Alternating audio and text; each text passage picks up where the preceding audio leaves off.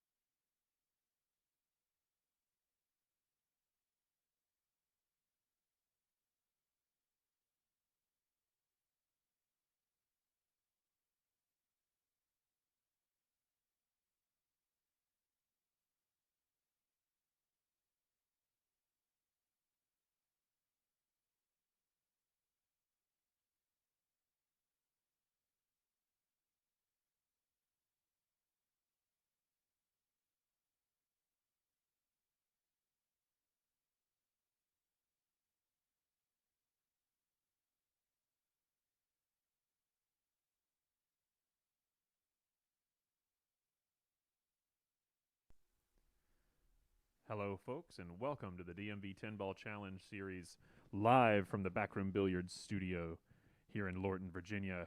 Today we have Paul Cayanan versus John Oliveras in a race to 21 with $2,000 in the middle and a little more on the side from what I'm hearing. But definitely our biggest purse yet. We're going to get started here in about the next 5 or 10 minutes, so find a comfortable seat, find something to eat, something to drink, and we will be right back with you shortly.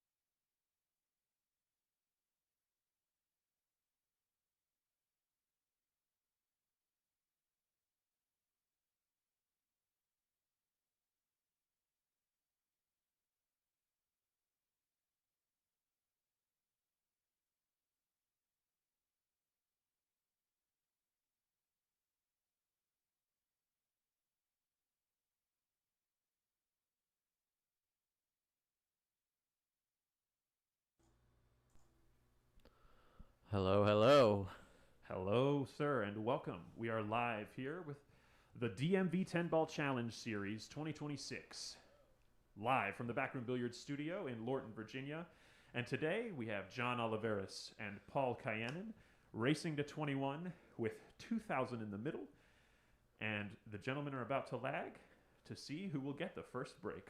And Here we go. it's me, David Moudre, here in the booth with you. And also next to me is a fellow veteran of the DMV 10 Ball Challenge Series, Mr. Alex Ziemba. How are you today, sir? I'm doing great, and looks like Paul has won the lag, so what a great match here we have today for you guys.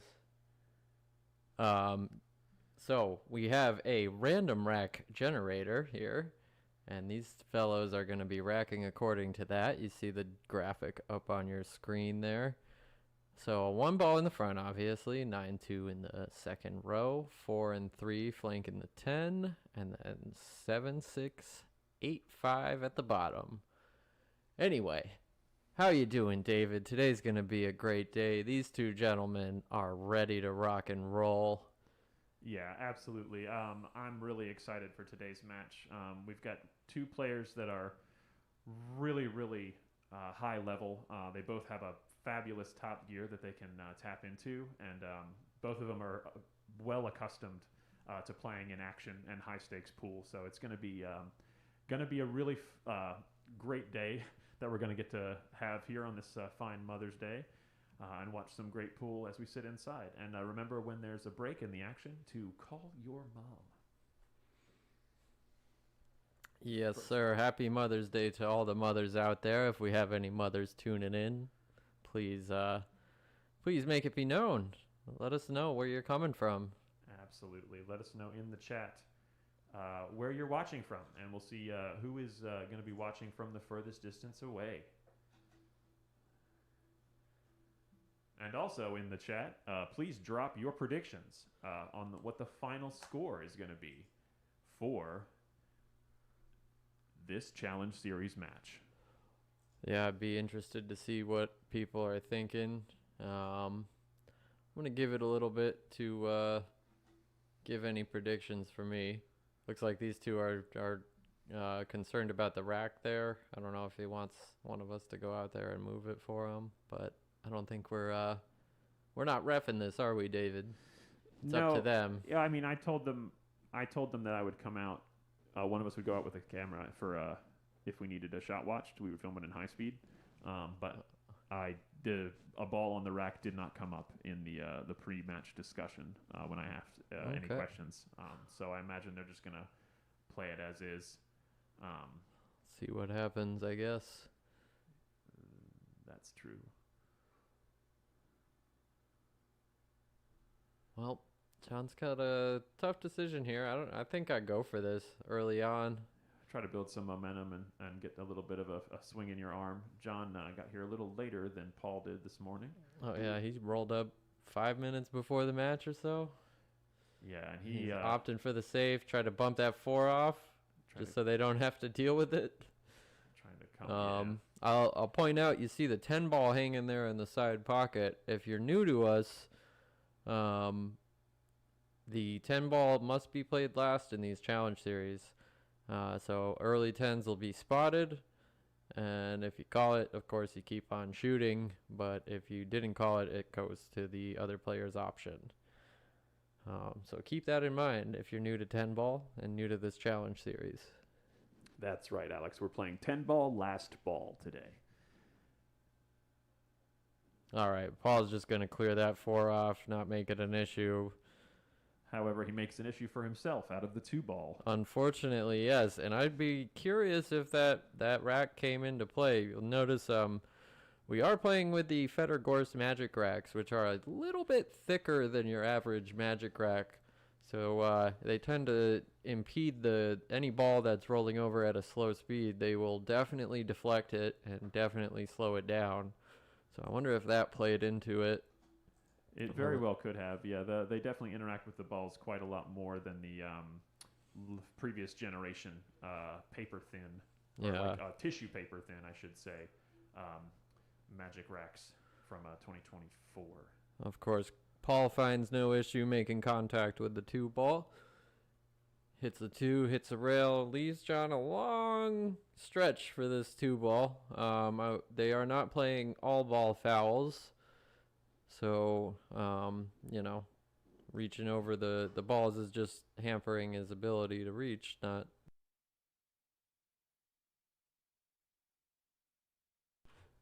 Yeah.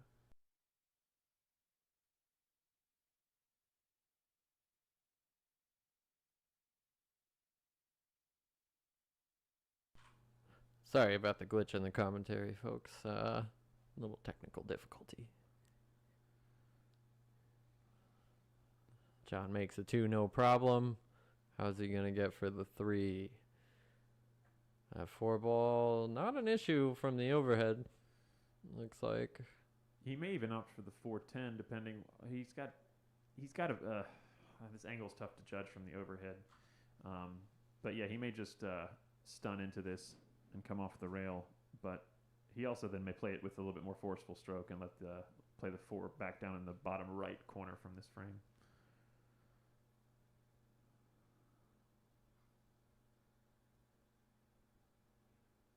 Oh, yeah, he was trying to come back and forth into that line. Good cue ball. Yeah. And keeping that distance from the 3 there, I think is smart. He got lucky with that. It's going to leave Paul an opening shot here. First real bit of shooting we get to see. That's true.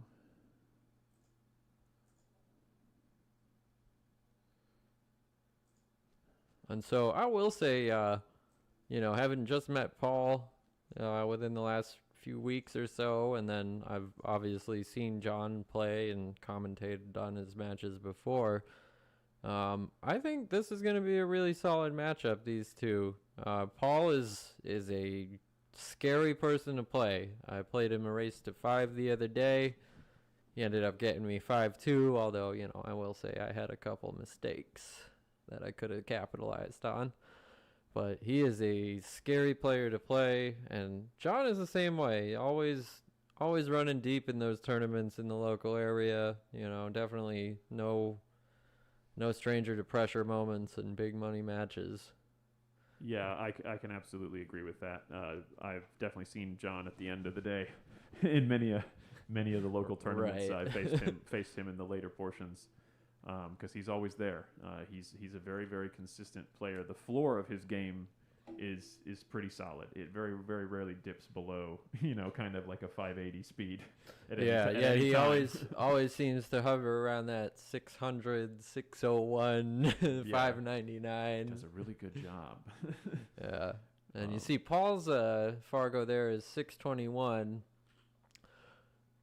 But I was talking to him earlier, and I guess he played for a number of years and then stopped playing, and now he's trying to get back into it. So I'd imagine you could call this the floor of Paul's game too. I don't know how new his Fargo is. I don't think he has very high robustness, as high as John. I think I looked him up the other day, and it's somewhere around the 400 or 500 robustness area, whereas I'm sure John is.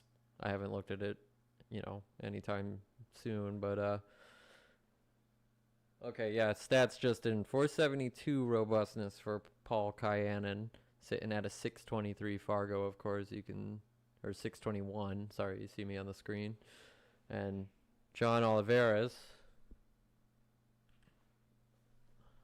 wow, 3,754 robustness, sitting at a 605 Fargo. Which I guess the digital pool has that off a little bit, but hey, we're going by live results here. Anyway, interesting stat there. I know Paul has played some money games before. Again, we were just talking about that. And John definitely has been in these 10-ball challenge series a lot, so it's going to be a good one. Going to be a good one today. Agreed. We're just seeing some people in the chat now. We've got Yusuf in the YouTube chat saying he loves the 45-degree camera angle. Really appreciate that. Thanks, Yusuf. Threw that Shout in. out. Yeah, another fabulous pool player in the DMV area. Don't forget to play your one pocket. Yes, that's right. Have you played your one pocket today, Yusuf? But yeah, no, the 45-degree camera angle, we just threw that in after seeing kind of what Mike DeMarco did with the setup at the Bob Stocks Memorial Open out at On Cue a couple of weeks ago. Really, really liked how that 45-degree camera angle looked. So decided Anyway, to throw it in. getting back to the rack here, John's found himself in a pickle. It looks like. I don't think he thin that. Yeah, he's got the edge. He's gonna leave Paul a tester. You want to take this combo on, or? I'm shooting it. Of course I'm shooting it. I mean, with the 10 ball, yeah, this is so tough because I mean, trying to manufacture a safety F. You could tuck the 8 in behind the 9 and just float the cue ball down to the end rail. You know, that's the easy safe, right? Yeah, yeah. But I think he's gonna go the safe route. Yeah, I think he's. Oh, he tried to tuck the cue ball. See, the issue with that is if it, leaks. if it leaks, then the 8's right there. Yeah, If you tuck the 8 ball in, then at least you're leaving a long shot or a weird combo with the 10 hanging there. It's a little safer if you tuck the 8 ball in, I think. Yeah, tying those balls up, absolutely. But anyway, he had the angle better than I. Maybe it was a weird angle to cut the 8. I don't know. Backseat commentating here at the Backroom Billiards Studio. Shout out. Come on down. Come see. We got spectator seating available. Absolutely. We've already got like 3 or 4 folks out there in the spectators seating. Getting a nice close-up view of the action between these two super talented pool players from the DMV area. No doubt the Filipino contingent will be out there today. There's already one out there supporting his fellow countrymen. 100%.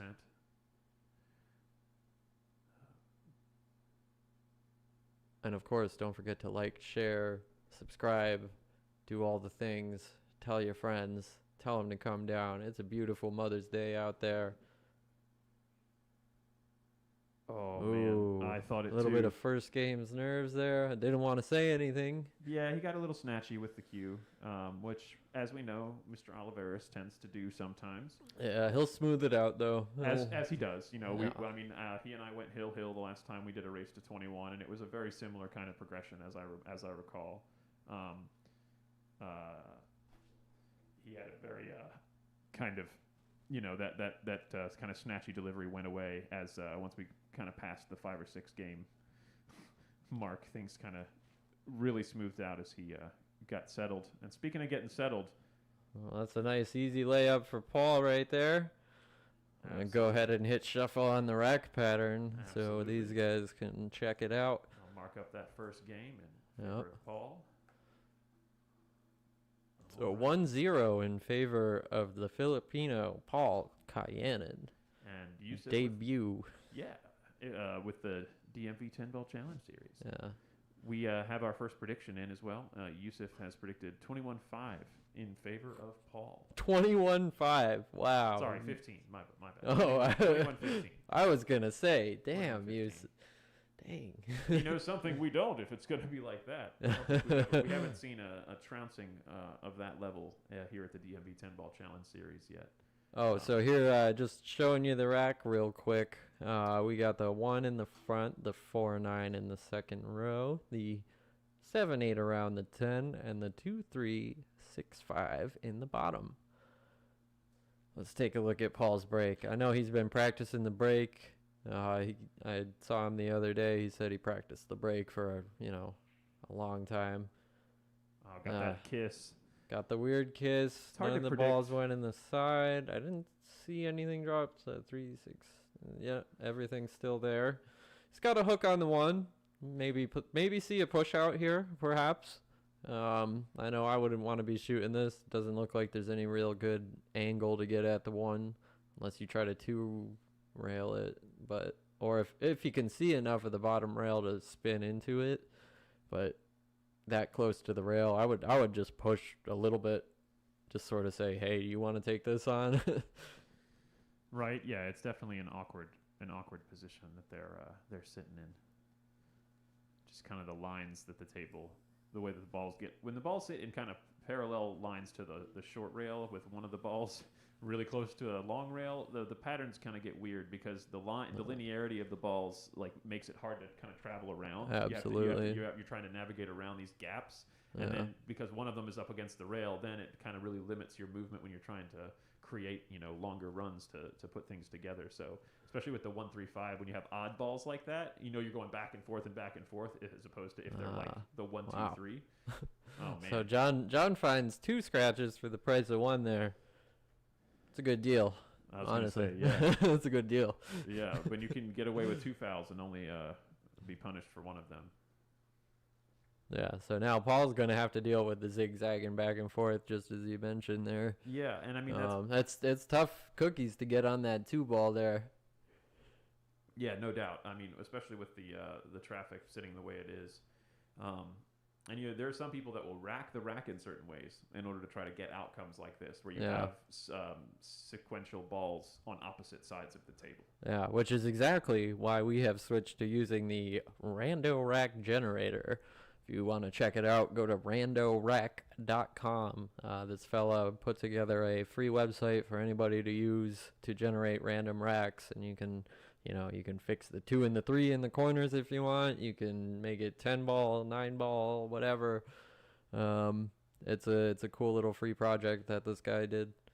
And that's what we're using. We have a monitor set up out there, so these guys can look up and see what rack we have prescribed for them. Back to the game though. Paul finding himself pretty good on this 3 ball. Yeah, I think he got as close to where he wanted as he could have from his previous position here. This is tough just because of the 9 sitting where it is. I mean, in a perfect world, you don't want to play that 4 in the side, like get a little if you'd gotten a little straiter on the 3. But he's just gonna draw at it. Oh, that's creative. He got the angle. I think he's just on the outside of that 4 to play it straight down and stun over for the 5 in the what is the upper right corner. Looking at this view. Yeah, this is a fabulous shot he just played. Yeah, just easy. Make it look easy. Yeah, solving problems too. At the same time. And you see, he's got the backroom jersey on there. This is one of our newest members here. So, shout out to Backroom picking up this cat. Absolutely, we always are after the folks who really want to improve their game, and the beauty of coming to play at the Backroom is you get folks like this who are playing at these high skill levels that are just going to be here, hanging around and playing, and you get to learn, and you can always just ask questions and meet people and befriend folks. It's a fabulous learning environment for sure. Yeah, a little short on the 6 here. He didn't quite get enough spin on that to pull out and play the 6 in the bottom left corner here. So he's just going to thin it, try to use the 9 as a blocker, and he's got good feel for the speed. I'll say one thing, Paul's been practicing on this table last week. I've seen him in here almost every day. I can attest to that. Yeah, he has been putting in the time to get prepared for this match, and that shot right there definitely shows his comfortability with the speed of this table. Yeah. Of course, John's no stranger to this table either, but he doesn't play on it every day. Oh, of course. That's for sure. Yeah, he definitely relishes in his ability to adjust, I'm certain, because he's always traveling around and playing at different locations around the DMV area, playing on different tables in different places, and he always tends to play, like we were talking about earlier, very consistent speed. So his adaptability is very high. So it won't take him very long to get settled and get a feel for this table that he has played on before. I think Paul going for another safety there. He just overhit the 6 just slightly. He was trying to get it more on that line behind the 7, a little closer to the bottom rail. Take a little spin around. See how John wants to approach this one. Probably going to just come to the bottom rail here and then above the 10 on the side rail. Hopping over to our YouTube chat real quick. Virginia, shout out to Virginia. How you doing? Virginia predicts 21-19 in Paul's favor. All right, that's a solid prediction. Yeah, that'd be definitely getting your money's worth out of the match today. Oh. And I see we have like 17 people in the YouTube. You guys should start commenting. Absolutely. Let us know where you're from. Yeah, please. Where you tell watching us. this at? Let us know if anything doesn't look right, or if there's anything we can do to make it better. Just let us know, and shout out your predictions. Of course, we want to know what you think. Where's this match going? We've got some. There's money in the middle. Oh, absolutely. We've got some more predictions coming from the. Let's see what the Facebook has to say. Yep. Also, 21-19 in favor of John here, predicted by Adrian Stewart. Oh, shout out to Adrian Stewart. Watched your last match out here. Absolutely. He won his DMV 10-ball challenge series match. Also a Hill Thriller. Hill Thriller. That's what we all want to see. Absolutely. Paul with a nice cut there and a beautiful speed. Smooth. You see he just accepted running the rails there. That's, you see a lot of Filipinos do that, play with rails a lot and just use the full nature of the table. They don't let any part of the momentum go to waste, so to speak. Very smooth players, these ones. And Paul was born and bred in the Philippines, yeah? Getting down on this 9-ball, and there's one thing I wanna kind of. Oh, and look at that! That's a pro move right there, clearing out space in the pocket. Yeah, these are drop pockets here, folks. So I don't know if anybody remembers the David Alcady in I think it was a Mosconi match, right? And he hit a ball and it like flew into the pocket and flew right out. Absolutely. And with that, Paul takes another one. All right. Taking the lead. Next rack for these. Let me make sure I shuffle. Absolutely. Extending his lead to 2-0 here in this race to 21 in the DMV 10-ball challenge series, live from the Backroom Billiards studio here in Lorton, Virginia. And let's take a look at the rack for rack number 3. Throw it up on the screen, that beautiful little graphic there we got. Absolutely. That's what the players are seeing when they look at the television, which is right below the main camera. It's what he's checking out right now. 8 and then 4-3 around the 10. And then the 7 and 6 and the 2 and the 5 in the bottom row. All right. This will definitely be an interesting all right, so 2 in a row for Paul. Yeah. Still early, Oh, absolutely. We are playing a race to 21 here, folks. It's true. Make sure you have your refreshments handy. Grab a pizza, grab a 6-pack, and just sit back and watch with us. We will guide you through this whole match right here all day. Absolutely.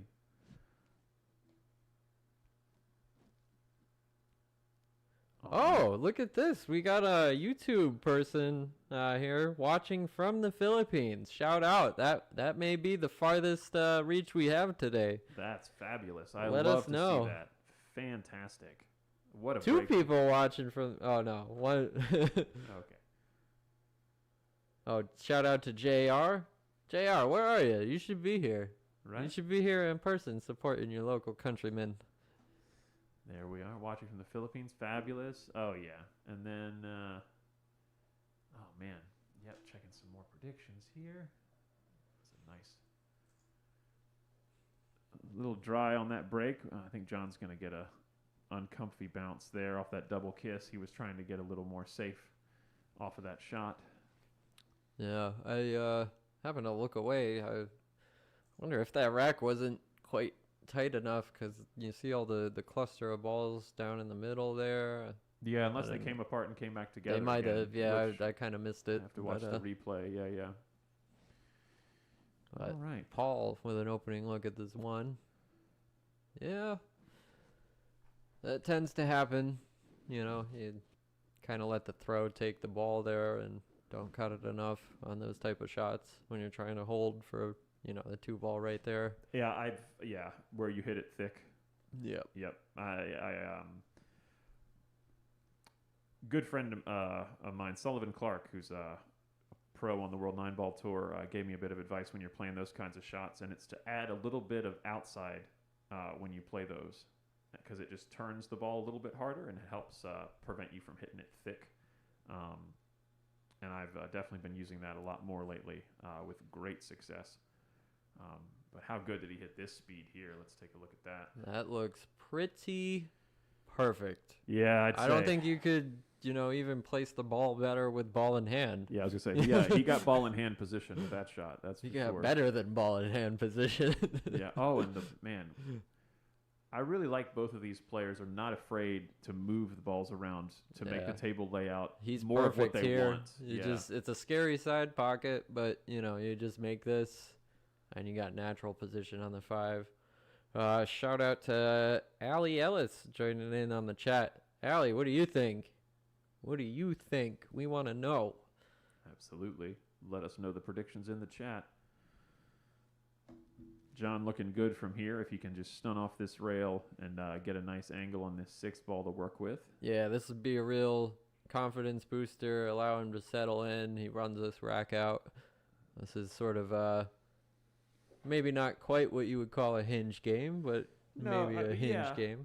You want to walk us through your sweet new term you've developed? The nomenclature of the hinge game. Absolutely. So it's mainly when you're in a race. When you're playing a game like this, and the difference in the win versus the loss will put you within a game essentially of your opponent, or if you lose, it will make you, it can be a 3-game swing one way or a 2-game swing one way or the other. So this would be a hinge game. Absolutely, yes. Because if John wins, then he's only 1 game behind. But if Paul wins, ooh, he's got a little funny on this 8. John is now 3 games behind.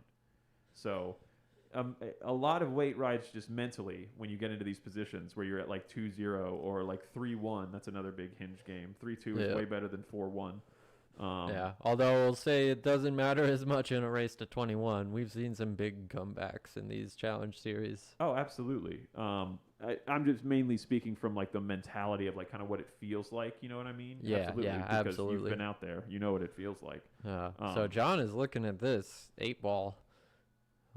How far is that? Is ugly. Yeah, that's with that much cue ball angle that you can't even. There's no way. Can he bank it past that 10? Maybe. I mean, I think he could 2-rail it to the middle of the bottom rail. You might be selling out. But if you do that, yeah, like how do you hold where do you put the cue ball? You try to block it with the 10 or something? And yeah, I mean, you like overhit it accidentally, or you have to play it perfect. This is a scary shot right here. This is tough, or even like thinning it. Oh, he's banking it cross side. Look at this. I have seen this made before. Yeah, it's not too bad. Cue ball comes around, wraps around the table. Maybe play the 9 in the same pocket, side pocket. Yeah, because it'll tend to get. The cue ball will kill off the long rail after it comes around. Oh, he really missed. Like he thinned that 8 ball a lot. He missed the mark. I think some deflection caught him there, maybe. Quick in the backswing. It looked like to me. Oh, that's true. Yeah. Got a little nippy with it. I didn't quite get the replay button in time there, but we'll definitely be using that in the future to double check those kind of situations. Yeah. But now Paul is poised to take a 3-game lead, I think. And so there is one thing about Paul's mechanics that I have noticed is his head will start to rise when he delivers the cue forward. And the only times I've ever seen him miss is when he does that. And because every time his head stays like more still, I don't ever think I've seen him. Yeah, I noticed it there a little bit. He like not really jerk. He doesn't jerk his head, but he slowly lifts it a little bit. It's like the beginning of his get-up. You know what I mean? Like he's starting to stand up, and especially when he was in practice, it was a little bit more prominent. But now that he's in the game, you see it's just he just like slowly stands up a little bit as he shoots. Absolutely, and it's Let's shuffle the rack. With that, he takes game number 3, leading by a score of 3-0 here at the DMV 10-ball challenge series. That's an interesting observation, David. Yeah, I mean, because so often we're told to stay down on the shot, but then you're also coming from a player who has been playing since probably they were, very, very, very young. You develop some little idiosyncrasies to your game, but you're still able to play at an absurdly high level. And there's plenty of examples of that when it comes to technique and or fundamentals that we see on the pro circuit all the time with people like Muhammad Sufi or Keith McCready. Yeah, I love watching Sufi play. Yeah, with their unconventional style of like speed and their elbow fundamentals. Want to toss the rack up on the screen for these guys? Yeah, for sure. Just so we can see. Yeah, this is this rack. So there you go. Racking 2 and 8, 6 and 5 around the 10, 4, 9, 7, 3 in the bottom. Yeah, this is definitely looking like one of those racks where sequential balls are going to end up kind of far apart from each other. But so like now I want to see. I kind of want to see Paul miss. I hate to say it. I want to see what happens when he misses now. Unfortunately, catching the cue ball in the side pocket there. So easy to do on that 10 ball break. If you hit it with just the wrong amount of just the wrong amount of pop, it'll catch and just flop right into that side pocket. All right, so Paul's gonna get a look, ball in hand, 3-0. He needs this rack. How do you get this rack, David? Yeah, John. What's your philosophy? The 2's kind of tied up. The 3 is in. Maybe it goes by the 10, maybe not. Well, this gets into my something that I like to call, like when I start looking at racks like this. You could almost 3 foul. Well, and that's what I was going to say. Is I start talking to people about, so many people when they get in a situation, they're eager to like immediately play a safety, but instead I encourage people, especially when there's a table full of balls, is like, look for when you're going to play the safety. Right. So it's like don't just start with it because yeah, you want to make a couple balls, get your swing in, and right? it might not be the best option.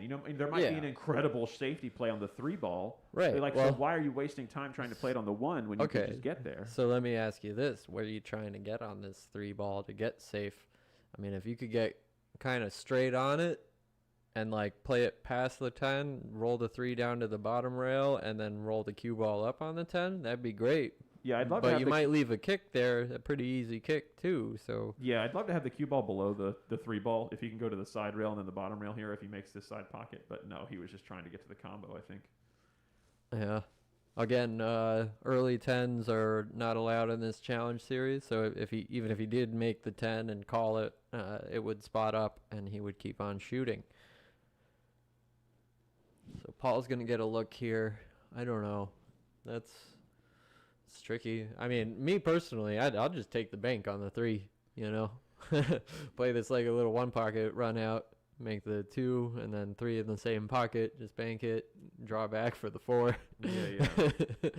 But that's not what you're supposed to do in 10 ball necessarily. No, I think he's going to glue him to the back of this 4. He's trying to glue him to the back of that 4 ball. Little shy. He's gonna leave John a shot here. Yeah.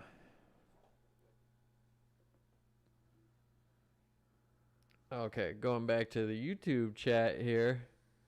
Long Nap is predicting 21-15 Paul. That's a good prediction there. I believe Yusuf predicted that too. We got a 21-16 Paul. C. Von Esch. I think that's Chris Von Esch there. Shout out to Chris. And Virginia, yes, I do enjoy myself a good 1 pocket shot.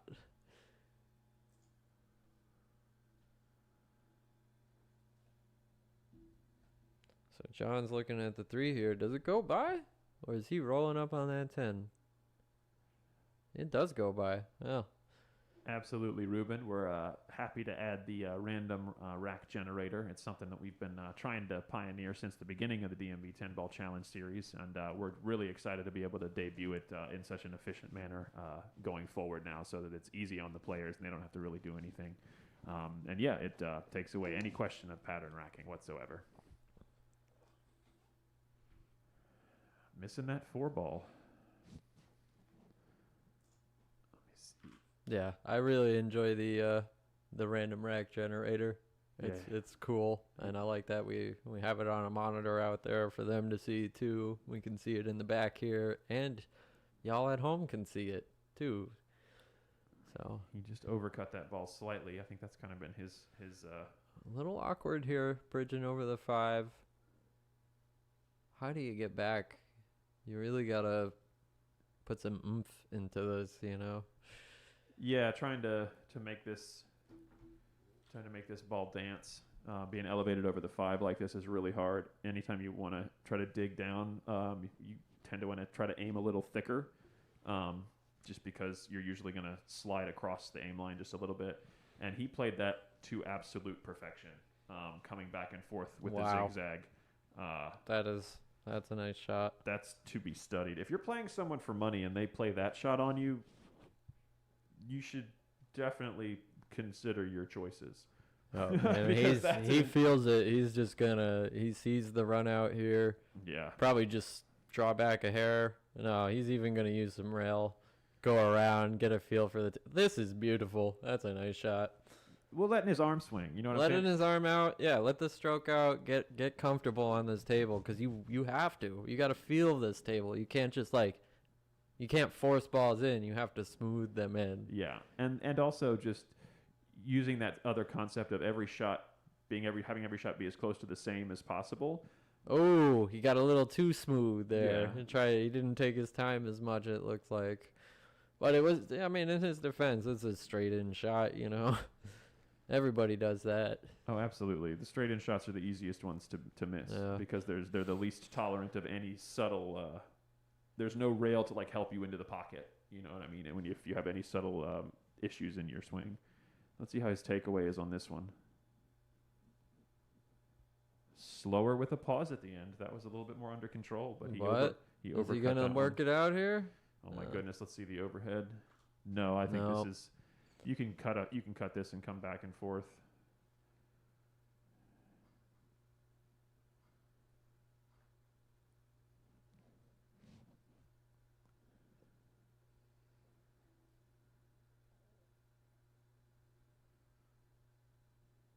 He opts for the bridge here to get a little bit more reach.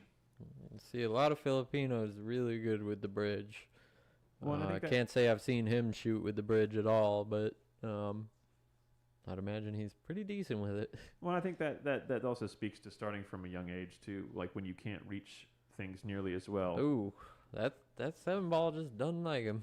Yeah, I mean, it's slightly overcut, and it just caught the outside part of the pocket and then bobbled across and sits right in front there for John to possibly steal this rack. This is I mean, both players, honestly, couple mistakes so far.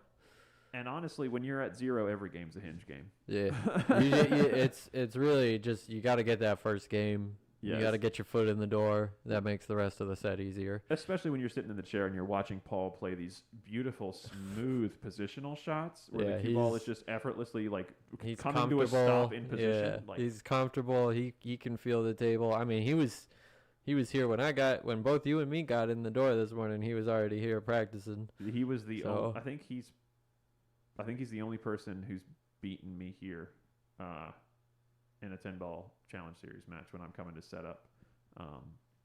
Yeah, he was already here practicing on the table when I arrived 2 hours early. Wow. So. And, of course, if you remember, John showed up a little late. Well, not late. He was technically... on time. He was here before. He was on time. Yeah, he's been the most on-time person today. That's very true. And let's see if this 10-ball is also on time. It finds the hole. And John gets on the board. John brings the score to 3-1. His first game on the board in this race to 21 here at the DMV 10-Ball Challenge Series, live from the Backroom Billiards Studio in Lorton, Virginia. Did you hit that randomizer? I did. Fabulous. And so we are looking at the 5 and the 8 in the second row, the 3-7 right around the 10, and 6-4-2-9 in the bottom row. Absolutely.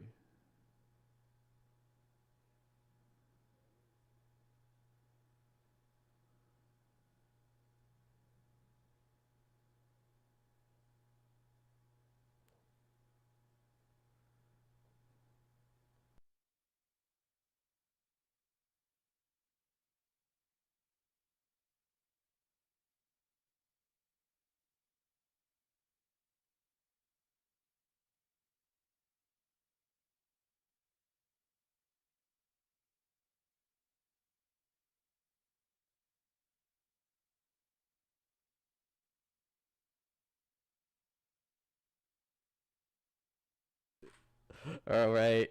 So John, realizing he had a ball backwards there, if you were paying attention, but yeah, got to follow the rack pattern that we have on the screen there. It's a cool new feature we have. These guys have a monitor out there to see, but let's see John's break. Absolutely. A little bit of elevation there from the backhand, looking to pop the cue. Oh, wow. No pop in the cue ball at all, but I believe he made the ball in the wing, or the ball inside. Oh, no, he he's didn't. throwing his hands up. Did he not? Oh, my goodness. 3, 6. Yeah, no, nothing in. I feel like the 8 ball went into the side and came back out. And that 5 is just hanging there. It's the 4 in the pocket. Oh, is it the 4? Yeah, oh, yeah, 4 sorry. in the jaws. The one monitor I'm looking at, the colors are pretty similar. Oh, yeah. So wasting no time. That's another thing. Paul's just going to get in. Yeah. You know, once he sees the run, he's out, you know. Yeah, he's very, very smooth player. He knows what he's after, and he knows what he has to do, and he doesn't waste any time getting down to business to just execute.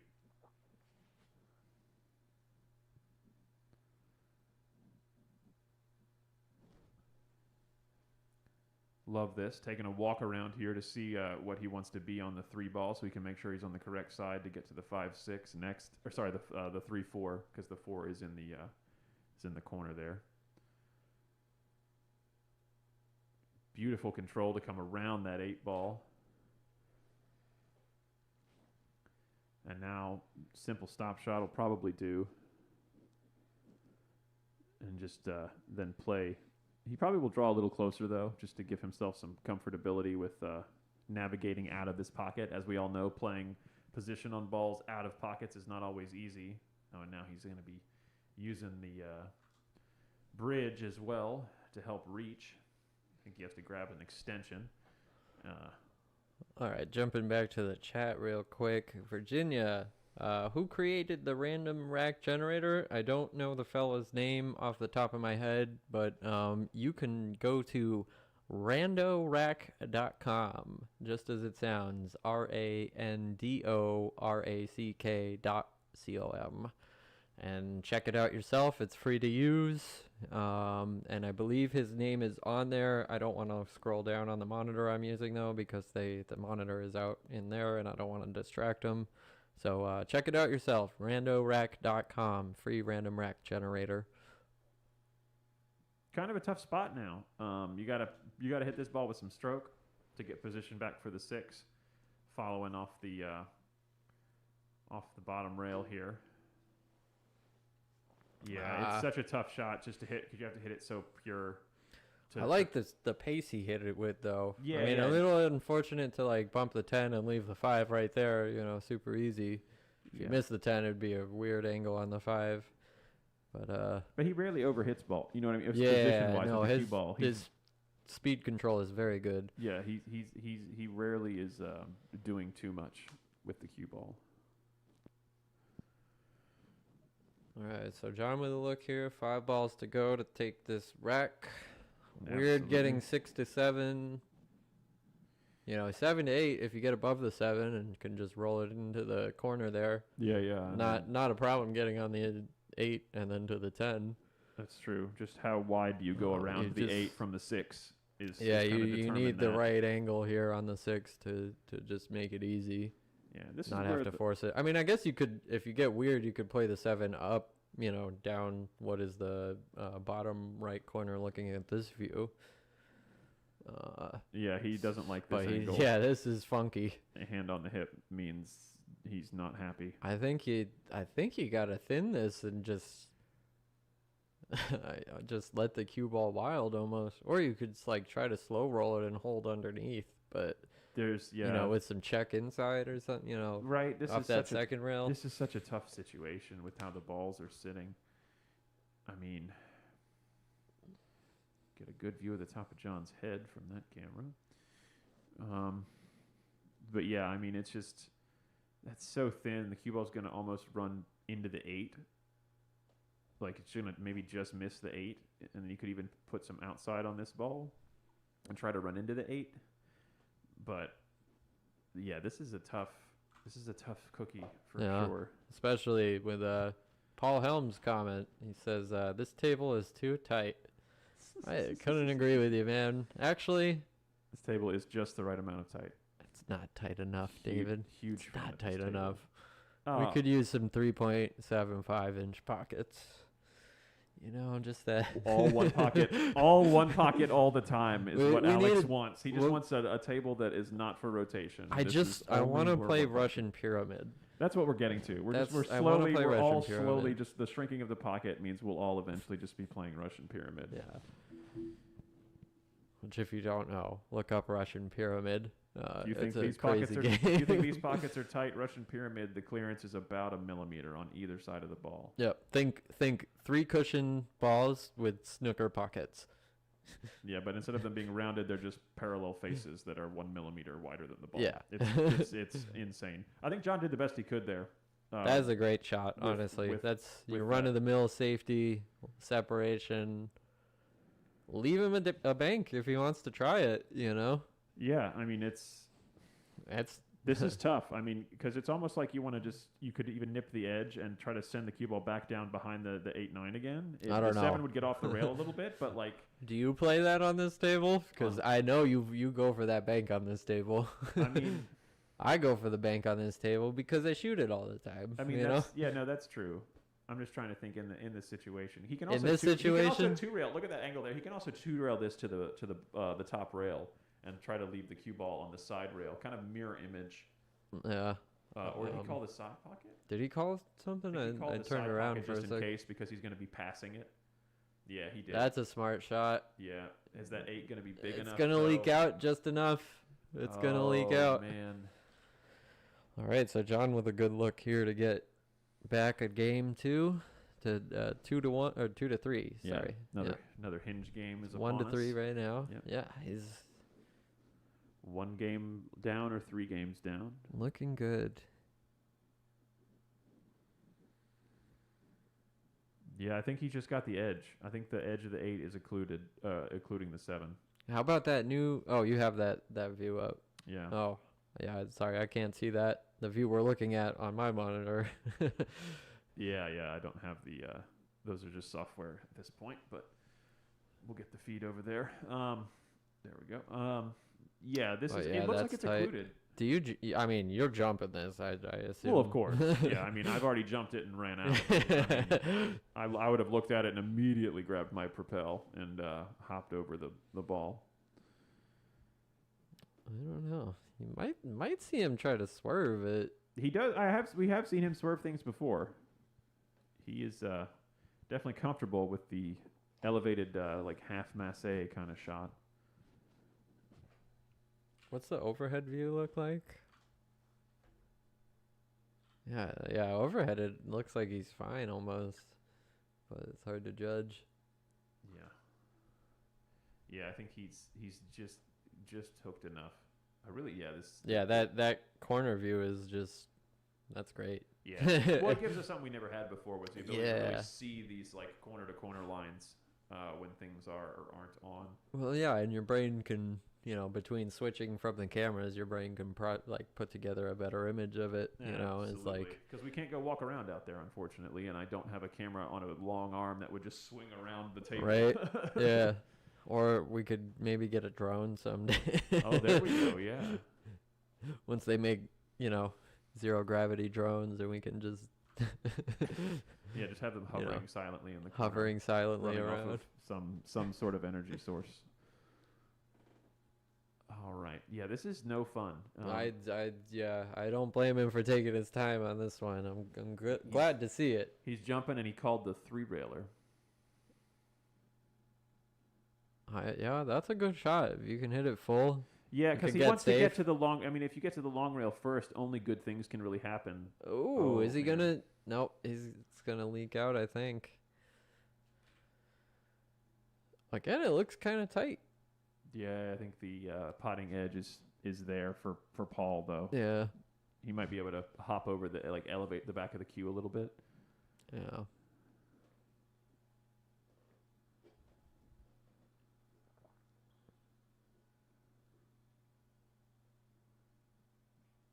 No, just smooth it.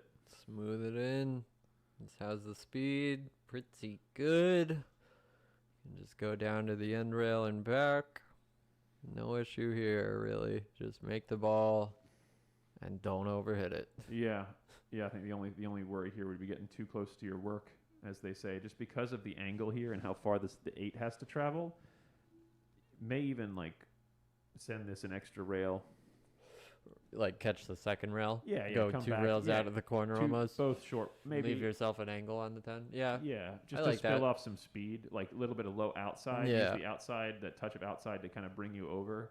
He's really taking his time on this one. I like that. I like seeing that from players because a lot of times you'll see this and you'll just like, bam, just make it and you overhit it or you run too short or you miss the ball. Yep, that's what I was thinking. Short rail, back and forth. That's a smart way to play it. Because it lets Pay you swing. attention, folks. Yeah, Yeah, and look at him. He's he's got a little angle, but he's that's an easy shot for most people. Yeah, that's the angle we would be wanting. That's the really smart way to play that shot because you don't need to. You're using a predictable quality of the table, which is if you get it parallel, it will go back and forth.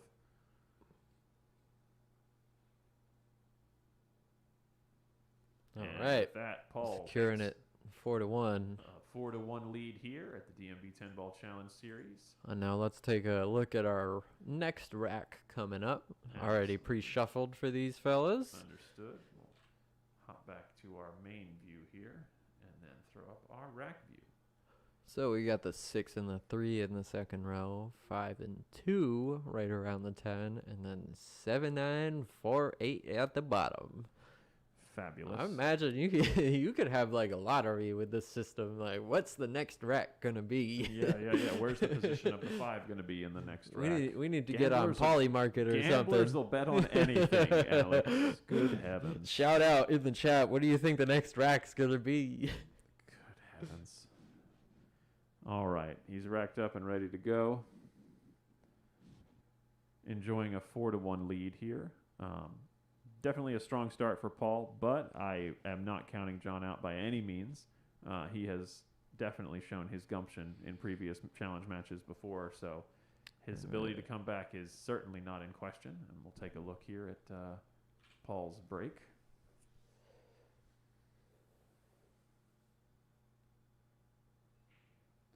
That's a solid contact right there. Nice. And he's made the 6 in the side. Notice how he didn't overhit that? Yeah. For everybody watching at home who's trying to improve their 10-ball break, Guess what? You don't need to be cocky. You're hitting it too hard. Yeah, just slow it down a little bit. Notice the It'll speed work there. wonders. And those second row balls just were like beelining for the side pockets. And if you hit it too hard, they will never do that. I gotta jump back to YouTube for a second. Guy has been chiming in. Hi, Guy. How's it going? Glad to have you back. Love your opinion here. Referring to the last track, I think it was when John had that shot. Swerve is the better option when you have a decent chance to get it safe. He says you definitely can't give yourself better than 10% chance of making it, so you need to figure your chances of coming back to the table for the other 90% of the time. Did I read that right? I might have read that wrong. Anyway, but then he also just said, in regards to the rack, only 40,320 combinations, which I appreciate you doing that math correctly. That's fabulous. Because I have done that math myself. That would be if you hold the rack to the standards that US APL has, your rack combinations are far fewer, only about 1,400 or so combinations, something like that. But if you let the 2 and the 3 ball float, as we have here, there are about 40,000 combinations of racks you can possibly have. That's going to be 9 factorial. Yeah, 8. 8. Because you have the 1 and the the 10 and the 10 fixed, are both right? fixed. So it's 8 factorial factorial versus 6 factorial times 2. For all the math nerds out there. And back to pool for everyone who doesn't know how to add 2 plus 2, like me. I have a music degree. I can count to 4 over and over and over again. And all right. Paul can bump balls. Man, he really loves rearranging the details there. Did he leave himself a shot on the 2 is the question. Looks iffy to me. Yeah, it's a question. I'm not going to comment on anything I see on that overhead. Yeah, it's yeah. Unless they're like touching or right up next to each other. Right down on the shot, in the middle, like, in the middle I of guess the it's table. good. All right.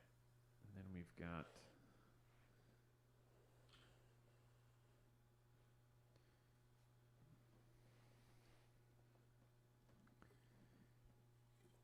He's definitely So, eyeballing it. yeah, he's taking a good look.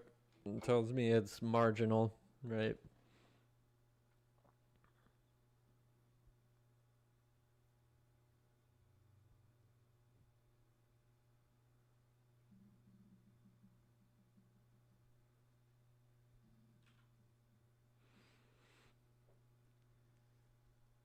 Yeah, he's really taking his time here. He's Calling the bank. Yeah, he doesn't have the potting angle to cut it into the corner, but I think you can see enough of it for the bank.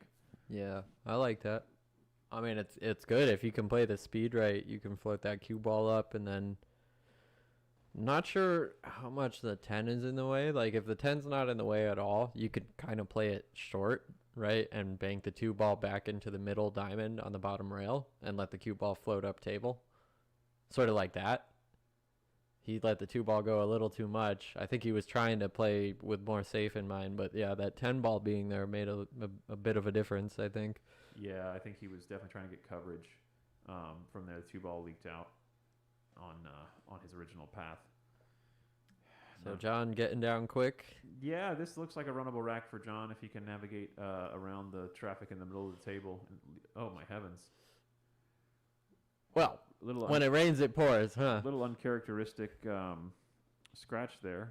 Pretty standard. Trying to come around to that wide rail. He aimed a little to the left of where he was intending. Still probably getting warmed up a little bit. Yeah, I mean, they're only 5 games in, which, and especially if you're playing other tournaments on Friday nights and such, like a lot of us are, on Saturday nights, like a lot of us are, the sleep on Sunday morning is a very, very useful thing to recuperate. All right, Paul drawing back into a line there. Looking all right. Let's see overhead here. What do we got? Oh yeah, definitely manageable from this layout. The 5 ball. Yeah, I was gonna say he's gonna probably end up playing the 5 ball in the side, I'd imagine, just to give himself a little bit more pace on this 4, so he can swing his arm a little bit more.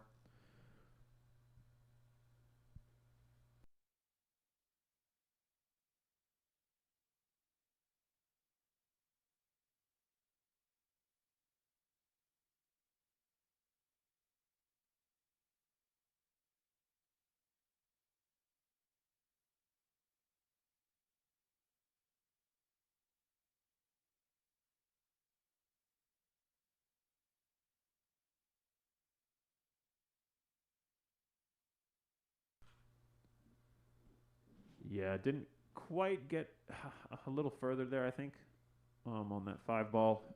What I was thinking with playing that in the side, but because cutting this into the corner is certainly an uncomfy sort of cut angle for a lot of folks, and I think this side pocket isn't too dangerous here because you're going to hit this with some draw and try to swing around, but.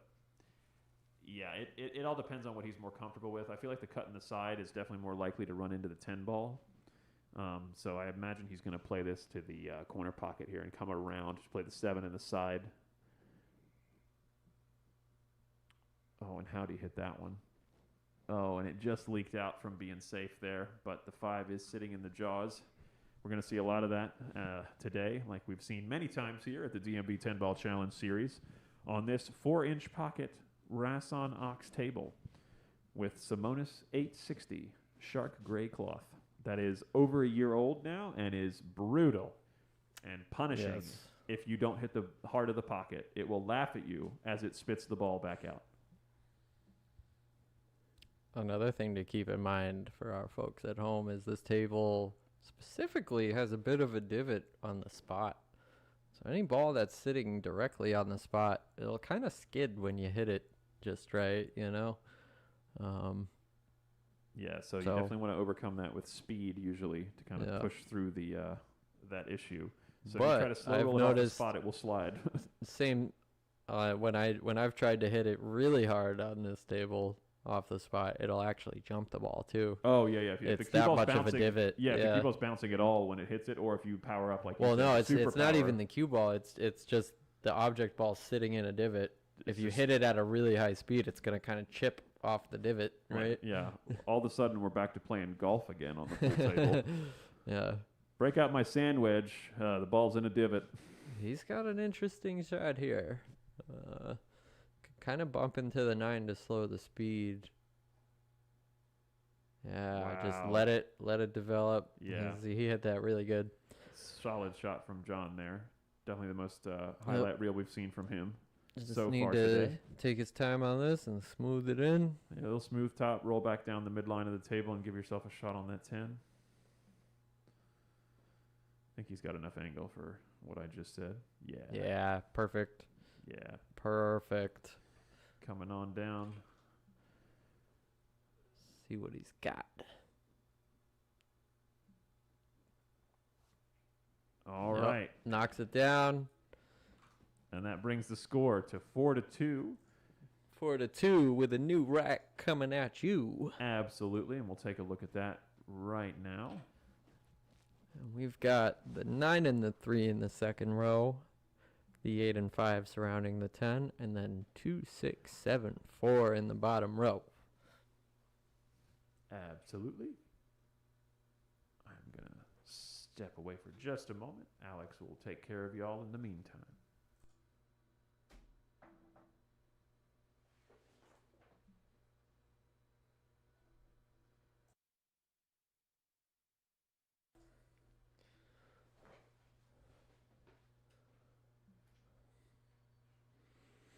All right, so let's take a look at John's break again.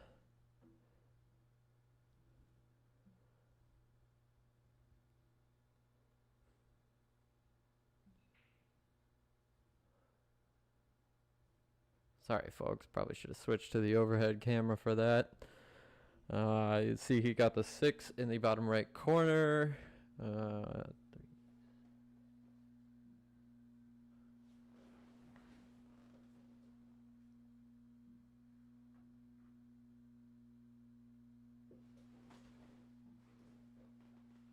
All right, not a great look at the 1 here. Might be seeing him push out. I don't know where I would push to if I were him. Maybe just push to an easier jump than from right there. Although that is an awkward jump for a right-hander. So maybe push to the bottom rail. You don't want to let him see the ball too much because he'll just make it, right? So you want to let him see maybe half the ball, something you could play a safe off of. This is a tricky push right here. Might push into that cluster of balls on the right side rail, leave an easier jump, like a straight in jump. Or make the 2 harder to get on. And I think, yeah, he's called a push here. Is he gonna hit the 8? And maybe bank the 8 back in line in between the 2 in that pocket there. That'd be an interesting save to just sort of tie up the 2. I don't know. No, it looks like he's just going to hit the 2 and sit behind the 8, leave a jump shot. Oh, he let it leak out a bit. But it's interesting. He's pretty straight. Paul is pretty straight on the 1 here. So you can't, I mean, barring some amazing stroke here, which I'm sure he's capable of doing, it's going to be some work to get on that 2 ball.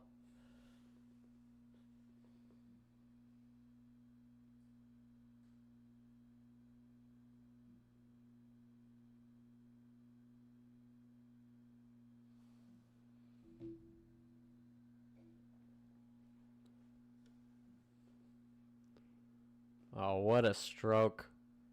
Oh my God. Yeah. Yep, these Filipinos are otherworldly. I don't know how else to put it. They're just too good.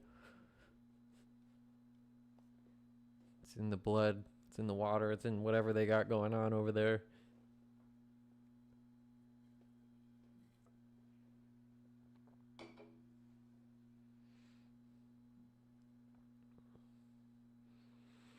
Still taking his time on this 2-ball, though. He doesn't really want to get out of shape on the 3. Ideally, just about straight in on this 3 would be great. Oh, he's missed it, but maybe that's what he was thinking, was just leaving the cue ball good if he did miss it. I don't know why he would play the 3 from there, though. So it's an interesting move there. The speed at which he hit that ball. Maybe he just hit it too thick. Who knows?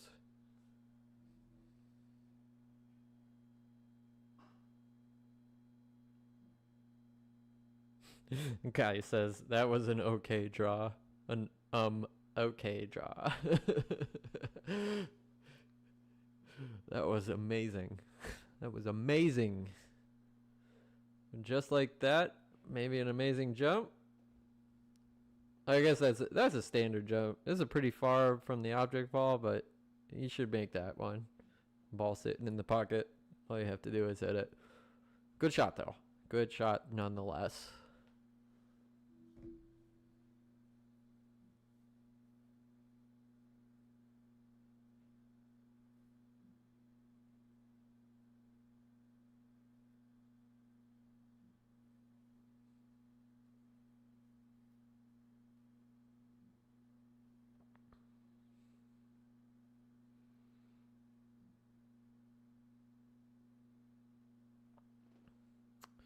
All right, does he have that?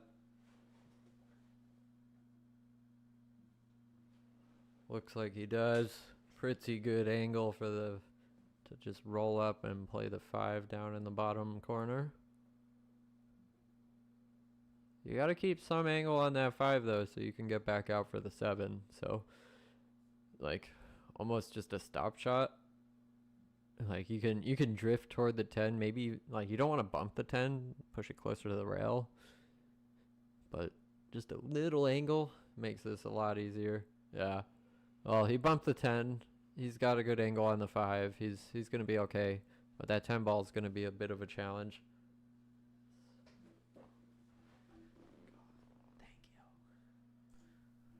Yeah, that 10 ball is sitting in one of the worst spots on the pool table.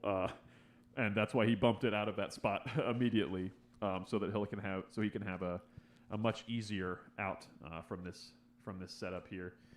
Probably going to play the 7 across, float forward. I mean, you can play the 8 into the bottom corner, but now a position on the 9 is a little goofy. You're going to have to kind of thread a little bit of a zone here to get from the 8 to the 9. Oh, he wants to play the 8 into the side pocket, but it's dangerous because... Oh, wow. And he bumped the 9 into a better position. Just perfect. Oh, my heavens. Yeah, you can't really hit it much better than that. No notes. Yeah, I mean... Really, what are you going to do? You play this, come across. Now you have a huge zone. Before you had a tiny zone. Now you have a massive zone to just fall into, which he just did beautifully there. David, I know you stepped away for a second, but did you happen to see that draw shot Paul played? No, I didn't. Oh, my God. He, like, full table, corner to corner, and he drew it back for the 2 that's sitting on the bottom rail. It was such a great stroke. Fabulous. Oh, and then John really taking his time on that one to make sure to put that 9 into the bottom of the pocket. There we go. We got a match on our hands, folks. Let's go. Things are heating up. Come on down. If you're not here, get over here. Absolutely. What are you doing? You haven't finished your Mother's Day celebrations yet? I guess you have a good excuse. It is Mother's Day. Shout out to all the moms. Happy Mother's Day. Indeed. Happy Mother's Day to all the moms. Mine and included. Especially shout out to the mothers of these 2 gentlemen here. True fact. Who are battling it out for Absolutely. Hopefully some Mother's Day flowers. Indeed. You definitely get a handful of Mother's Day flowers. All right, let's take a look at the rack since we've got it picked out there. All right, we've got 1-8-7 in the second row. 1-8-7 on a 6-9 on either side of the 10, and then holy cow, 2-5-4-3. The 2 and 3 found their way to the corners via the power of randomness. Only got one thing to say about this rack. Nice. Nice. All right, we're going to have we'll take that away as John comes to the table here and see his break from the top-down view. .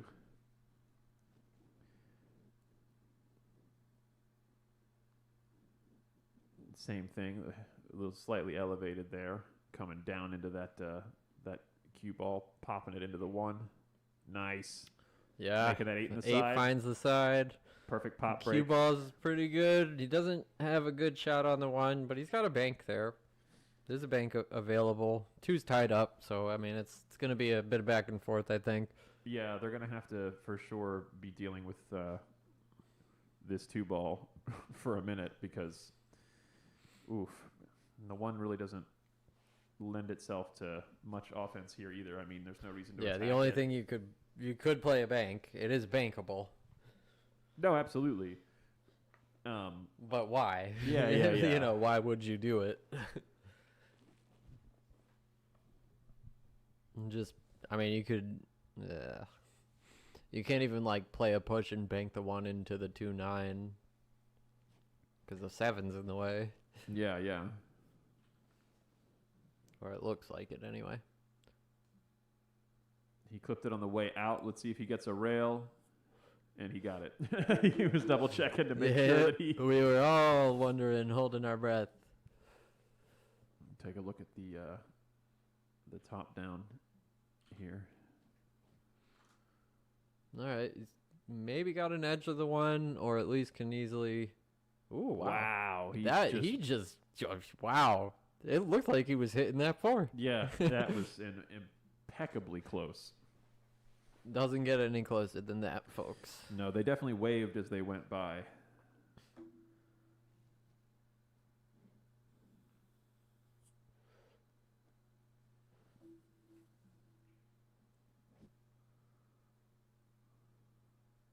Nope, taking no chances. Just gonna freeze him up. That's a great safety. 100%. Pay attention. All you low-level Fargos looking at this, pay attention to what that man just did there. And you high-level Fargos that need to up your safety game. And especially the high-level Fargos that don't know that shot. Maybe running out isn't always the best idea. Yeah. Maybe I should play a shot where my opponent really has to think about it for a while, because if I came to the table and had this layout, I have to think about this for a little while. Especially, I'll just add being down a game. 100%. That mentality is like you wanna kind of like stoke a little fear in your opponent. You know, like John knows he's not running this rack. Paul knows he's not running this rack, but you want to tie him up and get him off foot a little bit, so to speak. You know, off kilter. No, 100%. And I think that's and there's a potential for a 3 foul here. Oh, maybe. Man. Well, maybe not so much anymore. He moved out clip the 7 and the 1. Yeah. But all right, so he's got a foul here. What do you? I mean, yeah, you can make the 1-5, but then you make the 1, and then what? He's thinking the same thing. Let's turn to our chat here, see what the chat has to say. Ha ha ha ha ha, says Allie Ellis. Shout out to Allie.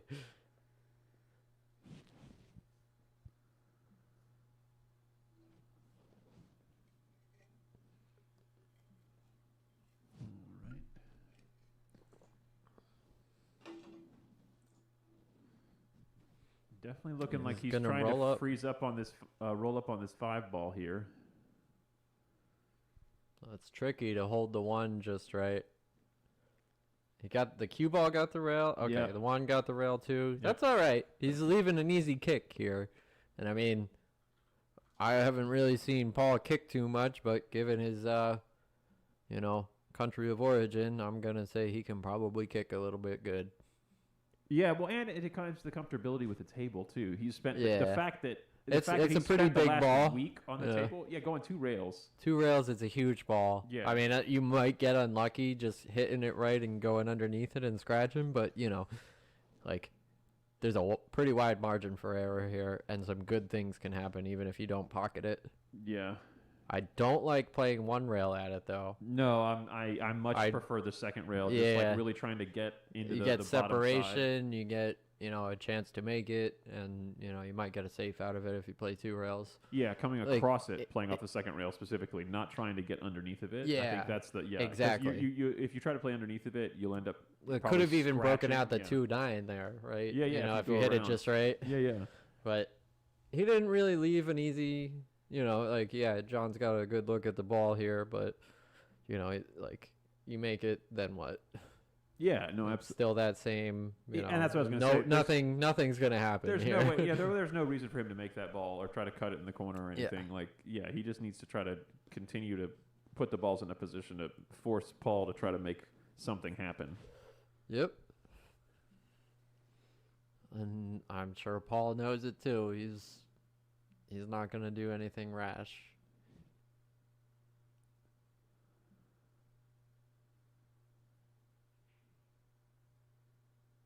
Well, he's made the 10. I don't believe he called that, so That's going to be an option I think for it's going to John. be John's option 10 here. ball will spot up, of course. Yep. Even if he did call it, it's no early 10s in this match here. That's true. 10 ball, the last ball on the rules today.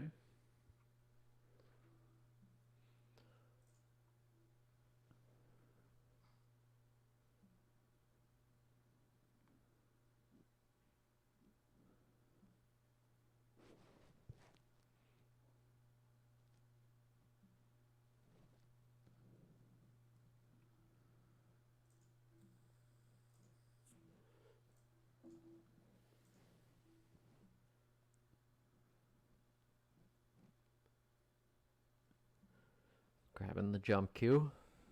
Absolutely.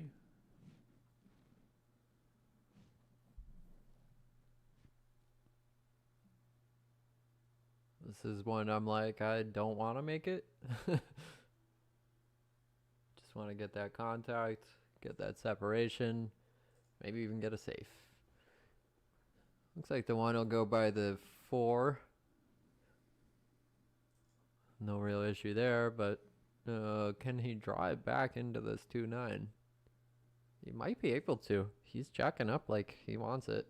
Yeah, he went for it. Pretty good result. The 2's open. I think Paul's got a cut on this one for sure. We'll see if he's going to go for it, or maybe, an interesting move here could be to duck and try to put the cue ball behind the 5. A little risky because you're banking the one out into the open there.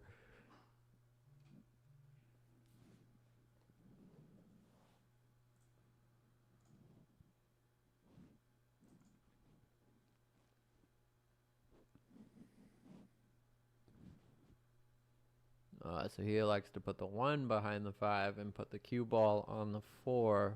Looks like he got it pretty good. Yeah, so John's going to be kicking here. Ain't no jumper in the world. I'm sorry, David. You can't even jump that shot. That's very true. I'm not. I don't have. Maybe Fedor Gorst could show us a way to do this. The Marty Carey jump cue maybe can hop over this, but I certainly cannot with a propel.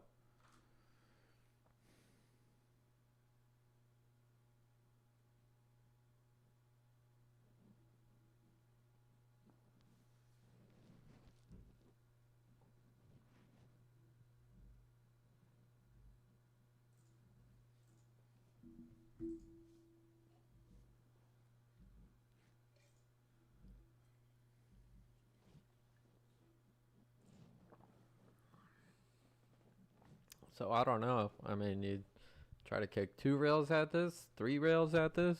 I think 3. 3's probably a little better. Yeah. Yeah, just like that. He just missed it. Maybe get it on the back end. Right, might come in and nope. just touch it. Doesn't have the legs for that. Almost. Now that was a good safety. Yeah, this is definitely sitting a little better for Paul here. Just float back out into the gap there and then stun over for the 3.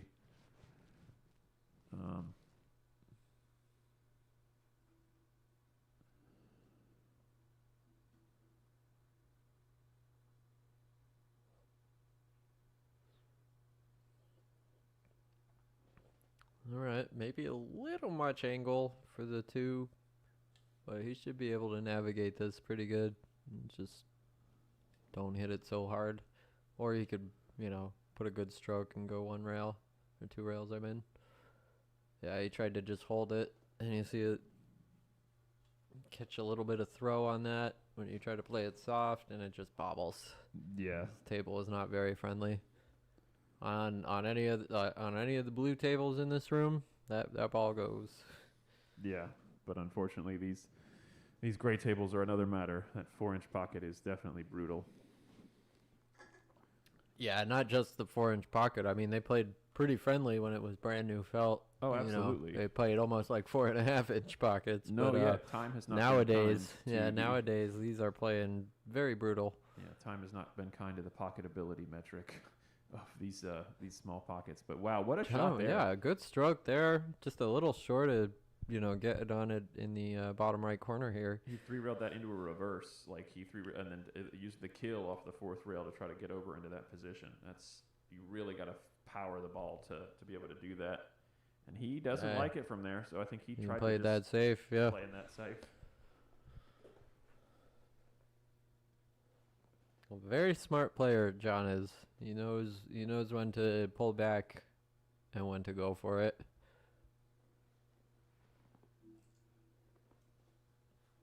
Let's see what Paul does here. The bank looks pretty good.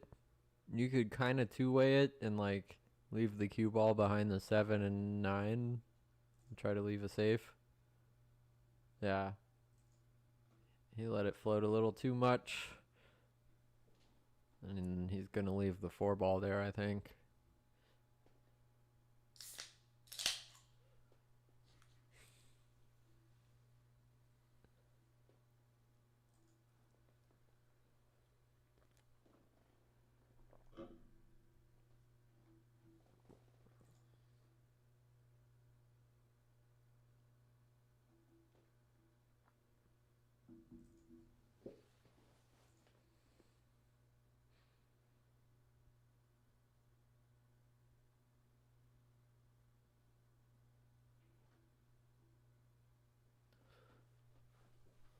It's a good shot. I'm going to just draw back for the 6 here. I mean, he could try to play it in. Oh, he's looking at it in the side. Go in the side and go two rails around, maybe 3. Yeah, I don't like that. The 7 is huge. Yeah, the 9 is big. You gotta go so tight into that other corner. Yeah. To get around the 9. So you gotta kind of stun here. But he played it light. He's to floating above. Yeah, around the 7. The side pocket's huge. He catches the point just right. What a shot. What a shot. Boom.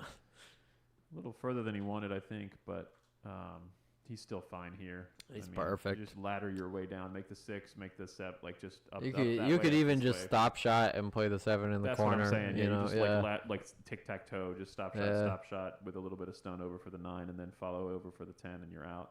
Oh, he elected to draw there. He's playing 1 pocket. He's playing some 1 pocket. Let's go. I'm a big fan. Big fan of this run out right here. Yeah. Pay attention, folks. Play your 1 pocket. Put all of those balls in the same pocket. Don't forget your 1 pocket. Yeah. It's more important than breakfast. This is also true. The secret you heard it here. The secret is 1 pocket. I eat 1 pocket for breakfast. More important than breakfast.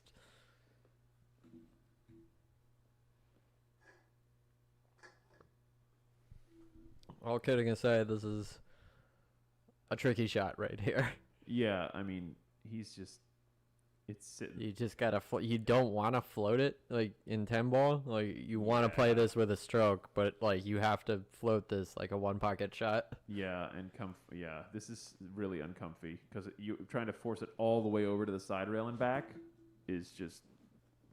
It's risky. It's you could accidentally catch some top and roll into the right side, or stun it too much and bank it into the other side. It's like you want to float this.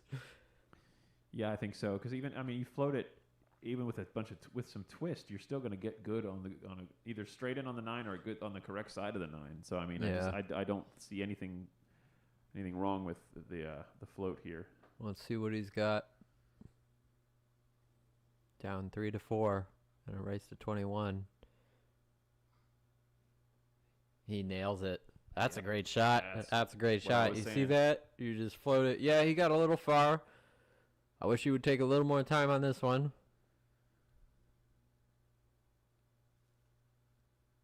That's good. He's good. Yep.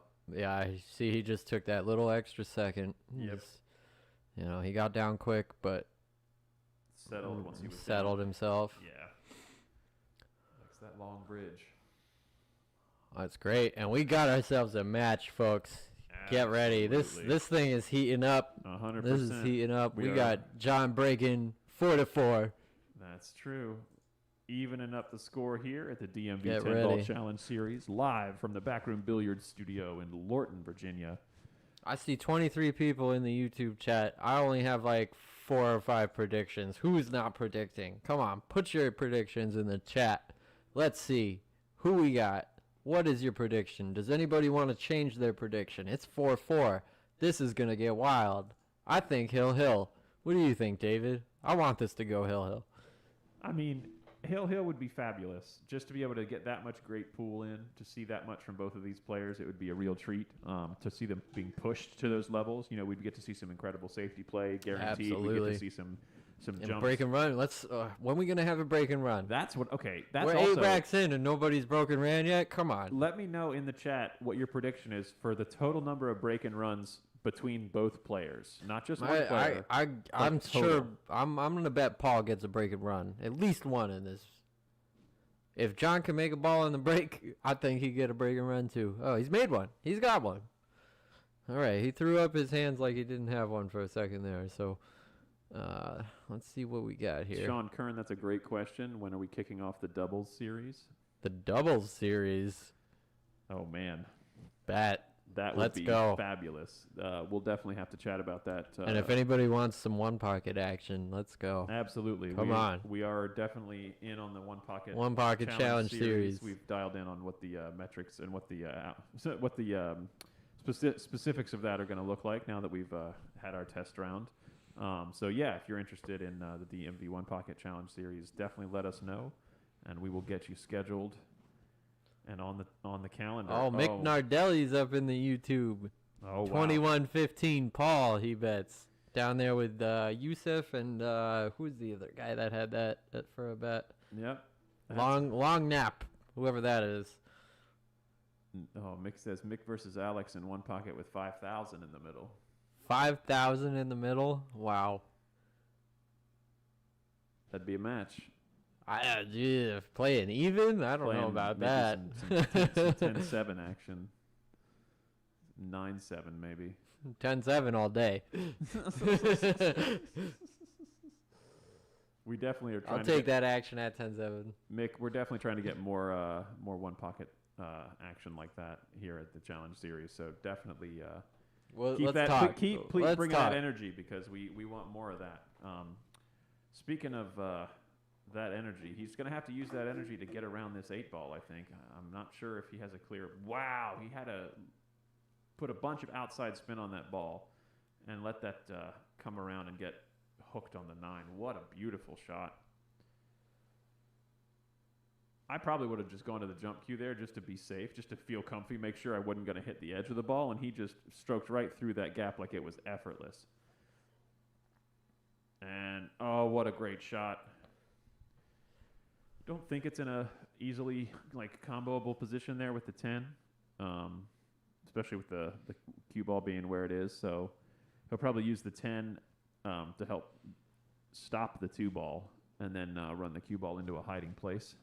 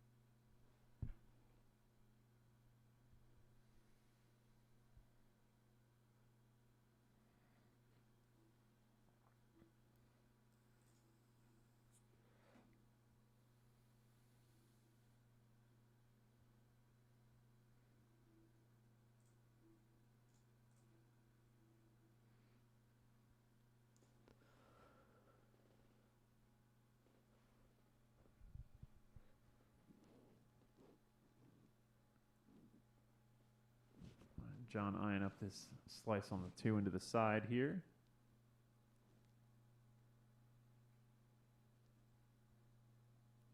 Pretty good, little bit firm, but he's okay. He's got a decent angle to go back into this 4 if he chooses.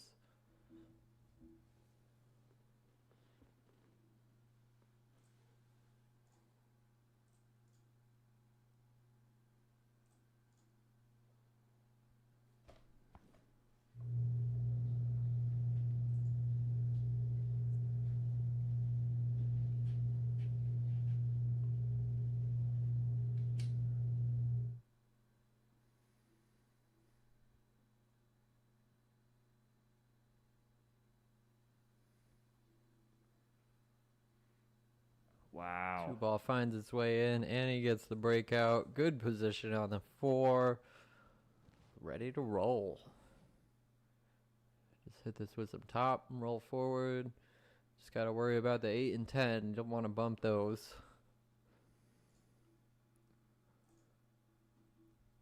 But yeah, he's got the right line to just roll right past. He's got the 5 in the upper left there. Yeah, he's looking good from here, I think. Yep. You stun back and play the 6 down, or you roll forward and wrap around. He chooses the stun. I like that confident stroke. You know, Yeah, and it leaves you a nice. I mean, that's really a preference of the player there. 100%. Like Paul might play that wrapping around with top inside. Yeah, and that stun just brings you into such a nice angle too. Like the whole last 2/3 or the last third of that shot line. If you play the stun, it leaves you a really really nice line to come back and forth across for the 8. All right, good position, 2-row position on the 9. And He's got it's a little straight, but he's got enough angle to work with there.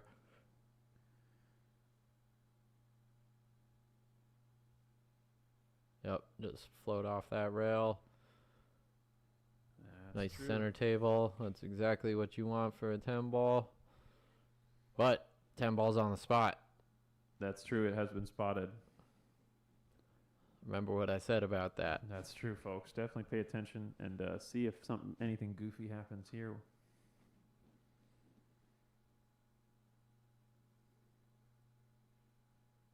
No, he gets it down. Yep. He hits it good. Knocks It caught the point there, but Yep. And John stepping out, taking the lead, 5-4. let's get a new rack for these gentlemen. All right, we'll take a look at what that rack looks like right now. So we got 1 in the top, of course, 5-7 in the second row, 9 and 8 flank in the 10, and then 2, 3, 4, and 6 at the bottom. Fabulous, fabulous. All right, while he's racking, I'm going to go make one adjustment out there.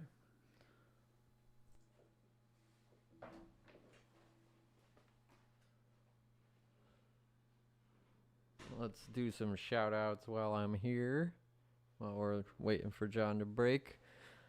Shout out to my girlfriend, Natasha, watching at home. Hey, hey. Thank you for watching. Thanks for tuning in.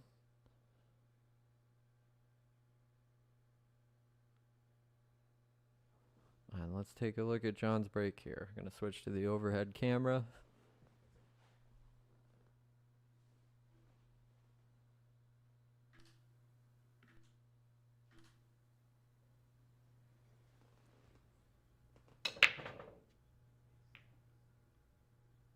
Just narrowly missing the 5 in the side there. And on the other ball on the other side, I forget which one that was. So, good connection there on the break. Unfortunately, he's not made a ball. So Paul will get a look at this 1 ball. And I think you got to go for it here. So John's in the lead now. I mean, Paul's got to fight his way back. First dynamic of that we've had. First time John has been in the lead since the start of this match. That's true.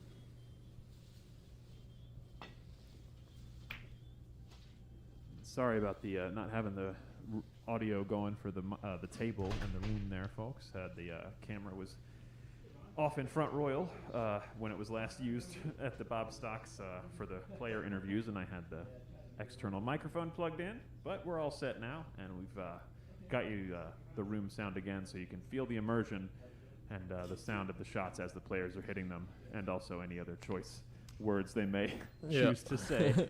But for full immersion, do no further than come down to here, Backroom Billiards Studio. Come on down and join us. Well, if you want, you could come join us in the booth. We'll take special guests from 100%. time to time. We have an extra microphone with your name on it. Yeah. Come on down if you want to just watch them live and in the flesh. We may or may not have some pork belly here. That's true. I can neither confirm nor deny, but it is delicious. There are pork belly bites, and I can confirm that they are most definitely delicious. So if anything, come down here for that. 100%. Before they vanish, because I'm definitely going to go grab a few more right now. I think John was pushing there, trying to tie up the 210 perhaps.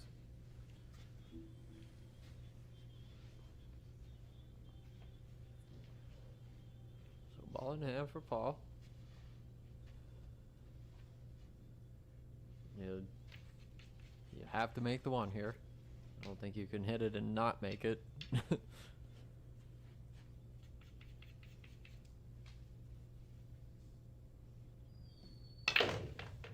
Good draw stroke. Coming right back out to the middle of the table. And he is good. Could even draw into the 10 ball to slow down the cue ball here, should you choose. Or you could even play it with some top right, come off the 10 ball and have some of that inside catch. Yeah, much safer to play it like that though.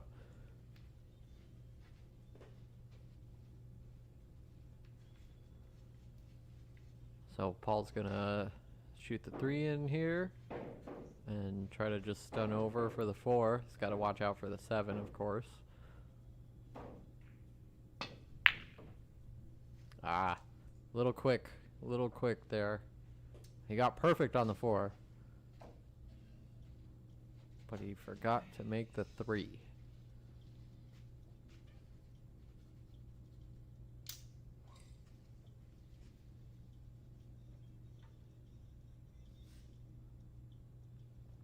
Ooh.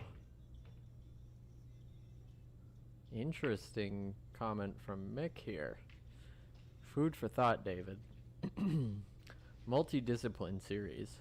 Race to 7 9 ball, race to 5 banks, race to 3 1 pocket. Winner of 2 of the 3 sets takes the prize money. That's a brilliant idea if I've ever heard one before. What if someone wins the first 2 sets? Then it's done. But what's the point of having all 3? Like, well, why so would we even, like... Say you alternate who chooses the game, right? So it's like if I'm playing you... So it's a grab bag.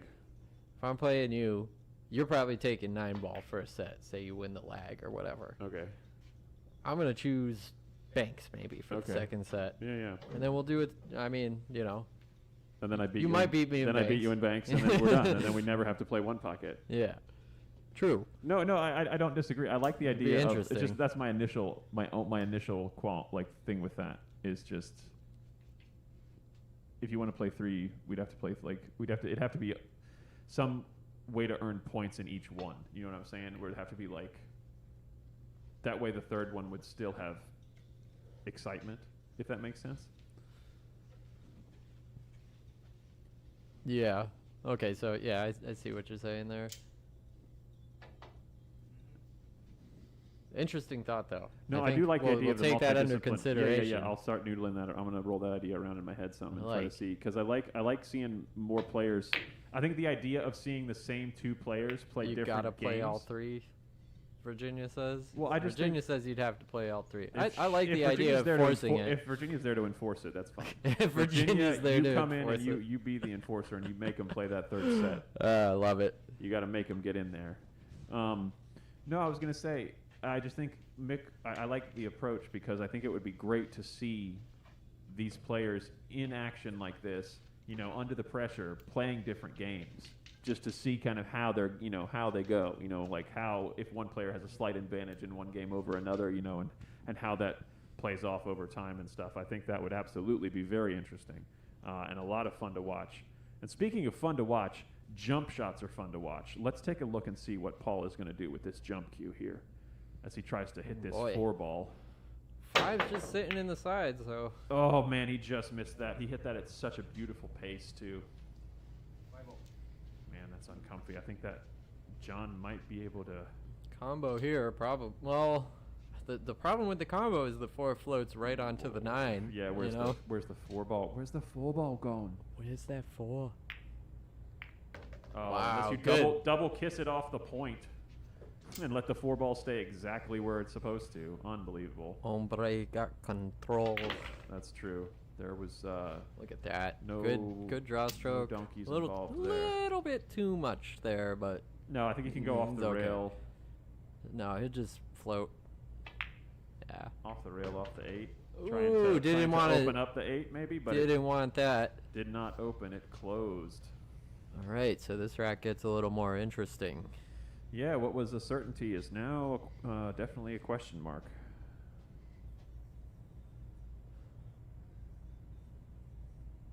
We take a peek at the overhead, see how close the 8 and the 10 are. Yes, for sure. Okay, they're not quite frozen. There's an outside chance of a 4 rail there, maybe. Right? Yeah. No, I don't think you take that on in a challenge series match. Maybe on a, Friday night practice session. Right. Is he gonna hit it? Oh my goodness. Is he gonna hit it? Oh my goodness. I'm gonna hit the replay just so I can see this 7-ball. Oh wow. My goodness. I thought it had gone in and went down and came up again, but no, it just he just violently rattled like an angry rattlesnake. Man. And now a ball sitting in near the jaws here.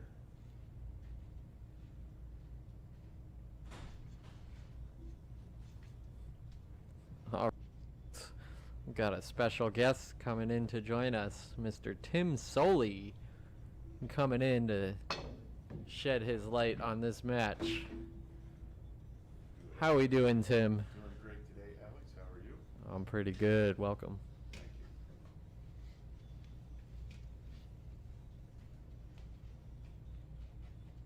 you. Okay, now we're good. Well, hello.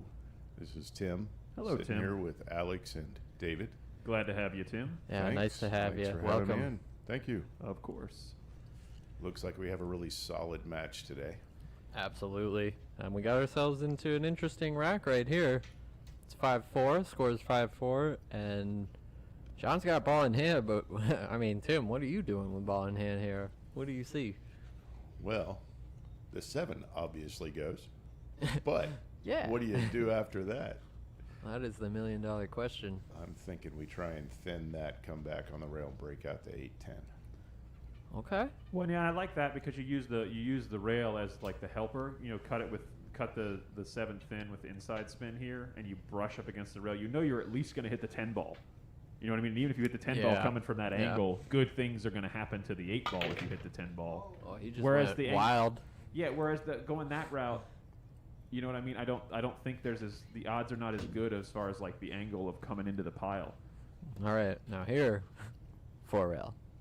4 rail Without that doubt. 8. You got to 4 rail this ball into the hole. 4 rails never fails, folks. The 9 ball might be on that line just because of how the Rassons play the 4 railer, but it is close. He's checking it out. Oh, is he thinking about the kick? He's checking it once. He's checking it twice.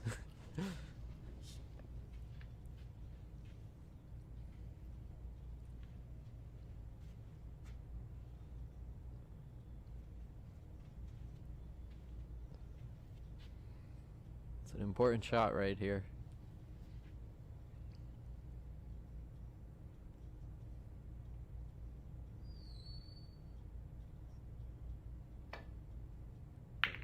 Alright, nice speed. Maybe a little too much. He wanted to leave that down on the rail there. Not leave Paul a shot. And Paul quick to get up. Take a look at this.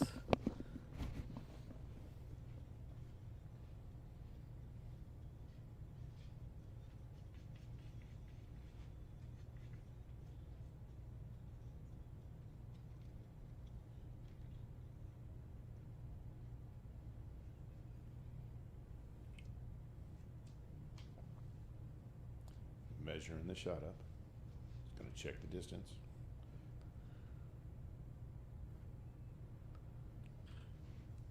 Little bit of inside. Little reset here.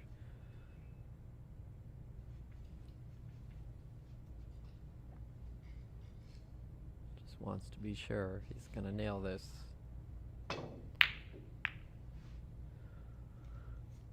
Oh, and the 8 finds its way into the side pocket, meaning option for John here. He doesn't have to shoot this if he doesn't like it, but most players, if you can see the ball, you're taking it on in some fashion, whether it's a safety or a pop.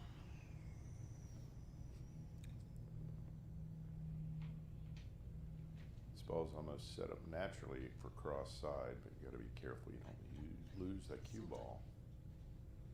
A little tricky.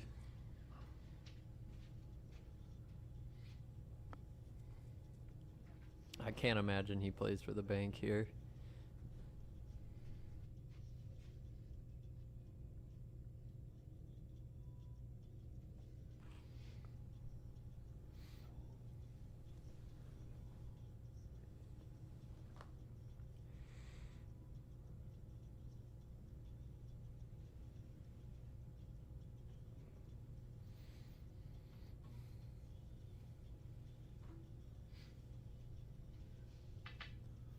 Right, he's called a bank, it looks like. The way he was staring at it reminded me of a line from A League of Their Own where he goes, "You see, the way it works is the train moves, not the station."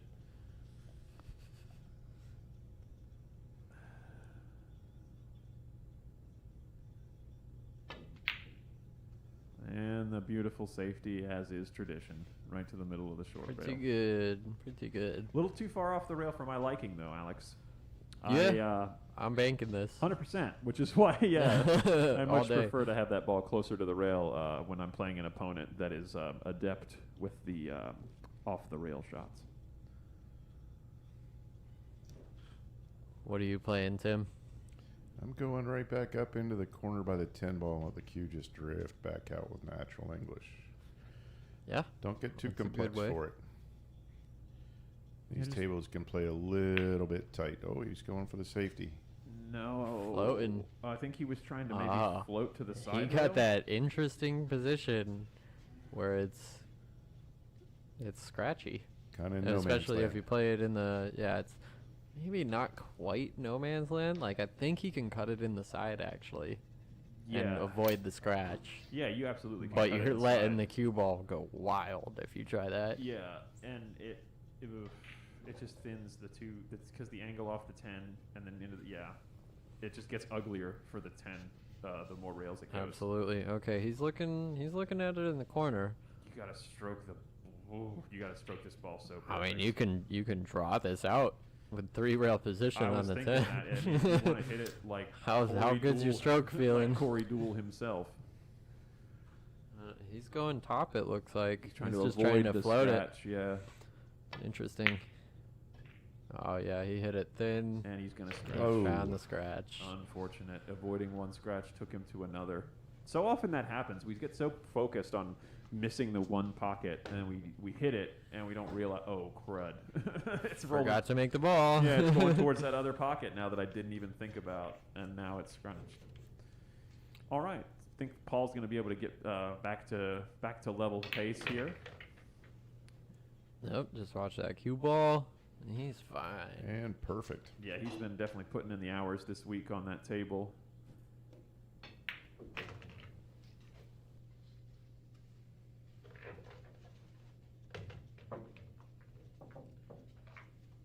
I think you were my friend. I'm both your friends. He just wanted to entertain us. Yeah. All right, and he does bring it back to level there. 5-5. we have a game on our hands, just like we said. This is definitely took John a minute to wake up there, but we are back to it again in a race to 16. Let's go. Let's take a look at what rack they've got for them. Boop. And there it is. 1, 2, and 6 in the second row. 4, 5 flank in the 10, and 9, 7, 8, 3 at the bottom. Lots of opportunity here to get some of the lower balls off the table right off the break. Yeah, they're both sitting in really good positions for going in the side and then hitting on that 3-railer route. Yep. So you folks at home, look at the 6 and the 2 tracking toward the side pocket for this break.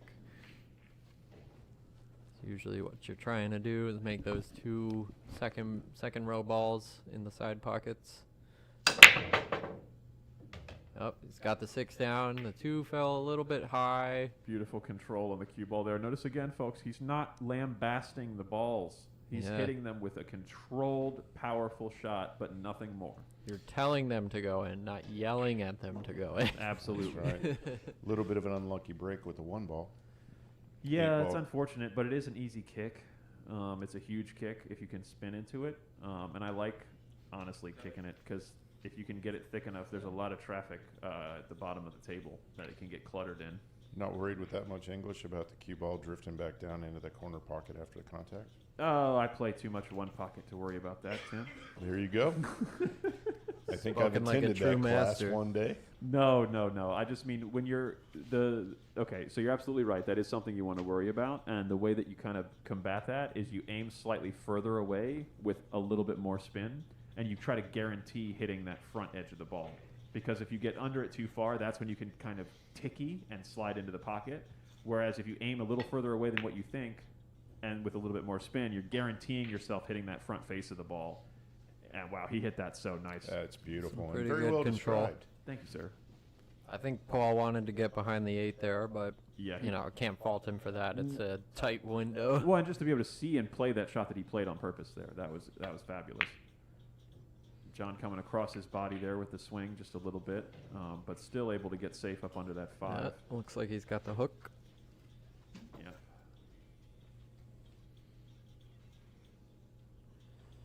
Take a look from the top. Yeah, so, I mean, you could swerve this. It's not too bad. You could get a good result, you know. He's called the side pocket. I think he's going to go 2 rails underneath of it. Did he call side or 7? He just tapped the side pocket. Okay. I wasn't sure if he was pointing at the 7.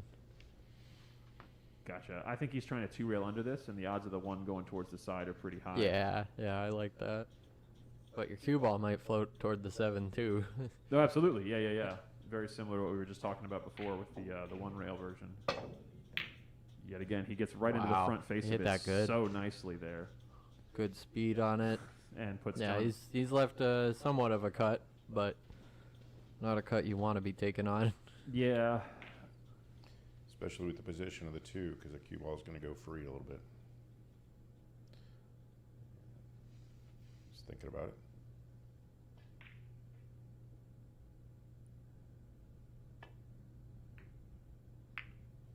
Just sliced it. I think he's left an edge of it. A little tricky to tell. Yeah. Yeah, by the way he got down on that, he's for sure left it. Oh, A little bit of that stand-up action. yep. It looked like he was going to get a nice kick off the 3.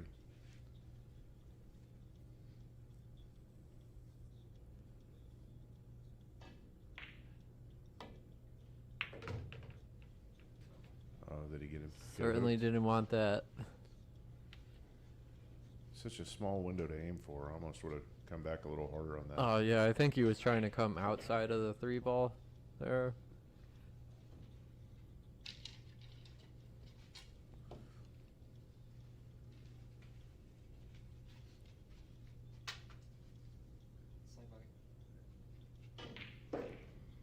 He's just gonna go ahead and jump this. Yep. All right, we may have a shot worthy of YouTube here. That's true. Get that replay button ready. Oh, that's right. Poof! There it is, right in this side. Amazing. Hitting that replay, he hops it right over this 9. Yep. Lands it. Good Just in the shot right spot. there. And Yeah. Good position on the 3. yeah. He may be out here. Yeah. As long as I you can mean, stay smooth here. I think. Trickiest thing is like 4 to 5, really. Yeah, and he's going to get a decent angle here coming off this rail. Maybe a little straight.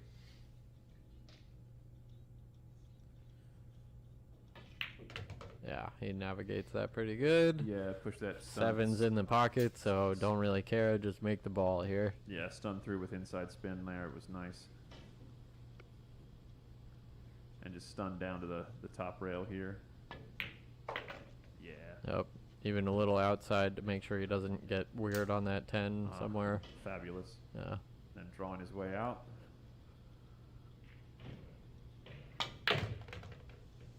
It's going to bump the 8, but that's okay.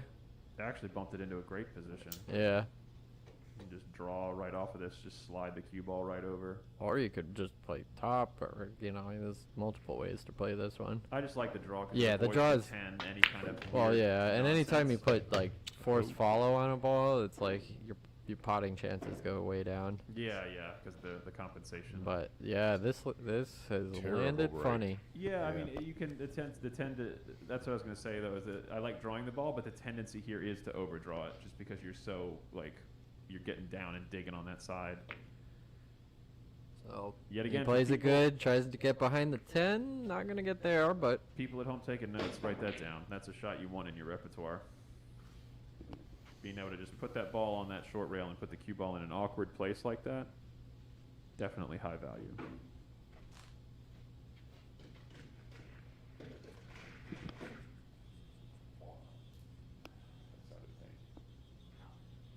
I think he's on the bank shot here. It's possible. It's take a look at this other camera.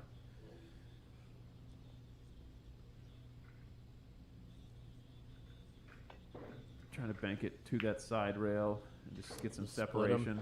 Play the little- don't play this shot against a one pocket player, everybody. Do not ever play that against a one pocket player. No, Not that either of these two are, really.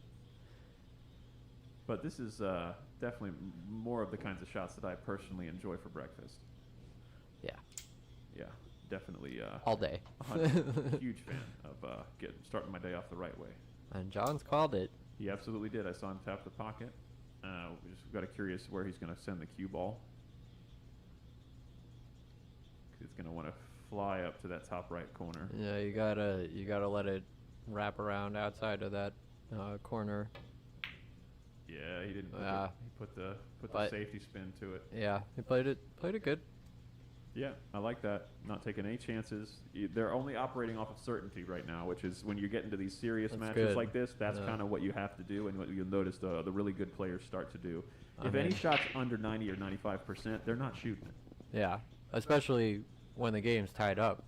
Both players want that one game lead. Yeah, no, You know, it goes a long way. it absolutely does. They really wanna dig it out and get off to the get your first step away from the line essentially.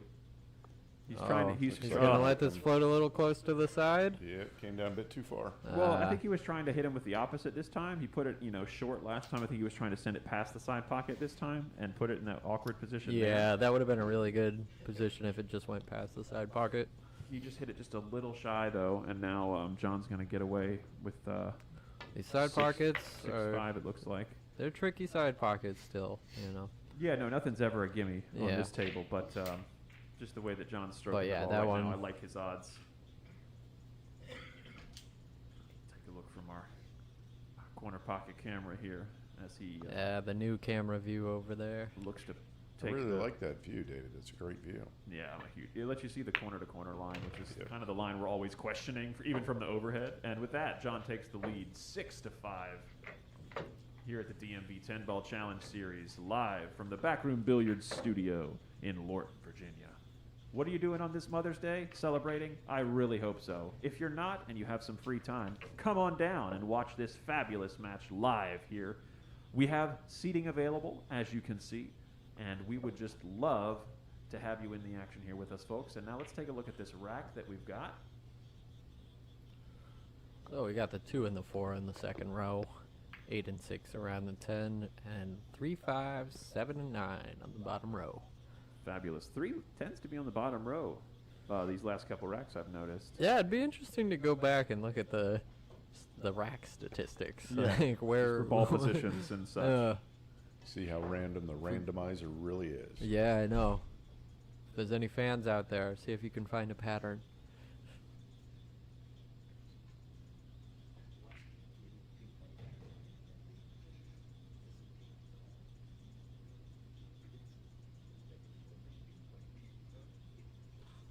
All right, just one of our players is grabbing a quick bathroom break, and then he'll be back to break the balls in just a second.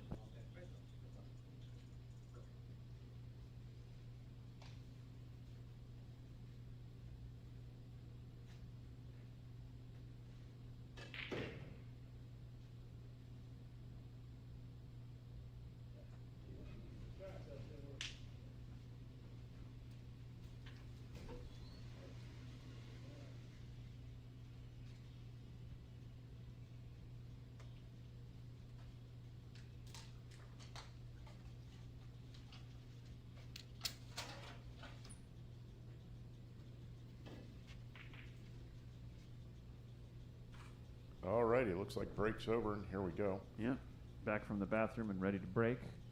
Get to John Oliveras. Right about 70% power. Nice break, spread the balls out clean. Yep, second row ball went in the side pocket, and he seems to have a thin but cuttable shot here on the 1. Not a lot on the 2. He's going to have to do some dancing with the cue ball to get good position if he wants to come back around. But there is a lot of traffic along the way, so we'll see kind of how he wants to approach this now that he's got the 6-5 lead.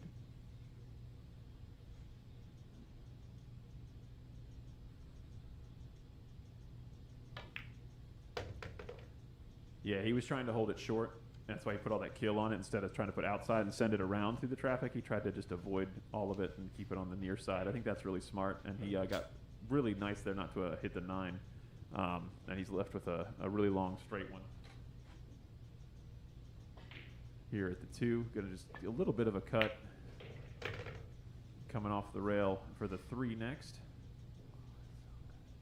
Just amazing how much control they've got with the different position and shaping. It's just speed is perfect today. Yeah, they're definitely, both players are definitely settled in at this point. It's lovely to see the high level cue ball control when these guys are really on their game. Yeah, I like that. Not trying to fight the cue ball there. Let the wide spin get you through the gap and leave. Notice how he didn't run it too far there. He still has an angle here on the 5. So often we want to hit that ball a little bit too hard and end up parallel. We'll end up going an extra rail into that short rail at the bottom, and then we have fewer options. But this way, you can go into the rail after contact from with the ball, and it kind of gives you a little bit more in the way of maneuvering the cue ball around, which is great because the 6 is definitely in there's a very small zone for the 6. He's probably going to go on either side of it. He tried to come through the little gap there, but I think he was too focused on the position and not as much on the making of the ball, and he's missed the 5. So easy to do. So easy to do. Looks like he got a little bit lucky with the positioning. Tricky shot here. Come off the rail maybe first, a little bit of swerve.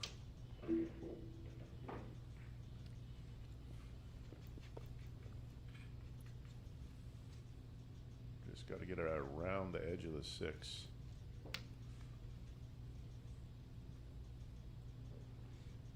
Yeah. Cue ball should come wide around. Looks like it's Just slowing let up a little bit on it. It's okay. He might have a bank shot here.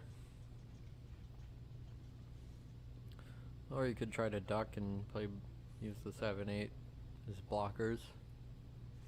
Alex, which way do you like to go? Cue behind the 7-8 or the 6 behind the 7-8 and push it down the table? Me personally, I'm banking the 6 cross side, but Yeah, I like the bank even under control because if you miss, it's going to come back out to the middle of the table, and you're playing position for the 7 in the other side pocket as well. But like we talked about before, certainty. Yeah, these guys are playing smart. Just goes to show how much I know. He hit that perfect. Great safety shot. Yeah, and when you can get the blocker ball beyond the halfway point of the shot, it's definitely taking away options from your opponent as far as their kicking and jumping possibilities. So he's got to go 2 rails into this. Pretty common kick out that a lot of us play. Oh no, he's trying to just swerve 1 and make it. That's a really interesting approach. Just Yeah, not sure I agree with that one. I don't either because if you go the other way, the odds of getting safe after are a lot higher because the 6 ball's going away from the cue ball, whereas the way he does it, if you kick 1 like that, they're both kind of still have energy in them. You don't lose all of it into the ball off the second rail. However, he didn't completely sell out the farm here. The 7 is still sitting goofy, and now Paul has to play a shot from the rail, which is, as we know, is everyone's favorite thing to do when the cue ball is frozen to the rail. Yep. If he gets stuck, David, does the 7-8 combo go in the corner? We can take a look at the overhead, and we'll see. Oh. That's makeable, it looks like. But Yeah, I definitely think it's so. not an easy one. Yeah, he it's a overhit tester. that just a little bit. And oof, yeah, this is a tough shot because you're going to be slightly you're bridging from the rail here, and you want to be digging down just a little bit to try to draw back, I think. Right, and you're fighting that side pocket. 100%. So really easy to overcut this ball.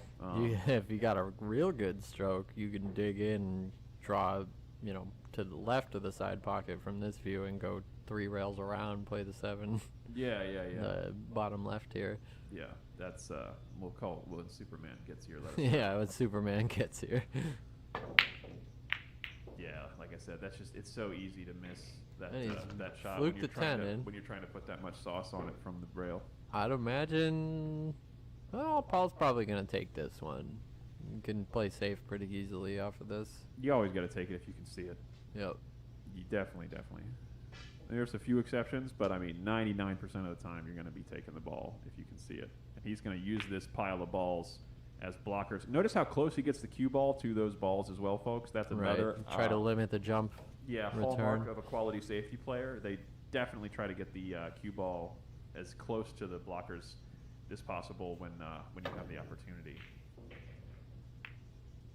And John makes it. John makes I wonder if he called the that. kick. Did he Did call he it? call it? Looks like it.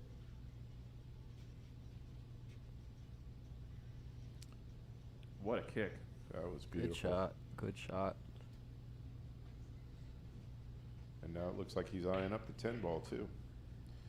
Too bad it's early. Well, yeah, he's just trying to see what he wants to do here, just because these balls are sitting so goofy. Yeah. I think he's. he he's just can't trying to avoid plan. going into it.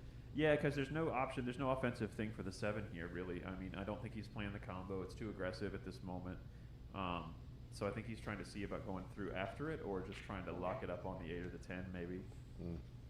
Yeah, it'd be real nice if you could just push the 7 to the rail and freeze on the 8, but from that kind of distance, it's really hard.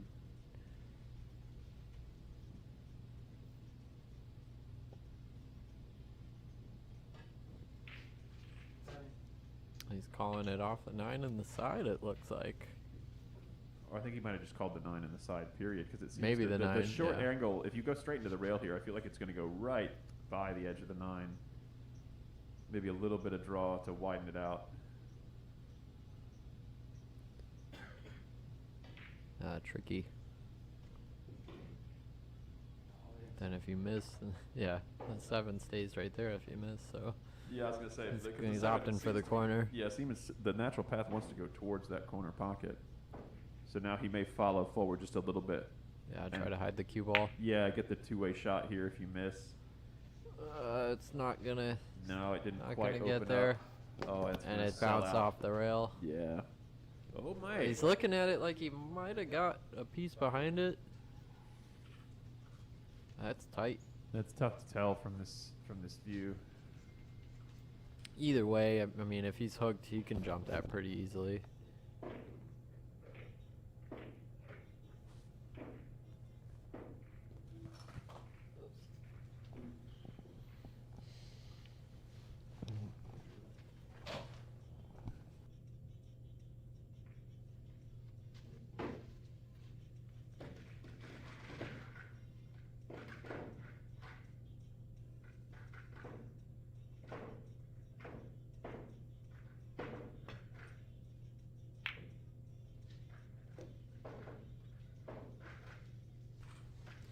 an unlucky break right there. You could see it, turns out. Got the edge and just rattled the pocket.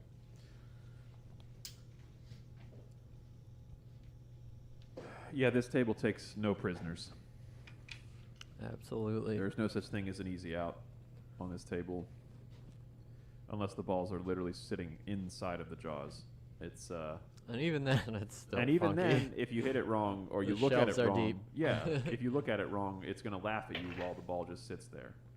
All right, John, gonna catch the 10 here. Little unfortunate. You hit that ball good though.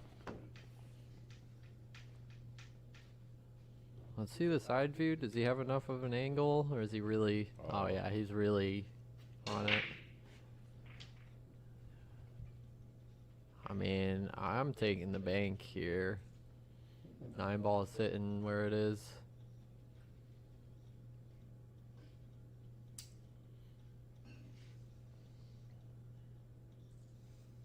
Yeah, I think you have to try that. Yeah, I mean, he's already played one kind of like this where he banked it short and left the ball in the middle of the bottom rail. So, might be seeing something similar to that again. Yeah, it's a really good point to leave the ball on the bottom of the short rail. 'Cause Well, yeah, if you play it with the speed in case you miss, it's gonna do that. But yeah, you're still trying to go for it. yeah, just a little more than pocket speed.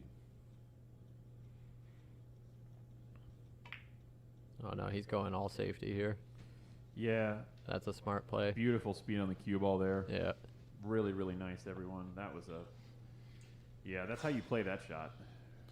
It's really hard to hide behind one ball, so that was amazing. But the thing you notice, he rolled it further away because the further away you get, like the zone, you know what I mean? The zone to hide behind gets bigger just because you can get the edge Yeah. of the ball from further away. Where when you try to play safe behind a ball and you get within like a foot of it, like the zone of like laterally left to right is nearly, you have to be perfect if you're going to land it. Whereas if you play safety behind a ball 3 feet away, you're just, you got a bigger cone to land in as far as, what still qualifies as safe. And that was really smart on him to just let that ball run because like the longer it runs, the more safe it gets.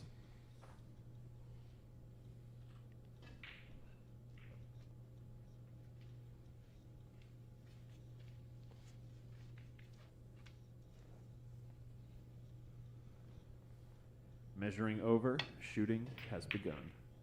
He tries for the 2-railer, and it's going to be a little bit of a back cut here, but definitely nothing that John isn't used to.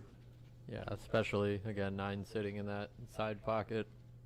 Anywhere on the table is pretty good.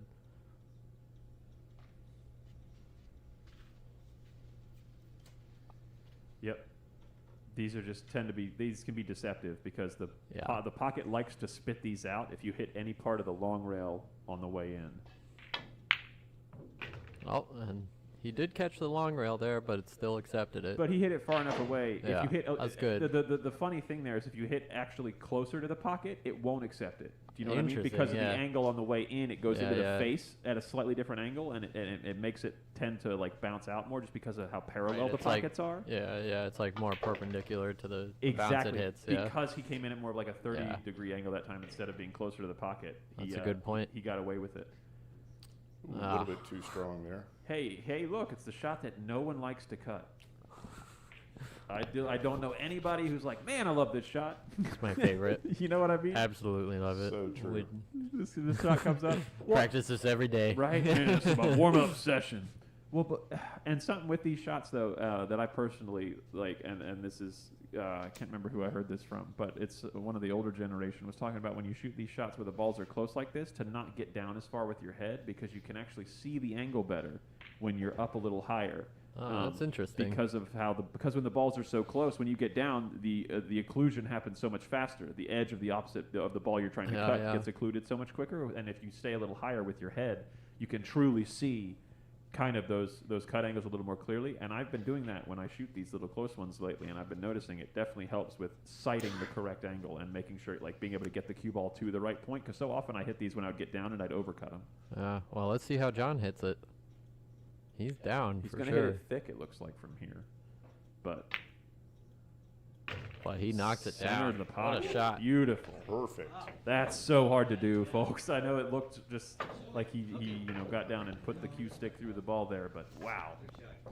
So tough. Man, and John is just taking the lead here, raising it to 2 and leading 7-5 in this race to 21. He has passed the 3rd waypoint. All right. And I say this every time we do these. You got to start thinking about these matches in 3 separate races to 7. 100%. So John gets the first race to 7. Let's see how Paul responds. What's the important breakout of the race to 7, Alex? Just break it into thirds, really. So you can think of it as a beginning, middle, and end, right? So John's won the beginning. Maybe Paul comes back and wins the middle, and then makes it interesting for the end. Yeah, and just mentally as well. When you're out on the field of play, once one of you gets to 7, you it kind of feels different. Like you feel like, like You're the getting first somewhere. Yeah, the first hurdle has kind of been crossed, and like, okay, now we're in it. You know what I mean? We're definitely going to have to start, like, because after 7, it's 3 games to double digits. And then once one player gets double digits, then there's another mental thing that kind of happens when you see one of the players has double digits. You know what I mean? And then Start getting a gap in between. Yeah. And then it happens again when another player gets to 15. Like, it's just there's these little mental things that happen in these long races to 21, and like the first one, is right when one of the players gets to 7. So I think they're both taking this opportunity to grab a bathroom break. But we are nowhere near done, folks. No, we're a lot just can getting happen. started. A lot is going to happen. Still plenty of great pool to be seen. So, again, don't forget to like, share, and subscribe. Send this to your friends. Get more people watching. Let's get more views on this. Absolutely, folks. If you haven't already, please do click that like button, click that share button. Are you watching on YouTube? Click that little bell icon so you get notified every time we go live here at the DMV 10-Ball Challenge Series, live from the Backroom Billiards Studio. And we go live often. Pretty much once, twice a month? At least once or twice a month, absolutely. We've got a lot of matches on the docket coming up the next 3 or 4 months. I've got about nine or 10 big ones in the plans right now. If people wanted to sign up, how could they do that, David? Oh, it's so easy. All you have to do is reach out to me on any of my social media platforms. My last name is Mudre, M-U-D-R-E. So feel free to shoot me a message, and we will get you scheduled on the DMV 10-Ball Challenge Series. I am Mudre Plays Pool on Instagram, and David Mudre on Facebook. And John is dry on that break. All right. Gonna leave a thin slice on the 1. But the 2 balls sitting pretty close to that side pocket, so I would imagine he just needs to contend with the 9 ball here. Does he want to go... Just a touch of outside, drift out Yeah, to the drift middle out of the in the table. middle. Yeah, and then play You the 2 could play it inside. inside and go around the 9, but that just invites different problems that Yeah, I feel like nobody wants to deal with. Yeah, I feel like I'm going to miss the 1 more often when I play it with inside if I'm trying to come around the 9. Yeah, he navigated Watch out that for well. the 8. Oh, catches one, the 8. That's the one problem with playing that firm is that 8 ball was on that 45-degree spot. It's almost like a sentry position, like in chess when you get on that, you see the bishops just setting up and they're on that diagonal line. When balls start getting out in that 45-degree in front of the pocket, it's danger for if you accidentally carry them into them.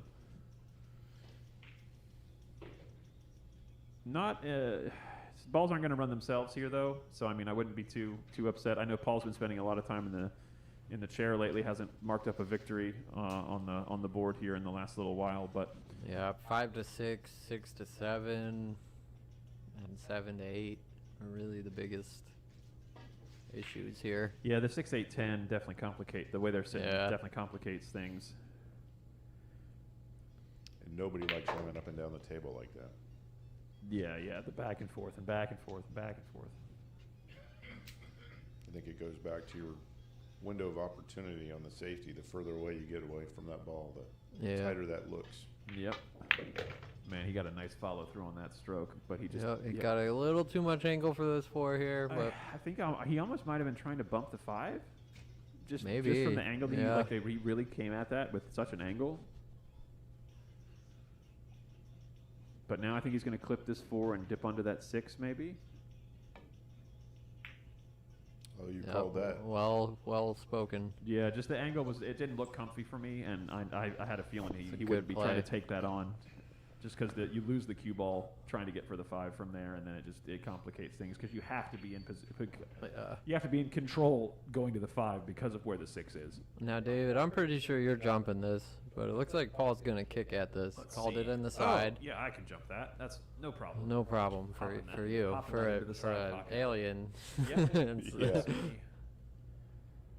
Yeah. 2 rails never fails. Oh, But wait for it. Let it develop. And if it was snooker, that's a good hit. But we're not playing snooker, unfortunately. Would love to get some snooker challenge matches going. That would be cool. Shout out to Fairfax Snooker Academy. True fact, if you're looking to get your snooker fix and you like the private club atmosphere, Fairfax Snooker Academy is where you should go. Huge fan of their setup over there. Try to get the American audiences excited about snooker. And John coming again with the relentless safeties. That's a big part of his game, to be honest, and it's a big part of the reason that he stays above 600 the way he does. Is just he's so consistently disciplined Yeah, about putting very you smart in player. tough spots. Yeah. Yeah. Certainly no stranger to pressure environments. Oh no, he loves Plays it. well. He thrives in these types of action games. All right, we're going taken to the air. That's levitation, Holmes. How high is it gonna bounce? A little higher, I'm sure he wants. Yeah, that's Pretty good. yeah. I think That's definitely makeable. John might take this on. Just play this with Yeah, the top and come across, and then play the 5 in the top left. No sense in ducking here. No, just Get a ball off the table. yeah, and play the 5 in the corner pocket where you're standing. Get some confidence back in your swing. Yeah, because I mean, at least this way he could control exactly where he wanted to be. Yeah, for this and if 5 he and doesn't like 6. this angle, then Guess now what? you The duck. cue ball's going behind the 8 again. Yeah. Alex, which way do you play the cue ball off of the 5? I think I'd just go for the make here, and then think about maybe a safety on the 6.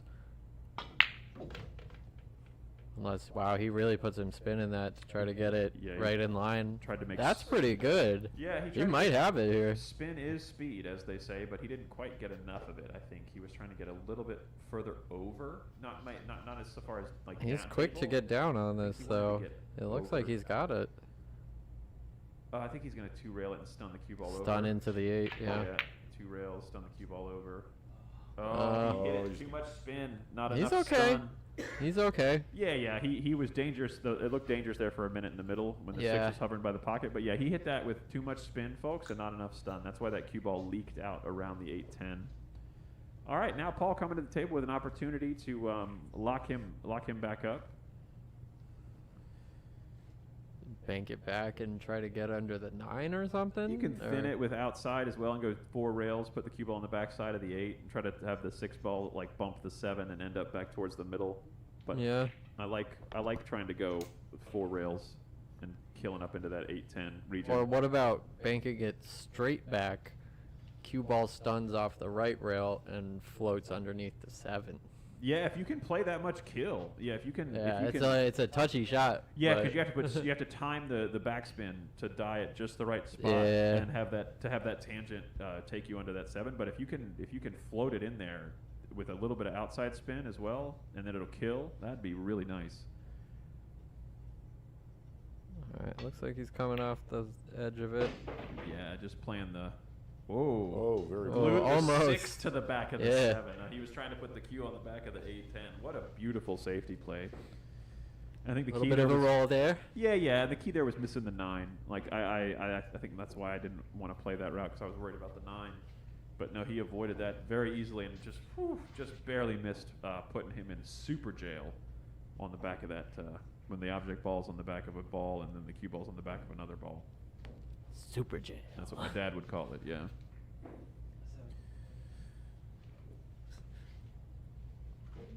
Wow. Yeah, this is good luck getting out of this. That 7's not. No, it's not dead to the No, corner. no. Good luck getting out of this one, Houdini. He's probably going to try to thin this. No, he came off the what? Did he call that? Did he call that? We're going to find out.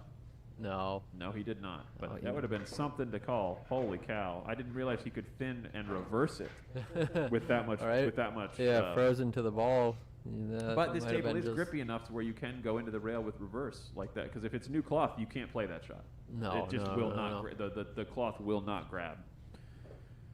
But that's why it's so fun to play matches like this on you get these different ages of cloth because it becomes a slightly different game because you can play certain shots. Ooh, Paul finds it. Yeah, that you can't on other tables.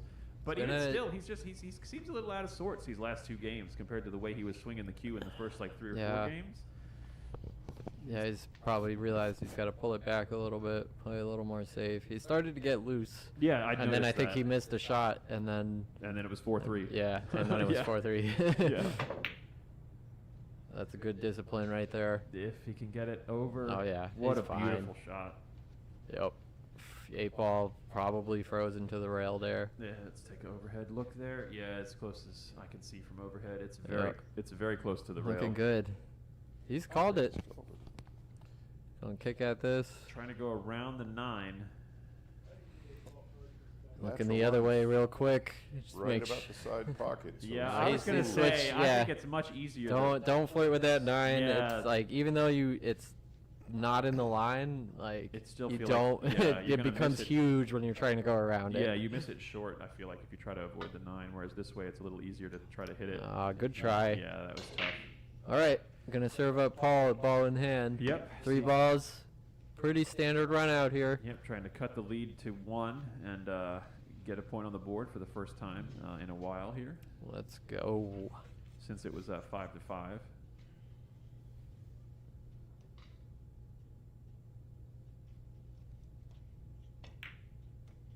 Oh my. Oh, okay. Just a little quick there with his delivery, I think. That one's gonna hurt. Yeah, that one- mentally. Yeah, and like it's so tough. These races to 21, and that's why we do them, folks. It's supposed to be hard. Like this is what we want. Is this kind of pressure where you have to be focused at all Gotta times. respect every pot. 100%. And he's just going to try to come off this ball, send it down the midline, play like a snooker safety here, put the 8-ball back up on the short rail down at the bottom of the table, but he doesn't hit it with enough Quite pace. get it there. And now it's really goofy because the tangent goes into the 10 and kind of Might just... work out okay though if you just pot this. Yeah, if you just Yeah. pot it, it's fine, but I just think the cue ball is going to be floating over towards the right side of the table from this angle because of the way that it's going to hit the 10. And if Yeah. anything, it's going to be bringing the cue ball back up table towards us. So Right, it you might would get be- a funny angle. yeah, or, it'd be, yeah. it's only tends the 10 ball involving itself tends to only make the 9 ball after more complicated, I think. But it might make the 10 easier, in which case you can afford a little weird on the 9. Yeah, as long as he's able to pot it. Like I said, he's Yeah. just we've got to get some confidence back in his swing. Wow, and he was able to Okay. thin it enough with that. I think he put some inside Wow, on that ball. that cue ball really moved. Yeah, I did not expect him to be able to thin the 10 that much. That was fabulous. Yeah, And then okay. coming down on the line to get almost straight in on this 9 in the side here. So, right back into it though. You can't let up on this one. You have to hit this firm to try to get the cue ball back out, but at the same time, you need to make this ball. Yeah, you got to just smooth stroke this with topspin and take the 45-degree cut on the 10. Don't try to get straight in on the 10 here. Just accept that you want to get the cue ball off the rail just slightly past where the 9 is now. And can we take a look at that corner view? Yeah, for sure. See how? Okay, yeah, he's a little bit above the line, right? So he can play it into the rail and out into the middle of the table, the cue ball. Yeah, I like this a So lot. that's good. Yeah, you just play this with a flat top ball. Yep. Just straight top into the side. Go off the side rail and leave yourself position for the 10. Yep. Yeah, he came in. Deposits. Yep. All right. And with one more deposit of a 10 ball, he can get some ground back here and cut John's lead to 1 single game.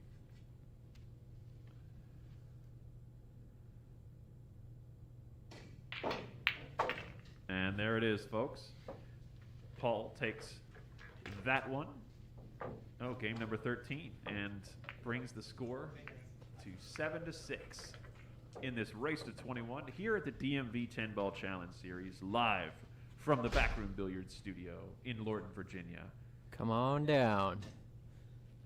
Where are you watching from? Have you let us know in the chat yet? You haven't? Well, what are you doing? Type it in. Tell us where you're watching from. Tell us your score predictions. Tell us what you had for breakfast. Tell us how you're celebrating Mother's Day. You know what? We'd love to hear about all of it. And if you ain't got any of that to do, come on down and see us. We got seats here at the Backroom Billiards Studio. You can catch the latter two-thirds of this match in person. And, man, it's going to be a good one. It's been Get down now while there's still seating available. back and forth so far, and it's only going to get better as we get towards the finish line here, folks, on this beautiful Sunday afternoon.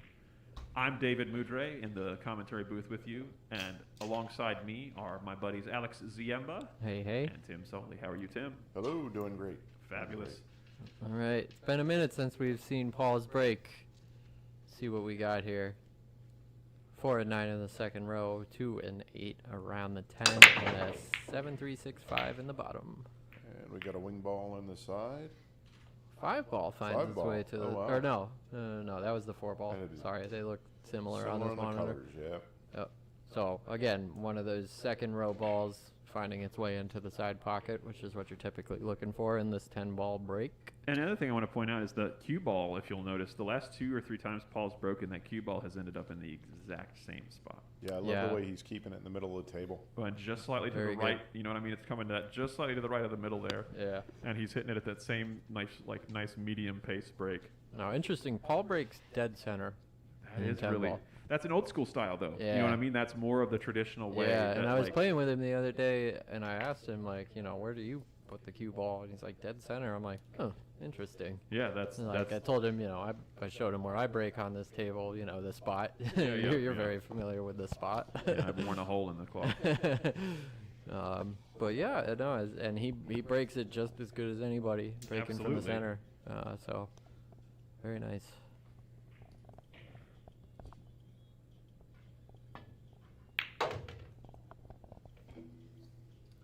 John with some good speed there, rolling right into position.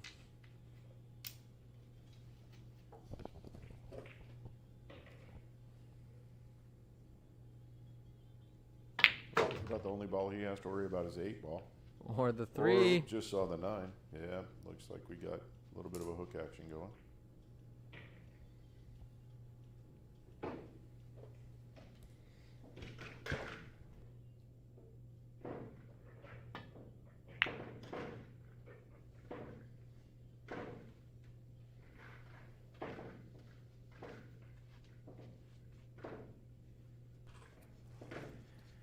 All right. Bit of a tester here. Yeah, this is a long ball. 6 is tied up, so gotta imagine there's another safety coming somewhere in the rack. Unless he can get a good angle on this 5. Yeah, and have a way to get into the 6, but I don't think he got it No, there. he looks like he ran a little too far for that. Beautiful line to get under the 6-9 though, I think. Let me see from the top here. Yeah, he may be able to slide the cue ball over into the 2 and create some havoc for his opponent. Yeah.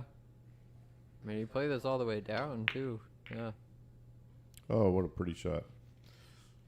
Where's that 5 going to end up, though? In a lovely position for Mr. Oliveras. Yep, not going to get paid for Yep. that shot. He's liking this.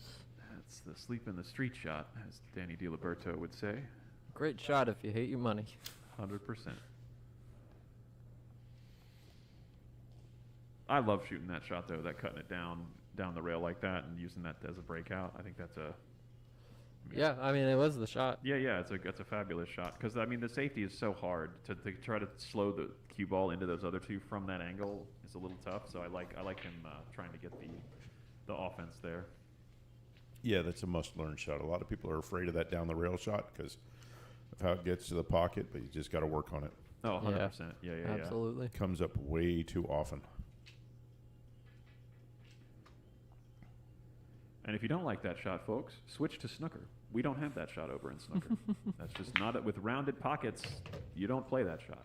So There is always that option. Give up and switch to snooker. That's right. Or if you really want to give up, go to 3-cushion billiards. Yeah, there you go. Please, if pockets, yeah. if No pockets at all, if please. you don't think if just pockets aren't for you, try 3-cushion. There are no pockets. You'll be fine. Ask your doctor if 3-cushion is right for Do you. you scratch too often? Play 3-cushion.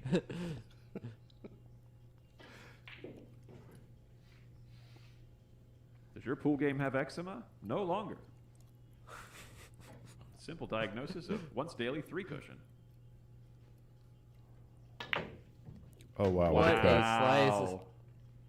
Just taking whatever he can get on the 7. And he got it. Man, that's just... That's pastrami or prosciutto thin. Yeah, that's thin Yeah, that sliced was- deli meats. That was brilliant. Not quite the reward he was looking for with the cue ball position. Right, a little straight. However, on the 7. 8 looks like it's on the spot, so I mean, it's a pretty comfortable position that a lot of us are used to, as long as he can get the cue ball into a somewhat an angle that he's commonly played. You know what I mean? Like something that's like an easier Yeah, shot just for him. Probably draw straight back off the rail. Oh wow, getting all the Good way stroke. over. Both of these players exhibiting their draw stroke very well. Yeah, no problems there.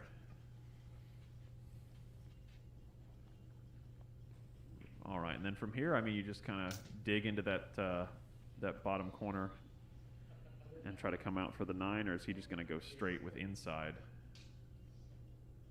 Looking like straight with inside. Yeah, it's tough with cutting it off the spot, like we were talking about. Yeah, that little bit of skid got him, I think. Yeah, that's why I like hitting that with bottom a little bit more than top, because top is, of all the Englishes, top is the one that's going to give you more of a propensity for the object ball to skid, just because of the spin transfer that's going to cause it to want to slide before it actually turns over. Yep. And so when it's on the spot like that and you're playing top spin, I think you're asking for trouble. Like even if you prefer to play that kind of position, with these table conditions, you've got to kind of just play the draw shot with low outside there, just because of that helping English and a little bit of a pop that you get is going to make sure that ball tends to go off the spot. Yep. Now Paul here with a pretty thin slice, I was going gonna for the say, safety. I think we know where he's going to put it. Yep. A little bit? Didn't quite get the result he wanted, I'm sure. Not liking his body language there, guys. Yeah, that's some of the worst body language I've seen from him so far. And I kind of think he rushed that shot just a little bit, because we saw him play that shot twice earlier, like with Played it really well. Yeah, with aplomb, just landing it on a dime. I was literally about to say. It's so tough to convert. I was going to say when this. You get a shot like that. I almost said it, but I didn't. I was going to say this shot's so easy to bobble when it's this straight. Yeah, it's tough. So tough to just smooth it over that front edge. And that's what I was going to. That talks about what I was saying earlier. Whereas if you hit on that long rail closer, you're going to miss, just like what he did there. You hit the long rail on the way in, like that close to the pocket. The parallel angle just throws you right out. So we brought in a whole new angle to the game here with David's mental thought sharking. Thinking about the shot, not talking about it. There it is, bobbles the ball. Still plenty enough to shark him. Oh, my heavens, right? Right? It's crazy how this game works. Oh. Not ideal for the 9, but, similar to the shot he just played, really. Just a little bit farther. Yeah, I had to play one of these in a tournament yesterday. This is not a fun shot. Well, because it's just you can't play it with you can't play it easy. You have to put some kind of spin on this shot. You know what I mean, to get where you want to get. Yep. Because if you play it with just dead straight stun, you're going to end up on the opposite side of the table with a really thin cut again on the 10, just because of the speed that you're going to probably have to play to make the 9 ball. Or, you know what I mean, you have to play it with inside to come short side, or outside and try to avoid the side pocket. So it's scary any way you do it. I'll say this is one shot when I took the clinic with Jeremy Jones. He had us set up this shot, a bunch of times and play it. He was showing us front hand English, and he's like, just use front hand English, and it doesn't matter where you hit it. You just cut it. Yep. I like that. Yeah. Well, specifically for that shot, front hand for outside spin, it just helps. Absolutely. It helps turn that ball right into the pocket. It's so up to one tip of front hand on that is just going to make cutting that ball down the rails so much easier. It's like helping spin. All right, Paul, knocking it down. Well, and it's like what I said. It was going to go back and forth right on that line and end up, on a really thin cut on the 10, just because he didn't end up. He hit it with a flat ball, or he didn't put any spin on it. I like he's taking his time, really analyzing this, though. Yeah, this is a bank it twice to the middle of the short rail. No, Oh. he's like, I'm putting Finds points it. on the board. That's right. What Kept a the slice. cue ball under control with the inside English. Absolutely. Keeping it safe and getting things done is Mr. Cayanan, bringing the score back to level at 7 to 7-all. 7. Folks, we're in a race to 14 from here. Oh, First- officially 1/3 of the way Yep. through. Of all the possible the games in a third of the way, we have completed all 14 of them. So, And we're tied. absolutely. Let's take a look at the rack he's racking. 100%. We'll take a. He's got the 7 and 8 in the second row, 4 and 5 around the 10, and then 2, 6, 9, and 3 on the bottom. The way these guys have been breaking, this has a potential for a really decent run of about 5 or 6 balls right off the break. Yeah, my prediction is we're gonna see a break and run today. Yeah, second time And- we've seen the 2 and the 3 on the corners. That's interesting. That's a good data point. USAPL rack coming at you. Absolutely. And we'll take a look at the bottom table view here. Under Good control pop. with the speed, and he just barely misses that side pocket. Yeah, Oh, a and he's little gonna unfortunate. And this time he gets a look at the 1. Wow, Beautiful. You gotta imagine what he's feeling like. Man, if I had just made a ball, I'd be out here. I know, right? This is a Well, it's beautiful. a pretty good layout. There's this massive hole in the middle of the table there where you got all that space to play position, Yep. and all the balls are just kind of out there towards the periphery, and you can. All you just really got to work worry around. about is like 2 to 3. Yeah, 3 to or 4 is a little 3 awkward. to 4 is a little funny, but if you can get good on the 4 and get on the 5, then it's Oh, pretty no. much Unless out. the 4 decides to do an impression of the character from Willy Wonka and blow up like a blueberry and block this Nah, path. he's good. No! Oh my goodness! That He's camera good. angle was deceptive. That would have been a good opportunity for the corner camera. Oh right, yeah, to be able to see the corner shot. Gotta hop in on that corner. And let's see if He's not taking much time here. He might have benefited by an extra Now he second will. or two on yeah, that. I'm not Yeah. a fan of that position route, honestly. I think there was a better way to play that shot, just because. He's okay. it- He well, can just- go 3 rails around with the cue ball here. Yeah. I just mean I prefer. It's just a weird cut now. I just like with that. position shots where it's like you're bad for 60% of it and good for the last 40%, as opposed to the shot that he just played where you're bad for the first 80 to 90% of it and you're only good for the last, like if you continue to roll into the last 10% of it. He got great on that 5 ball though, I'll say. No, I mean you're not wrong. But if he had missed, But what good if does he that makes do the if you 4, don't make it? if he Yeah. makes the 4, is he still in this position? I don't think so. Absolutely. He's got a good result clustering up the 8 and the 10 there. Make it a little harder to get out. Yeah, that might make things tricky, although 7, getting from the 7 to the backside of the 8 would be really awkward. Yeah, he may bump them at some point. Or I was going to say he might bump it with the 5, but I don't think he's got the angle really unless he goes heavy on the inside here. yeah, this is a little bit of a goofy angle. But you can afford a lot of angle on that 6 too, so Yeah, you this- may try to go into it Yeah. on the Even if it's backside. on the second time, or are you No. gonna Oh. get hooked? No, he's okay. No, okay, Too sure. much, Okay. yeah. Gotcha.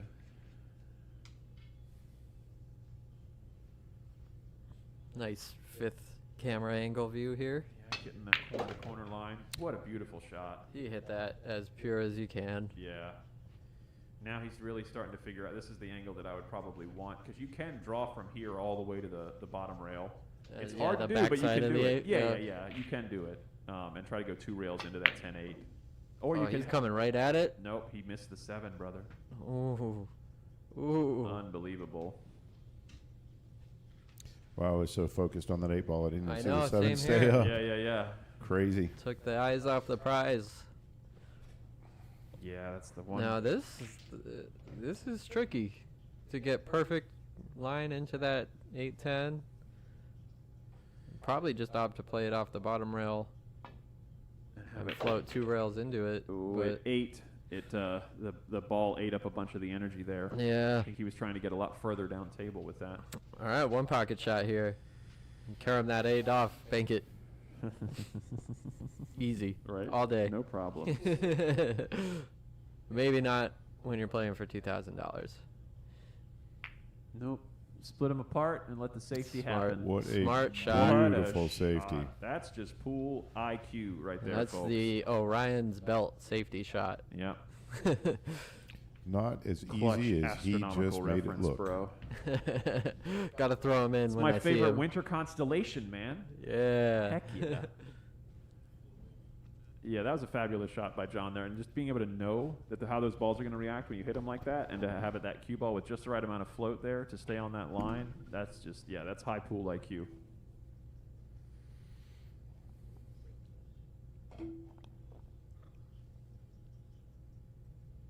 Definitely taking his time to measure out how he wants to approach this kick on the 8, because you really want to try to hit a half ball on this 8 and have the 8 go to the middle of the side rail. I kick this with speed and call it. Middle of the side rail, but yeah, I like hitting it like he did, but I like hitting it half as hard to where the Yeah. 8 ball stays down by the top Yeah, rail. that would have benefited him there. Yeah, because like I said, I like the angle he kicked it at is fine. It was what I was hoping for, but like I said, just you got to hit it at half that speed. All right. Try to go around the table here? Or just try to duck? No, low outside, kill it, and come back and forth. Oh. Yep, like that. All right.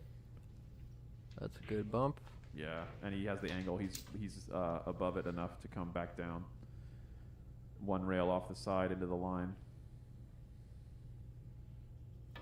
Come on, float. Oh, a little float, short. Float. Nah, he's perfect, bro. I love having a 45-degree cut. You're true. Yeah. Just being I right, seem to miss center the easy ones. Center to edge, and there it goes. Yep. Well, this is actually slightly less than center to edge, but yeah, you get But my point. finds the pocket. Yeah, beautiful. Taking the lead, 8-7 in favor of John Oliveras. Here at the DMV 10-Ball Challenge Series, live from the Backroom Billiards Studio in Lorton, Virginia. My name is David Mudre. With me in the commentary booth is Alex Ziemba Hey, hey. and Tim Soli. Hello. We are so glad you're joining us today. If you haven't already, please do like and share.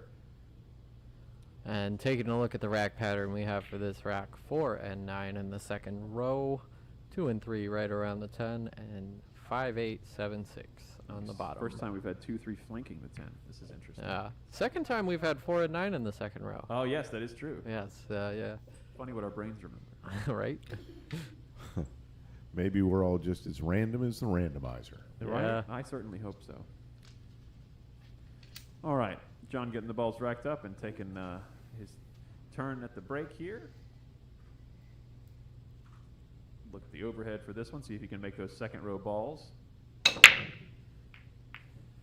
Four a little shy. Yeah, didn't hit the ball as pure as he wanted. He didn't get quite as square of a hit as he has on those last ones. That 6 took a weird roll on the template there. Yeah, it looks like it settled right back into a Well, it was like rolling across it and then it spot. rolled down it. Right, Like and for it- a second. Yeah. one of the hidden benefits of the Magic Rack. All right, so they're just going to agree to Yeah, they'll work. lift the 6 and get the rack out of there. Yeah, No they don't- funny business. They can figure that out, yeah. Again, we're not playing all ball fouls because we do not have a referee out there. True, but we are playing modified cue ball fouls only. So if they move one ball, it's their opponent's prerogative to move it back or not. But if they move 2 or more. 2 or more, it is a foul. Interesting. Yes. Good. I have set that up as such to avoid any hullabaloo, as they say. Yeah, I mean, it's something Any, would like- have to go pretty wrong or, if you you're know, or moving you- more than 2 balls, Yeah, or really. if someone bumps one ball and they move it with their stick or something, any kind of I want to Yeah. minimize any questionable nonsense where anyone could call or say that someone was doing something untoward. All right. Came across there, and he's got the line to go 2 rails back into the line for the 5. I like this. Yep, or could just play 1 rail out. Yeah, it You depends know. on how much he wants to flirt going around Yeah. the 8 or not, or if he feels comfy, like killing back Yeah, with it looks the like top he's going a inside. bit inside, yeah. Yeah, straight back out again. Oh, he catches he, the 8. he knew he was going to bump the 8, I think. Maybe he Oh, wanted to hit it shoot. a little fuller. Yeah, because he just didn't lose enough energy there, and now he's looking at Got a bank, maybe. You could. I mean, I'm banking this and floating the cue ball behind the 610. I'm not sure he has the banking angle. No. It's tight. Yeah. It's really close. Of course, he is But with capable of that making that inside- cut. Yeah, as we've Get out seen. the set of Ginsu knives and let this one go. Deep cuts. Oh man, we had a set of those when I was a kid. Right? They slice, they dice. They're The almost as thin- good as the, thin one, yeah. that's the fillet knife was fabulous. Yeah.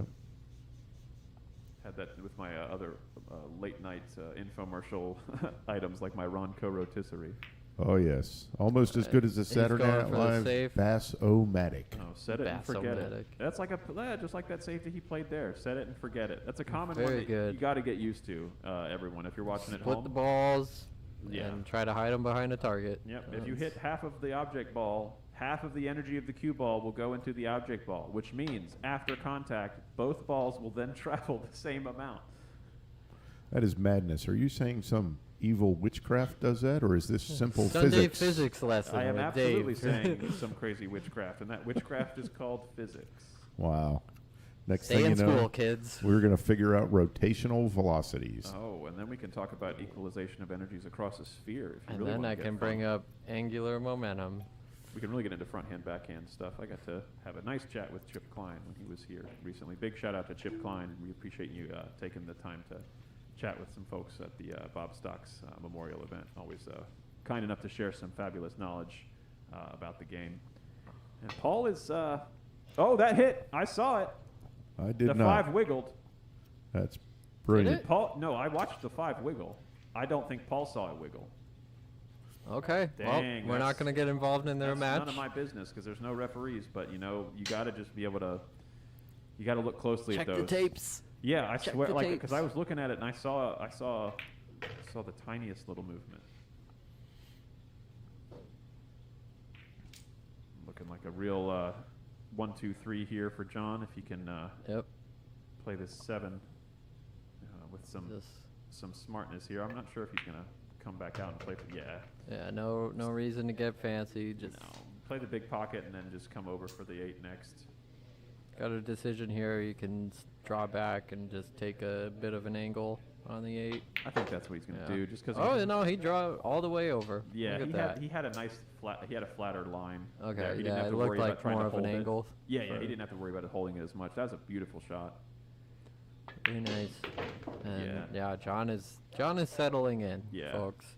More like the John Oliveras we're used to seeing here at the DMV 10 Ball Challenge Series. Very Yep. deliberate and he's clutch, as they say. Ready to go.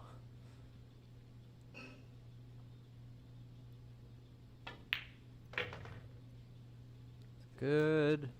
Nice position.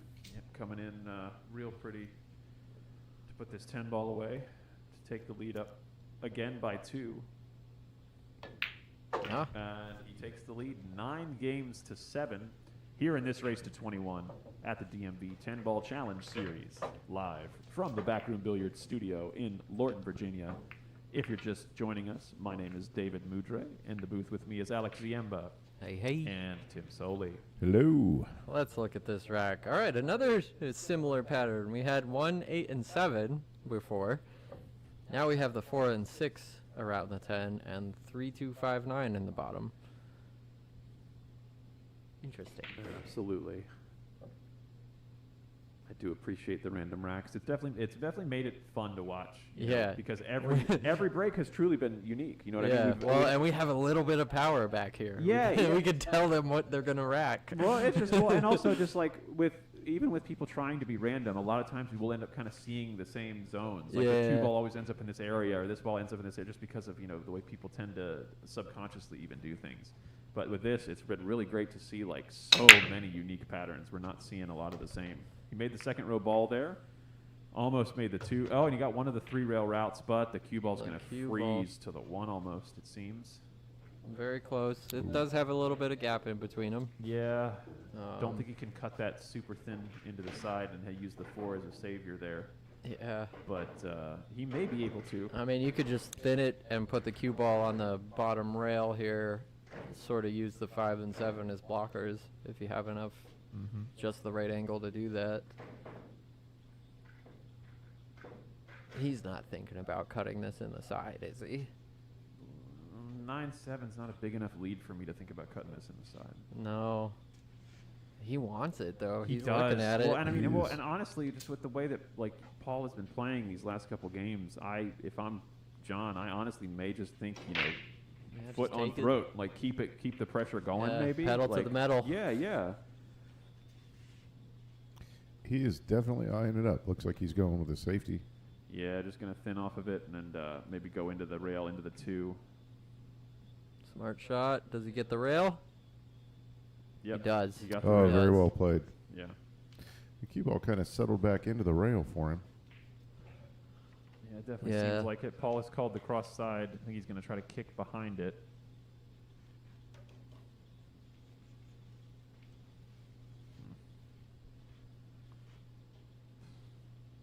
Yeah. These are tricky shots to aim up. Get any side Oh, spin. Finds it in the Oh, corner. I almost want to call the corner just because of the angle that he was kicking at it. But that's going to go back to John, Yeah. of course, as Paul didn't call that. Of course, John has the option to give it back, but, Doubtful that he'll you do know, so. when he got this you layout. would be crazy to give this one back. Yeah.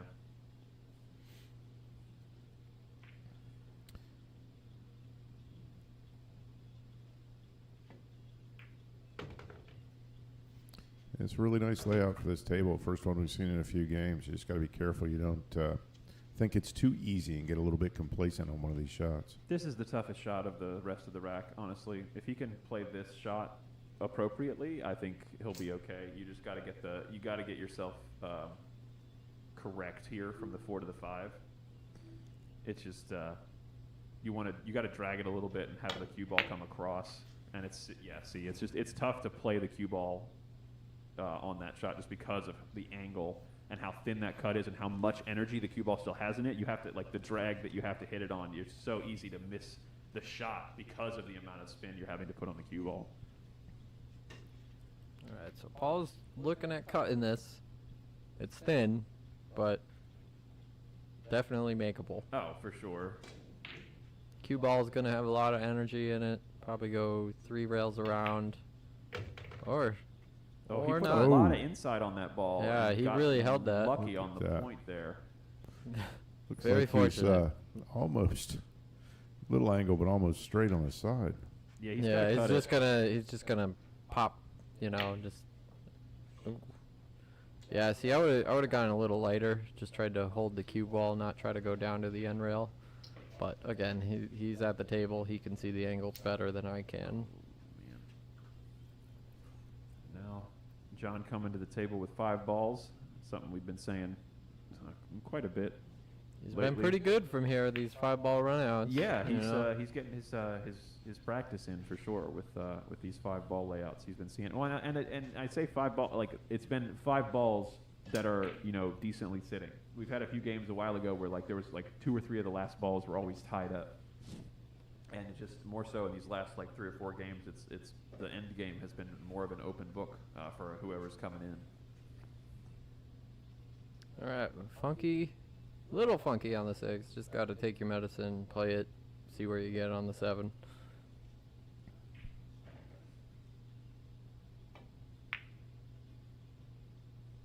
And that is table 2.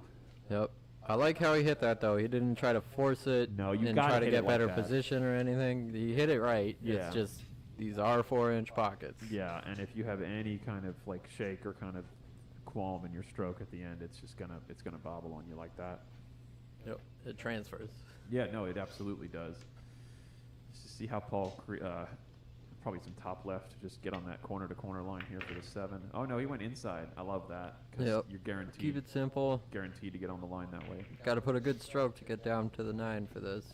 That's my only. I wish he had kind of got. If you're A gonna play little that closer makes this a yeah, lot like, easier. if you're gonna you play know? that 2-railer into the ball like that, like you can hit it. You can afford to hit it a little firm because you know right.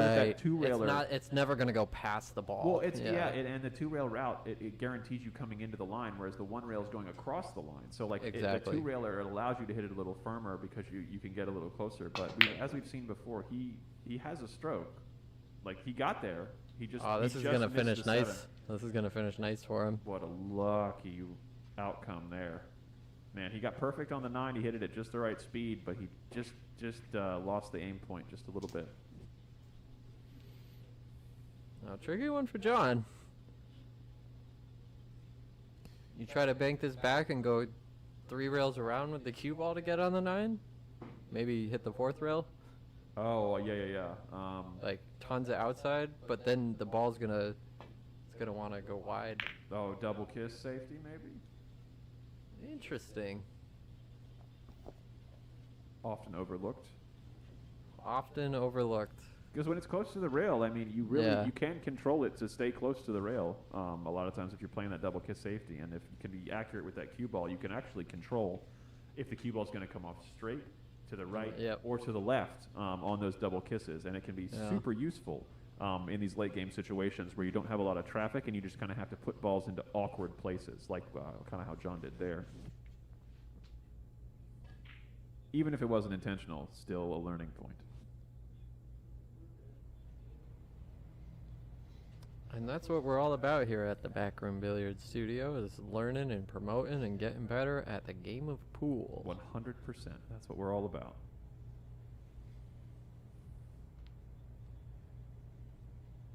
And see, I like him taking his time here and not rushing this. I mean, you could just, I'm going to 2-rail it up towards the 9-7, you know what I mean, and just kind of like leave the cue ball down here. But he's being very intentional and specific about he's not hitting to a zone. I feel like he's a lot more trying to hit to a spot here, which is something you'll when you compare like 9-ball players and 1-pocket players. He tried to cut it. He went for that. Yeah, he's trying to make something happen, I think, and he's just kind of fighting. I feel like he's fighting himself a little bit. Yeah, it almost feels that way when you're down 2 games. You're like, man, I got to make something happen. I got to come with some good shots and get back in this. Right.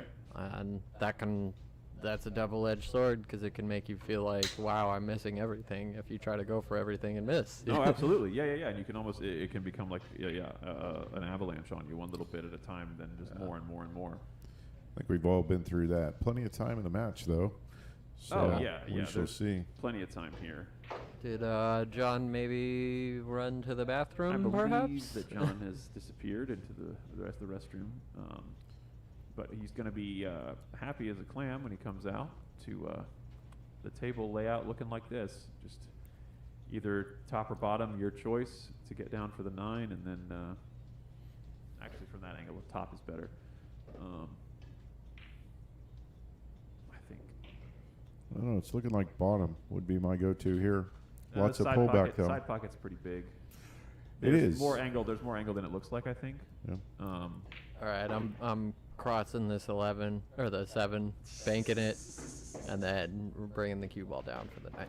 You sure you don't want to go for the 3-rail bank on that one? No, the 3-rail, it doesn't leave you great position, The the 1 rail actually does leave you perfectly as a natural position. It's great.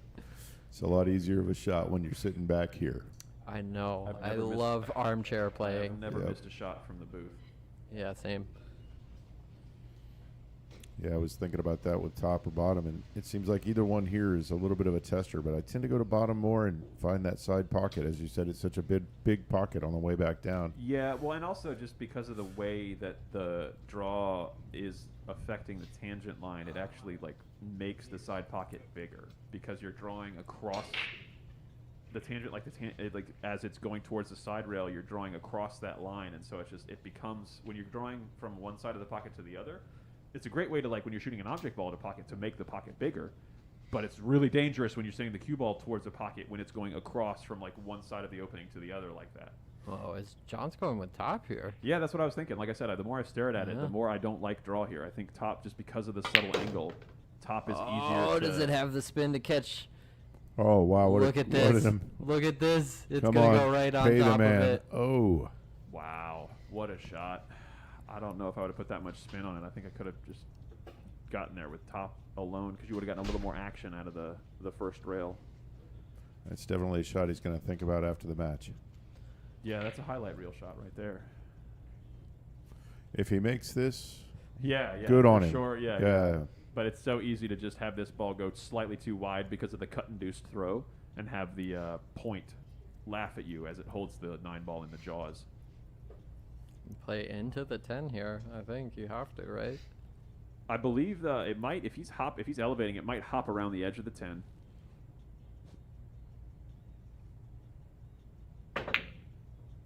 But hey, Oh, the that pocket 10 did what I ball. thought. The cut Wow. and deuce throw pulled the 9 ball Look into at that other where's pocket this 10 point. going? Where's the 10? Cheese and He crackers. holds up his hand. Acknowledging the luck factor, folks. Ooh. There is. So while you're on that topic, David, what exactly is cut-induced throw? Well, Or collision-induced throw, it's sometimes called. as yes, otherwise, yeah. I'm jumping this ball with the bridge. But no, when you're cutting a ball in a direction, because the coefficient of friction between the bottom of the ball and the table is, not. It is a value. There is not. It's not a could be a friction, a fully frictioned or a frictionless surface. There is a slide value to that interaction with that surface. So when you're colliding with that ball, some of the energy of that collision is going to be sending it in the direction of the initial vector that the ball is coming from. So if you're cutting it to the left, it's still going to get pushed a little bit to the right because of the nature of the fact that the cue ball coming towards it is traveling in that direction. And the slicker the cloth, the more that you're going to notice CIT. Yes. And then there's also a spin-induced throw, Absolutely, which is the same effect but with spin, absolutely which where- can be used to cancel.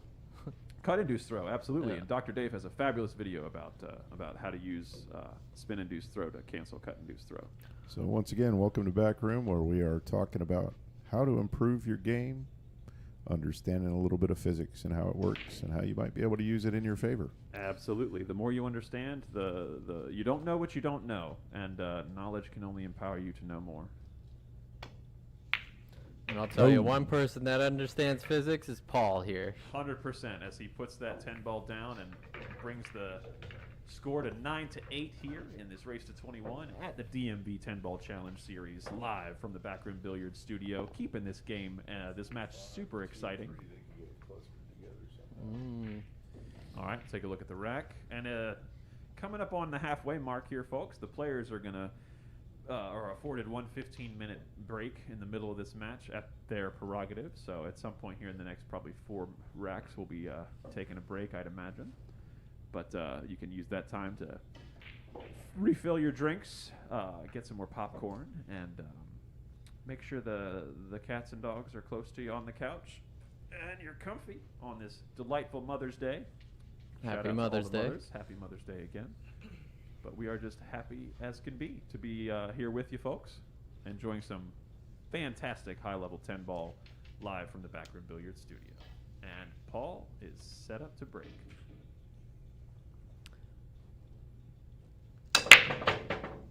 Popping that cue ball, making Both both. the 4 and the 5. Yep, making both second row balls. He's got a shot on the 1. Okay, folks, this is the best break from either player so far.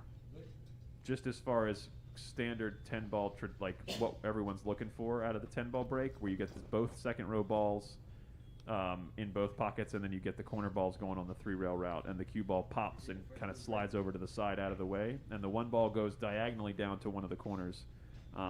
Yeah, this is textbook. Very, very similar to what it looks like when Feder Gorst breaks. Yep.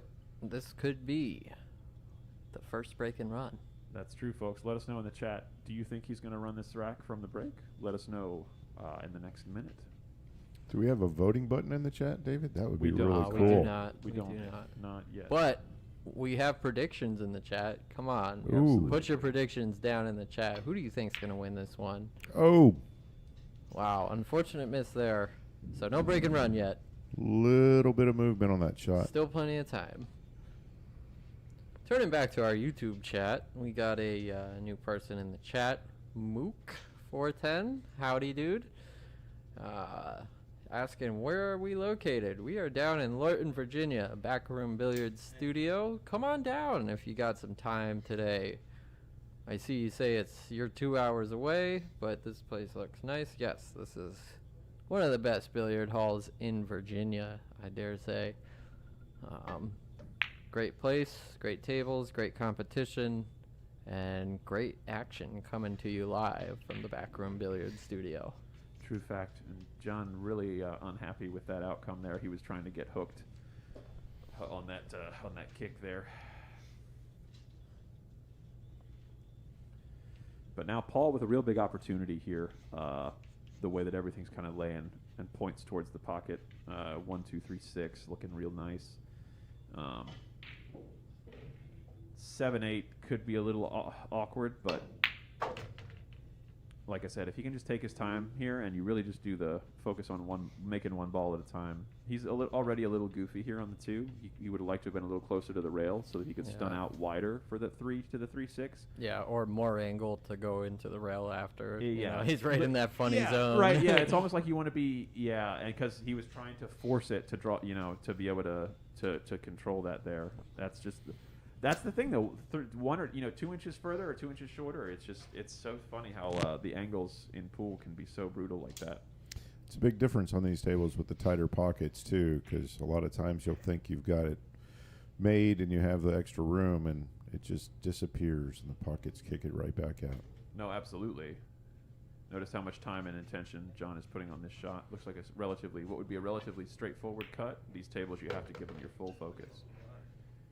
Yeah, one thing I noticed about John's game is he'll take the extra time when he's already down on the shot. He doesn't take the extra time to walk around and aim and all of that. Yeah.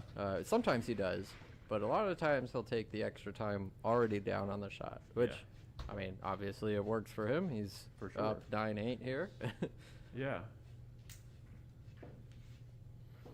You'll notice sometimes in my game, sometimes it's easier to see that line than others. And so when you're walking around and looking, I think you're searching for that line a little bit, and John seems to be right on it. Well, yeah, and that's the thing. Well, I prefer the opposite approach to how John does it, just from a fatigue standpoint, just from a physicality standpoint. It's so much easier to not be bent over and with your elbow stuck up in the air all goofy like for as longer than you have to be. That's why we have back problems. Well, and that's why the longer you're down, the more likely things can go wrong. You're holding your arm up, the muscle is going to fatigue. Like the longer you're holding it, it's like you need to get down and just be down long enough to accomplish all of your pre-shot routine and strike the ball. You know what I mean? And no time more important than in a race to 21. Well, no, absolutely. And you have to play top form for maybe 40, 41 games. Went for the safety on the shot, and look at what he did. That's is great. Pretty dang good. Yeah, it's hard to get any better than that, honestly, from that position. I mean, you could be frozen to the 6, but it's just as good as this because so much of the 3 ball, it's all covered. So he's called the 3 in the corner. I imagine he's going to try to kick across. The 7, rail, not go around the 7. He's going to try to go. Oh, you think just one rail at it? One rail with some inside spin. He's going to try to. I go around. Yeah, I just going around is. You got to catch that second rail. I'm worried. Yeah, I was worried about the scratch going around it, but. Yeah. There's that, and then you actually do need to catch that rail right around that side pocket. Yeah. So it's a tight window. Either way, it's a hard kick. I would say because you either have to spin it with the 1 rail, and then you have to know your spins, or you're having to come really close to the side on that 2-railer. Comes up all the time in one pocket. No, for sure. And I mean, he hit that as best as he could, I think, from there, and he got a decent outcome. John's going to have to really think about this. I imagine he's going to end up with the 3 on the down at the bottom rail, trying to put the cue ball back up table here. He might attack. He might. We've seen him make some really thin cuts and go back and forth. But I mean, where it's just the zone for the 6 is so small. There's 2 blocker balls that could get in the way. You know, it's not a good percentage play. Corner pocket. Shoot. He's all right. He throws his hand up. No, and he should have probably scratched there, but good shot. Good cue ball. Good 3 ball. Maybe he's got an edge here. See if we can take a look What's at the top view look like? Camera. Yeah. Alex on the keyboard changing views for us. Oh, yeah, the thinnest of edges, but he is frozen to the rail.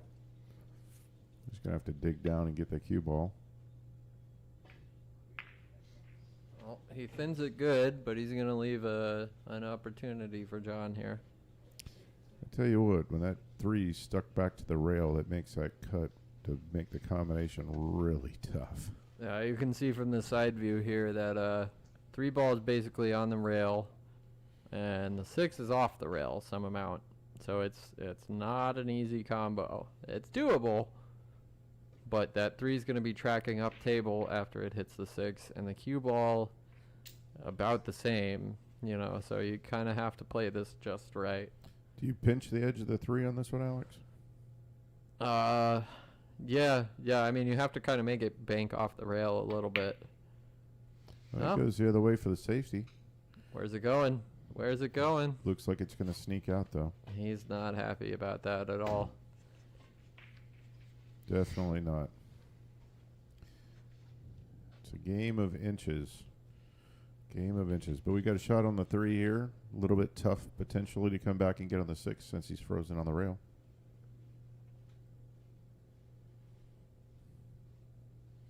This corner view really looks nice on this shot. Yep, that's what this camera angle was built for. Do we have another one on the other side, or is that going to be Unfortunately, no. We only, we only have 5 cameras this time Well, around. you know, we're working on getting it a little better. Maybe next time we'll have 6. You know, I think we just need 2 more tournaments and about 4 new members. What do you think? Yeah. Lots of incentive to come down and see that second view. Yeah, if you come down here, you can get a full 360 view.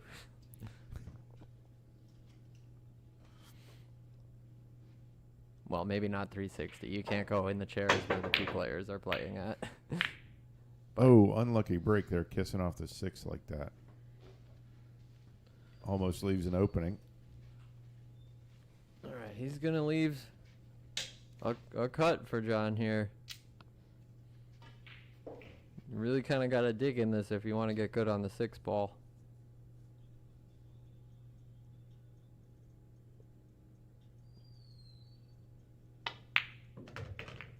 Oh, he caught the 6, and it's going to work out very nice for him. A little bit of inside on this ball. I'm not sure. I think you're flirting with the 8 and the 9 there if you try to play inside. Maybe even the 10. I think you got to draw this. You're just going to come just back. one rail out into the middle of the table. Or try to go too far and play the 7 in the side or something. That might be with all that inside when I but he really forced it. 4-ball run out. Oh, he's not liking that. No, that was not cool. Had the extension on. That might have done a little bit for the reach.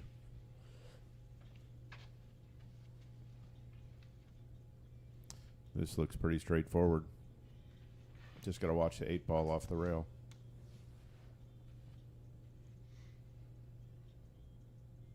Shooting left-handed here. Interesting.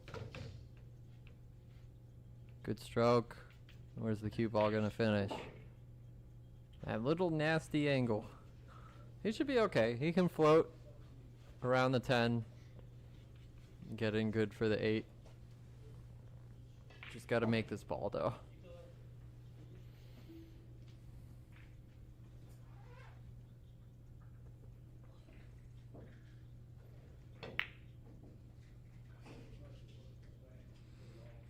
It's going to work out okay for him. He's going to get coverage behind the 10.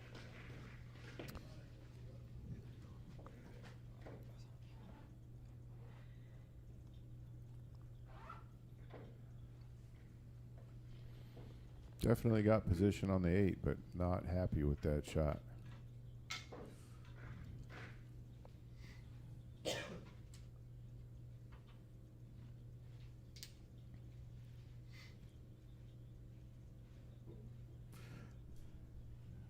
Alex, I see the wheels turning in your head. You're thinking about the jump kick bank, aren't you? Yeah, 100%. That's the shot, right? No. Just land. Just a jump bank. Just past the 10, hit the edge of the 7. Without hopping the cue ball over the 7. Yeah, right. it's, you pretty much have to land on the 7. I'm just jumping this ball in and getting 3-rail position on the 8. Like, what's the problem? Dude, All right. it's a hanger. I mean, you got to land right at the 7, but if you do, it's going 3 rails naturally. So just do it. Let's see what he's going to call here. It's a toughie. No, this is not easy at all. No way. Because almost anywhere you hit this ball is going to sell out something, most likely, if you miss it. Yep. I tell you what, it's hard enough just to hit this thing. So Well, yeah, you got to land on it. Like y'all were just talking about. If you Step land, 1, getting over the 10. yeah, if you land anywhere other than right at the 7, you're not going to hit the 7. You know what I mean? Like Yeah. you can't try to hit it on the second He's bounce called or the cut here. hit it on the way up. You have to land right at it, or you're not going to hit it. called it in the corner. Yep. 3 rail short side shape. 1, Oh. 2, Where's that 3. 7 going? right by the corner pocket. Where's the cue ball? Is the 10 getting in the way? The answer is No. no, Batman. Does not look like the 10's in the way. Might have to flirt going around the 9 here. You know, Yeah. zigzag across the table. Yeah, it's just a back and forth thing with The 9's a little big, but well, and with the 9 being as far as it is off the rail, the natural stun angle, the natural stun line back and forth is only going to move it up like 1/2 or no, a quarter diamond. So I mean, yeah, he'll still have a plenty fine shot if he just stuns straight back and forth. he's playing a little inside. He's gonna slow roll it. Yeah, he's just Yeah. trying to stay on the side. I like that. Yep. Don't flirt with the 9 at all. Well, yeah, and don't overhit it. You know, don't Yeah, go yeah. 1 rail when you don't need, no reason to play 2 rails when you can just go 1. I like that. Yep. Take the power Sitting out pretty of it. here to level the score. Yeah.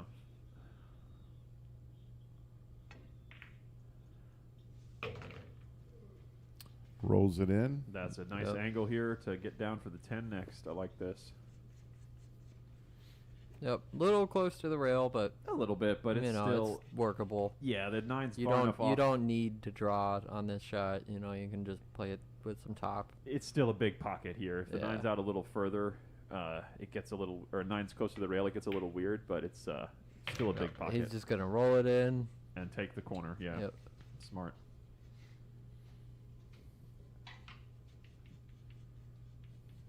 Got to shoot over that spot. So don't Oh, want to yeah. want to slow roll this one. Definitely not.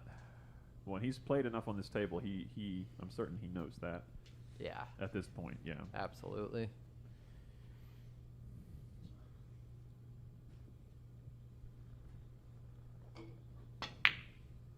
Drills it. Puts it down, bringing the score back to level. 9 games to 9 here in this race to 21. You want to take that right now? Live Oh, from the Backroom Billiards Studio in Northern Virginia, bringing you the DMV 10-Ball Challenge Series. It's 9-all. It's We are getting into it. Absolutely. They're chatting about when they want to have a break, it looks like. 2 more games, maybe? Yeah, I think they're figuring that out. so it's halfway. We'll go ahead and throw up the rack for everyone. All right, walking you through the rack here. 1, 2, and 3 in the top 3. 9 and 5 around the 10, and 7, 8, 6, 4 in the bottom row. This will be very interesting. See if we can't get rid of the 2 and 3 early, it seems. Yeah, this could be interesting. Especially if he hits it with a similar break to the way he was doing before. Gets a big void in the middle of the table. Yeah, pushes yeah. everything out to the Yeah. outside. Yeah, pushing Yeah, everything similar to the to periphery. if he can get similar to his last break and get a ball down. Yeah. I think we're looking at maybe a break and run. So go ahead and give us your predictions now.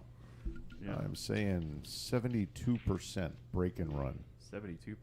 72%. 72. 17%. Oh. I'm gonna wait and see what what He's the going break to see looks the like. break first. 3's down. 2 ball stays up. One has good. He's got a shot on the control. 1. One goes in the side, 2 goes in the corner. Yep. 1 to 2. All right, just like 1 the to 2 is the real betting scenarios, I'll drop my percentage down to 68%. There you go. 68. Wow. He's still got it. Still more Still than a flip of a optimistic. coin. Yeah, that's Yeah. strong. Yeah, I don't know with that 5 ball right there. I'm gonna say a little bit less. Well, if maybe, you just maybe take every 10. shot is a flip of a coin and you multiply that out, it's way less than 60%. Yep, a little probability math for you. There you This go. is The a math binary is distribution. mathin'. And there are 9 balls on the table, so Yeah. 0.5 to the 9th. Mm-hmm.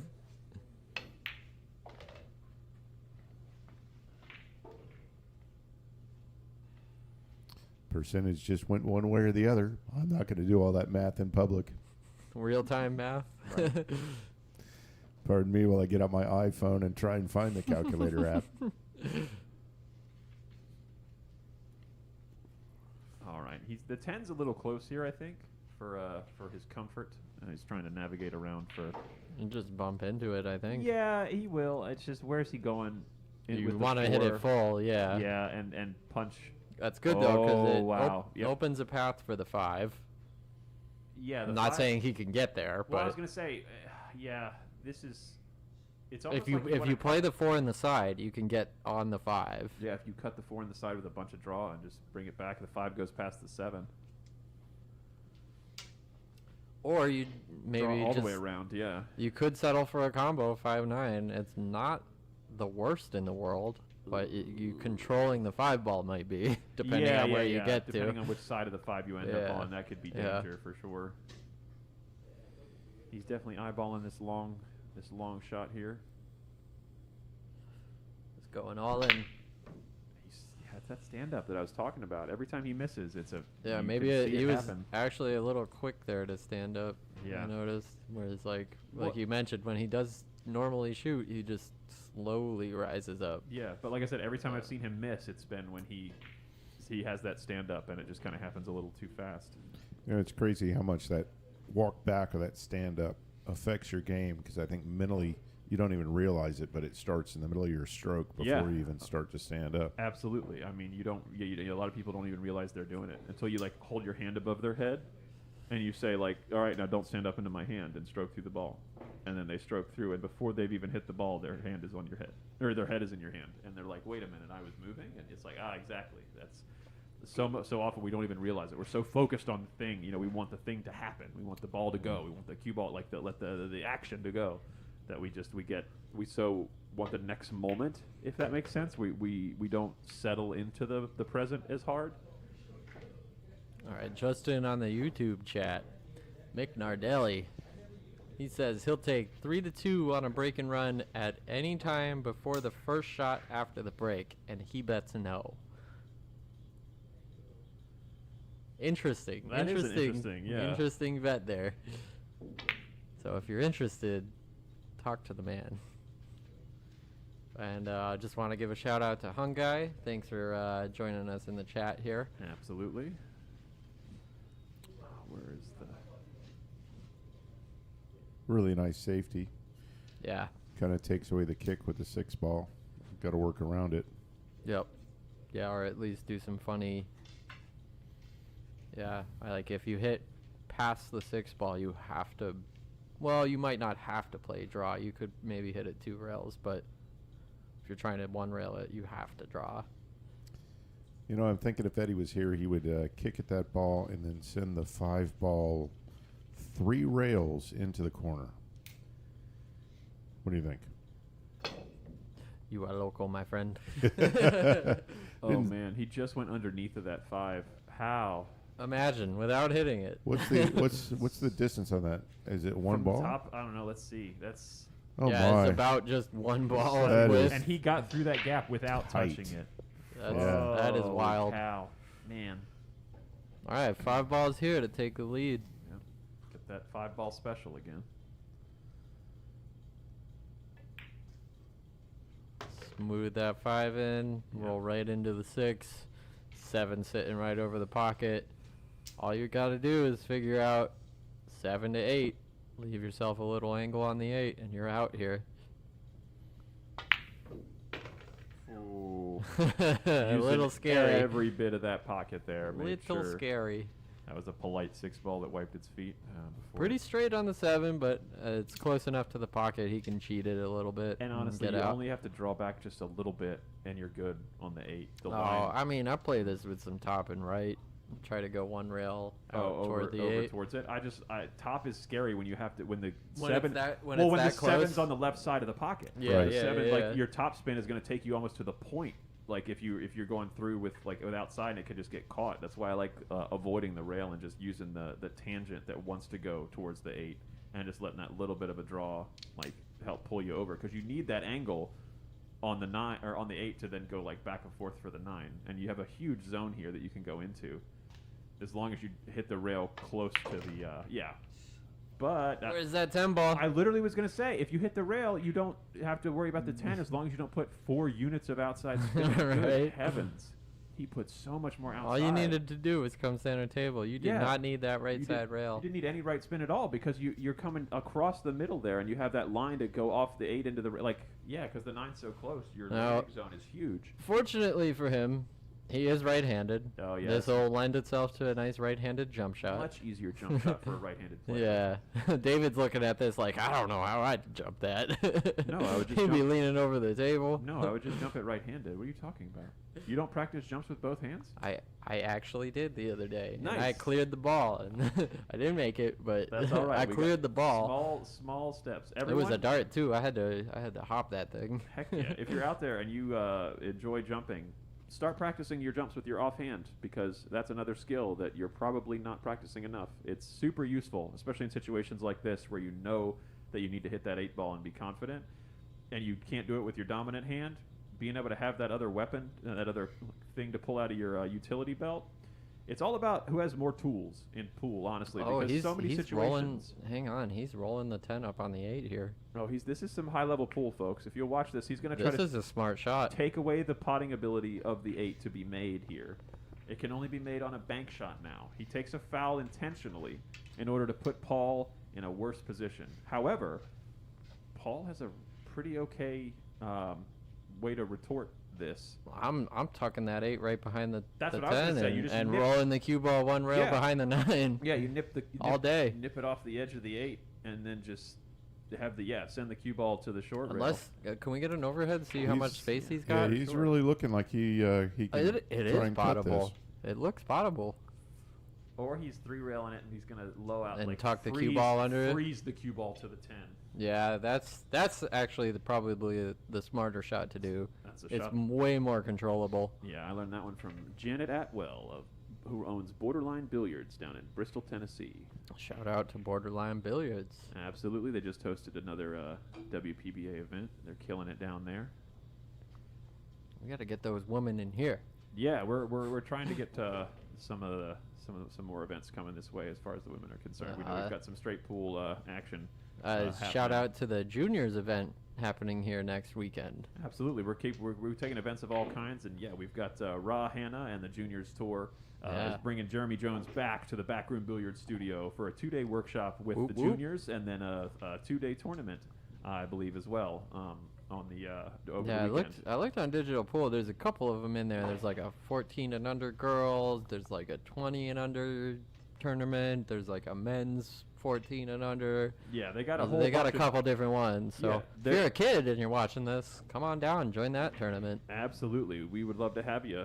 The workshops with Jeremy Jones are full, but the good news is they're happening multiple times throughout the year. So as long as you get plugged in with Ra Hannah and the Juniors Tour, you'll definitely be able to Yeah. get some fabulous instruction at a I'll say reasonable cost. Last time the juniors were out here, I got my butt kicked by a couple of them. Oh, absolutely. They're good. There's They some got- world beaters. There's some Yeah. 700 level kids. And speaking of world beaters, that's a world beater shot that we just saw Paul Yep. play there. Very nice. Notice- Well controlled. Yep, and he gave John's himself- calling it. And I he gave mean, himself more angle too, so that he could get a little bit more into the 8. now the only thing I'll critique is he left a kick. He did leave a kick. If you freeze him where the 10 and the 1 are perfectly straight on that rail, you may not get the kick. Unless you leave enough of a gap. However, it's going to But pay dividends. paid off. And I think he's going to be out from here if he can get a good line on this 9, as long as he can get pretty close to the rail. Yep. I think he'll be okay. Just play the 9 and the 10 up and down. Yep, you don't want to get weird where you're bridging over the 10 ball here. Yeah. You just, And see he he left it- takes an angle. Yeah, and he left it close enough to where you can hit it thick with some twist. You know what I mean? To kind of help hold you Yeah. closer to that rail. Because it seems the 9 is a little bit far enough off the rail to where you can play that ball with that little bit of low outside, and it helps kind of kill it and hold you close to the rail. Yeah, I gotcha. Yeah, just like that. That's good.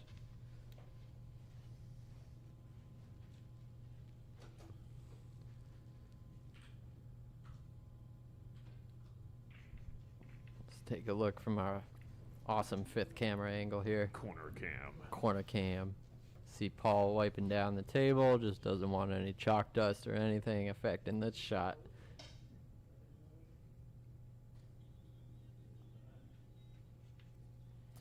Definitely treating this shot with respect. Taking a lot of time looking Yep. at it.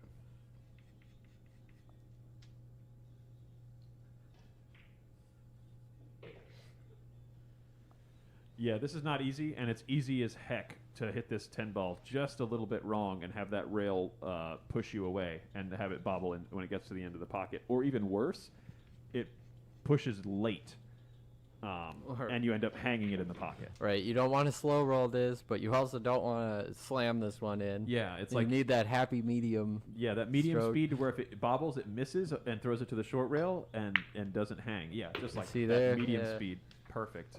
Got through the ball, cut it right down the rail, and with that, Paul takes the lead. First All one into right. double digits here at the DMV 10 Ball Challenge Series in this race to 21, live from the Backroom Billiards studio in Lorton, Virginia. My Very name nice. is David Mudre. Next to me is Alex Ziemba Hey. and Tim Soley. Hello. We're bringing it to you live here until they're done, folks. We're just about at the halfway point here in this race to 21, and our players will be taking a break after this next game for about 15 minutes. So feel free to refresh your drinks, order some dinner in, folks, and settle for the final segment. The of this business match. end, as it's Of course. commonly referred to. True, where the real pressure starts to build as the numbers get larger and larger, After this break, and the match becomes shorter and shorter. All right, with that, Paul is racked up and ready to break. Shout out to Blake Savard. Just texted. How you doing? Love seeing Shout him. out to your kid, Revel. Blake in the chat. All Oh, right, yeah. deposits the 3. 9 falls. 9 thought about it for a second. 1 is tied up with the 8. What are we going to do here?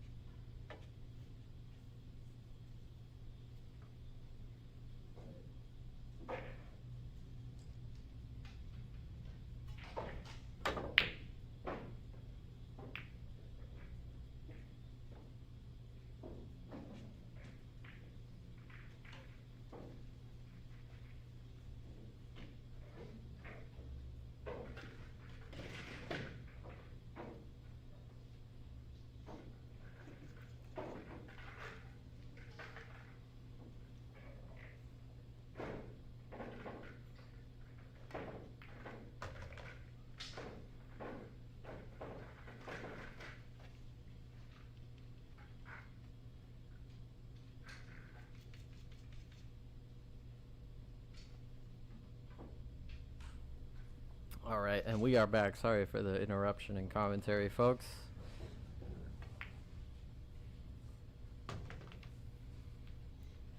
All right, Paul making some work here. Made the 1 and the 2.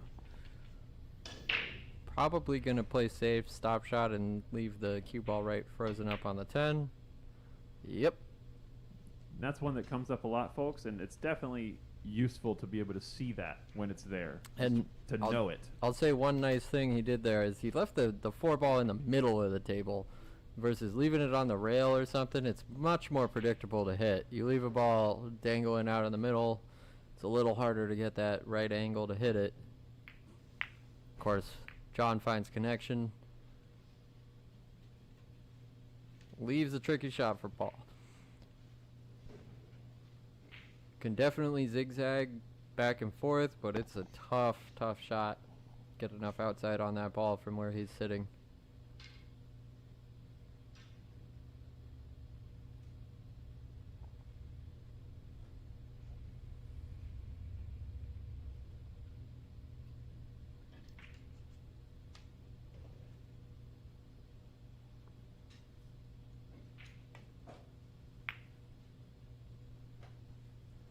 how's that 10 ball going to function as a blocker, perhaps? Just enough to hide the potting angle, but not enough to hide the ball. So John's going to stun and try to get the cue ball underneath the 6 here, ideally. No? Yeah, okay, he's just tucking the 4 ball. And that's the problem with that shot, is the cue ball comes around 2 rails.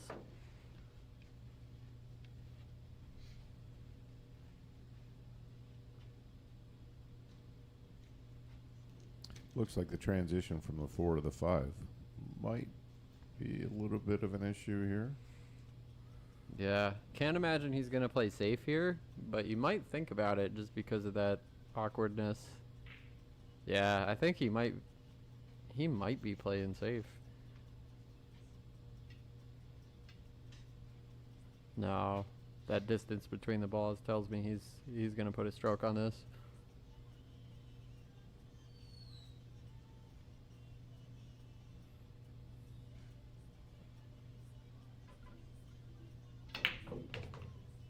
And he does. Oh, watch outside pocket. Yeah, but he unfortunately found the side pocket. Getting ball in hand back to John. Still not a walk in the park. 5 to 6. Got to pay attention. But with ball in hand, it's pretty good. He may play the 5-8 here just to get that off the table. Could leave a nice angle to get down for the 6.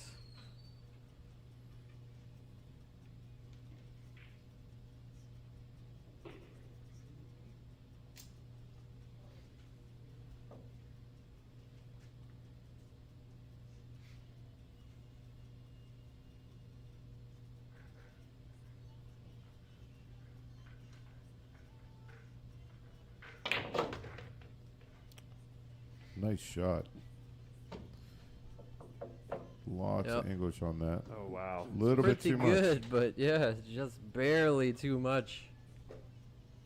I like the way he had the angle coming back in towards the 6 ball, but just instead of cutting across the front of it, but just a little bit too much. It looks like he's just gonna skim it. Maybe not. No, he can't avoid the 10 if he skims it. Might look toward banking the 6-2 rails out.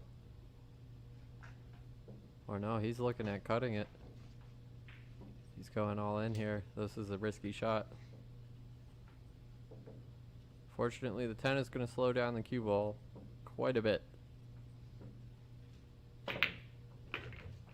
He makes it. The cue ball stays up, and he's got a shot on the 7. Wow. Well done, John. Get this down, and the rest is gravy.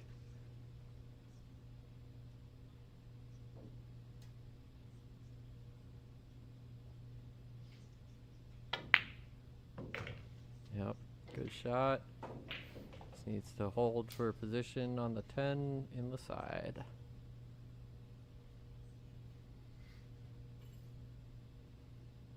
Or is he going to draw back and play it on the opposite side? Oh, just killed the cue ball. Play the 10 in the side. Good old Torsten Holman position. Playing for that side pocket.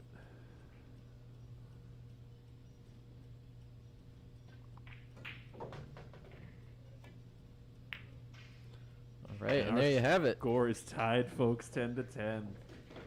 Whew, Give the people what they want. we are halfway through this majestic It event. looks like they're taking a break. And this is going to be our John's 15 giving minutes. us the wave. Yep, we're going to take 15, folks. So go Stick around. refresh your beverages, get a new snack, Smoke 'em if you got 'em. walk your dogs, crack a beer, and we'll be back in 15 minutes.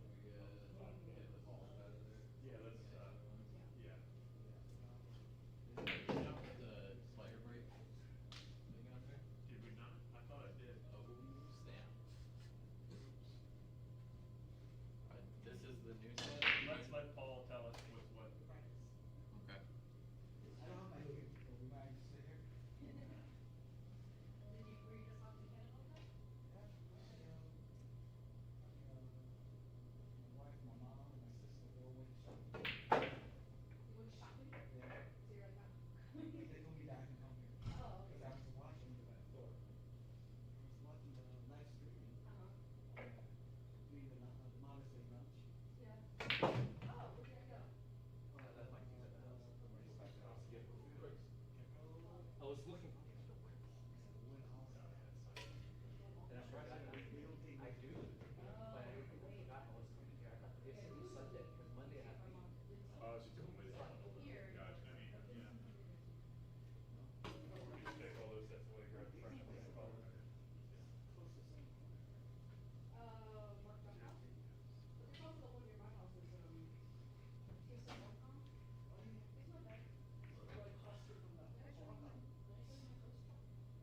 I like the look, man.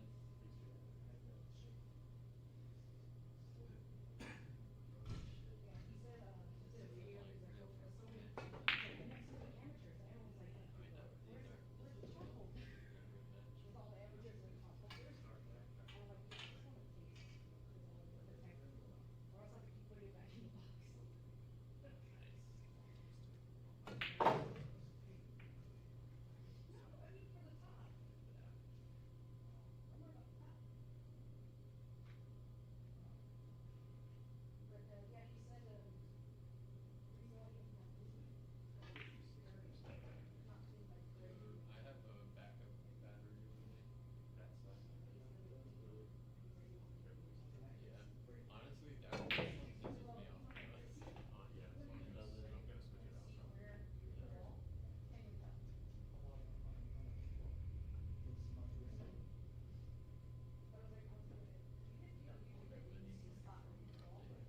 It's an old GoPro. I know. I updated it. Oh, you did? In the act every time I listen to the app, and I feel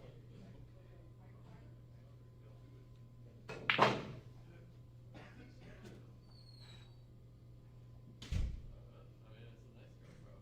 No, yeah, it looks fine. The overhead looks fine. It doesn't do the light, and for some It reason, could actually, you know what that could be? Is because I used that when I did a road trip across country. I was using that for time lapse videos on the road trip. So it was frequently pointed toward the sun. You know, that would definitely burn out the some of the pixels and the ability for dynamic range. yeah. So that's actually probably why it would change.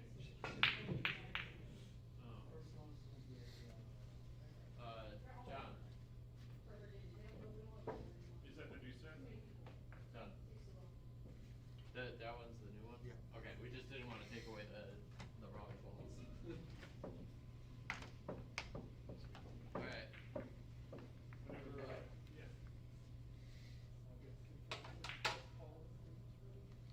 I don't know where he went.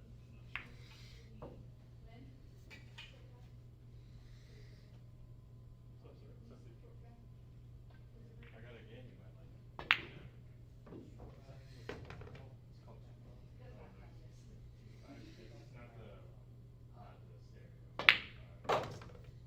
Not the one where there's a ball over it. You have to make a ball and then follow your current. So like, It's a fun game. oh yeah, like 8 to 9. Yeah, I get it. Yeah. And then we would probably, if we were to play, we'd probably play one rail requirement. So I couldn't go 8 to 9 and have to go over. Yeah, that makes sense. Yeah, it's good. It's shown a lot of Two rail. Two rail dungeon. Oh, that's so Really cool. hard. Yeah. Most people I play with, at least most players that are above like 500 cargo, when I play with them, everyone has said that they'd be willing to play in a tournament and like wall, and that they'd be willing to gamble on it. So, good opportunity. Oh, also there's one important distinction about the game too. There's no safeties. Not that it's not allowed, it's that if you miss and leave me screwed, I get to give it back to you. Oh, nice. Yeah, so you just keep. Yeah. Are y'all ready to go to resume? Good. Yep. Sweet. Go. All right. I'll go ahead and take player breakdown. We'll continue. Okay.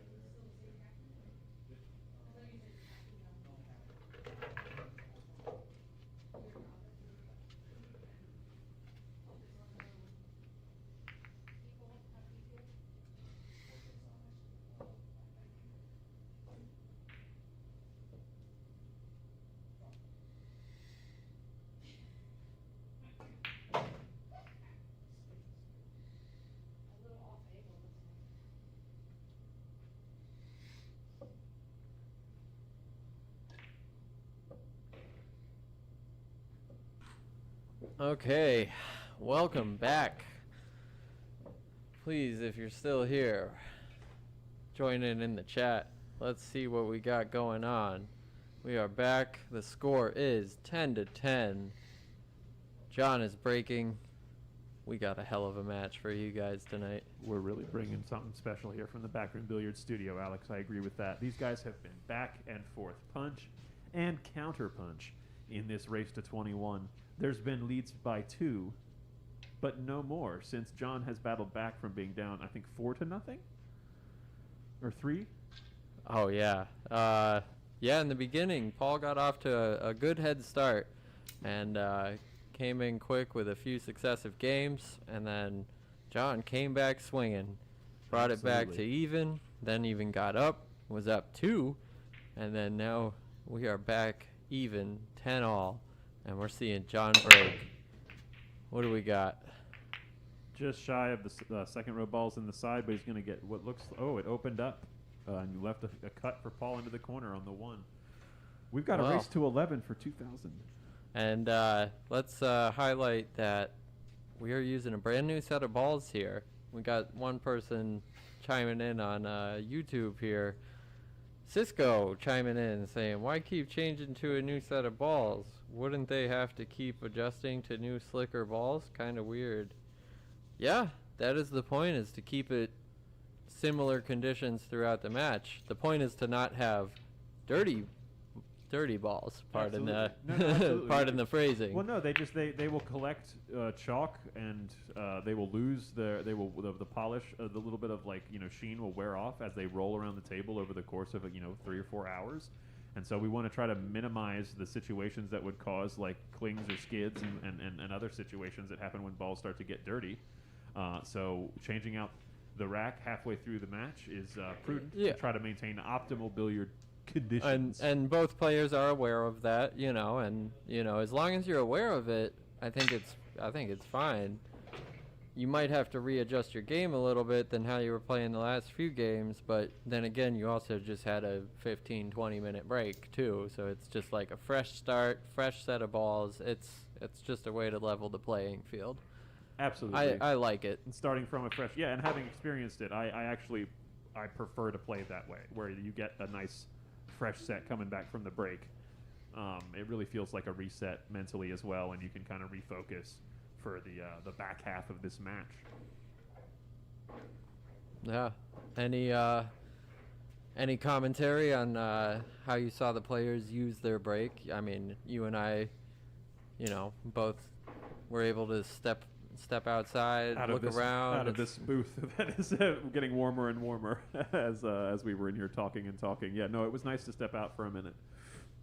From what I saw, John went in his car and kind of just had some alone time and kept to himself, which I have seen other players do, and it seems to be a popular thing. And then Paul did something similar as well. He kind of went off on his own out at the other side of the building, and then had some time to himself. I just kind of saw both players afterwards. Mood seemed... Oh, that was a slide, I think, or it slipped off. Missed it. Slipped off his tip. Yeah. Both players seemed a little unhappy with their performance so far. Yep. But they both were still confident in how the back half was looking. Yeah. There was no overall negativity. It was just more of an acknowledgement. They're here to play. Yeah, of what's going on, and then the fact that this is hard, and man, I'm having a time, and it's like, yeah, you're gonna do, just got to keep doing your best.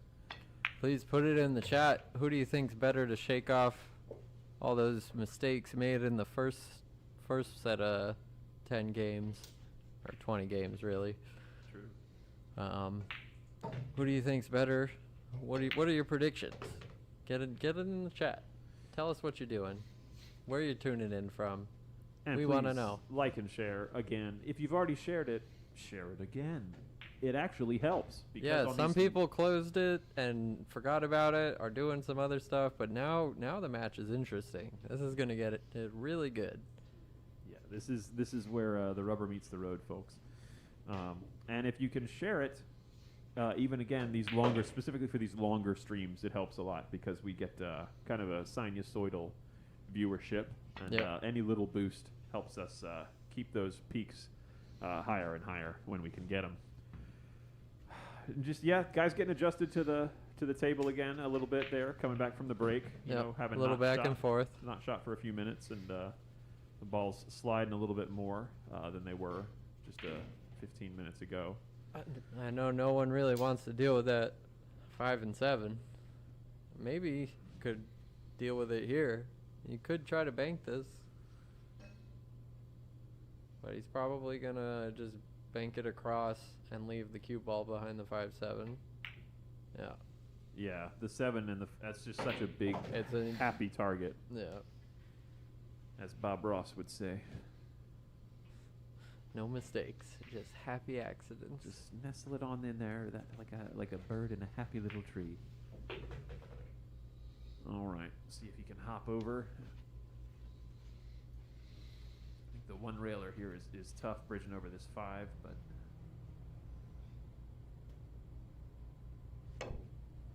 just a little bit of a hop there. But he got a makes nice connection. nice contact Yeah. on that 4 ball. Yeah, the 5-7 seems to go, so shouldn't be too bad for whoever can get there, as long as you stay on that side of the table. Yeah, or you could play one rail and play the 5 in the same corner here. Yeah, it absolutely goes over there. Tricky to get that speed. I was literally probably, thinking it's just the speed to get there is and hard. bump into it. Yeah, I think the 7 was definitely trying to be He's got a helpful. little fortunate. Yeah, Paul definitely got a little bit of luck there. Getting back to the table that looks this good.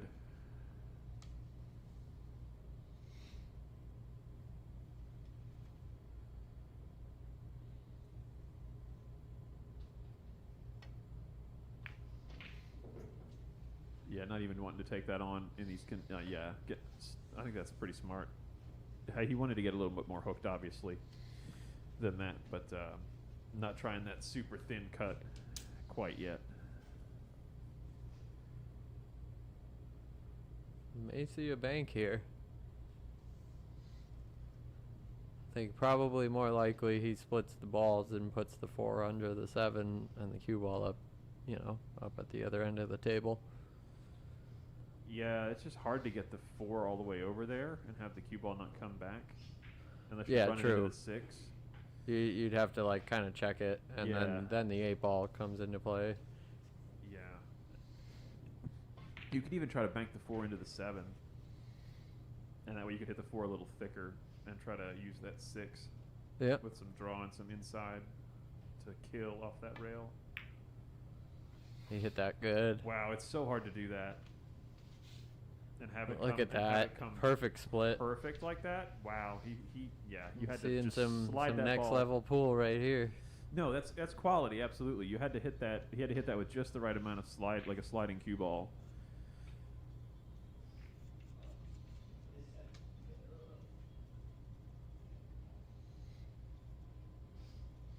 But he was able to make that happen. It was really good. All right, we got an updated prediction. Virginia coming in with 21 to 20 Oh in man. favor of Paul. Oh man. All right. Virginia gonna with be another close. classic hill matchup call here at the DMV 10 Ball Challenge Series. We've had more than a handful of hill final finishes here in these races to 21, and that one race to 15 was absolutely always the most dramatic and fun ones to watch when they're that close to there, especially at the end.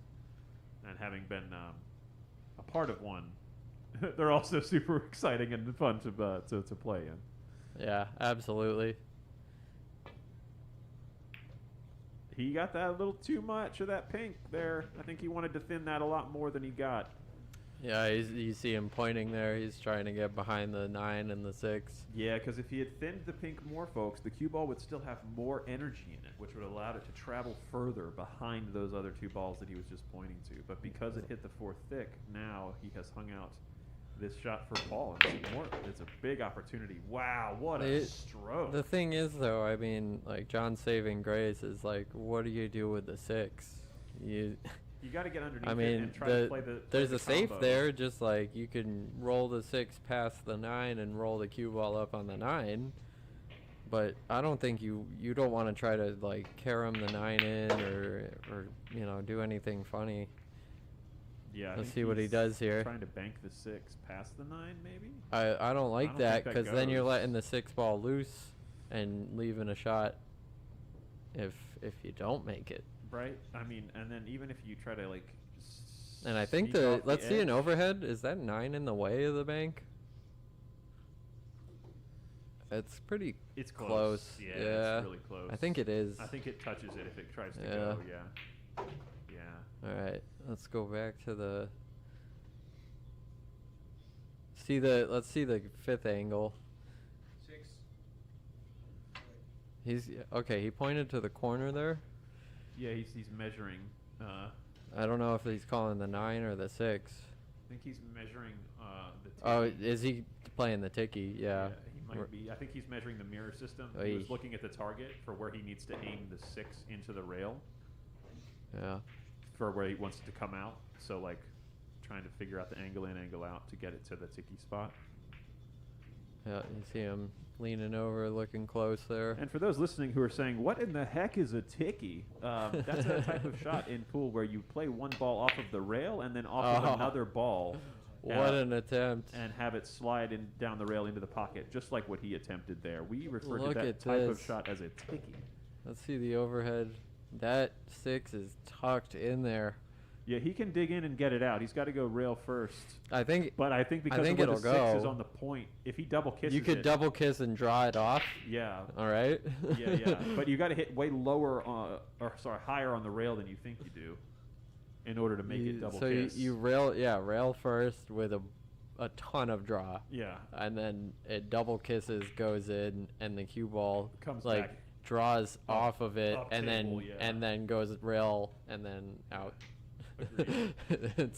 it's a crazy shot you never get to yeah, and try. It but might even shoot the cue ball back down table or back up table. Yeah, but it's just so often you'll see people when the object ball's on the point like this, you try to aim too close to it, like to the 6 ball. You'll aim way further down the rail. When in fact, if you're trying to play this double kiss, you really need to hit further up the rail to get the right secondary kiss off let's of that see. ball. Are there any thoughts in the chat? What are you playing in the chat? Let us know what you'd do to this 6 ball. How are you approaching this tough situation? I see a kick and stick in the chat. I don't know if that was recently or before this shot, but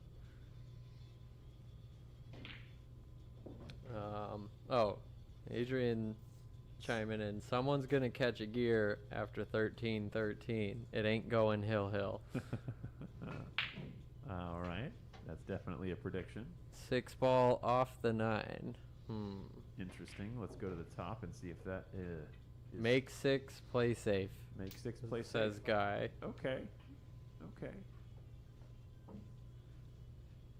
Yeah, I'm a fan of that. Just see what you get. I Like- mean, you can make this ball, Yeah, and you're probably not gonna scratch unless you like really play it with some force follow or something stupid. Alex, the more I look at this, because it's close to the edge of the lens, you might not be able to make this ball.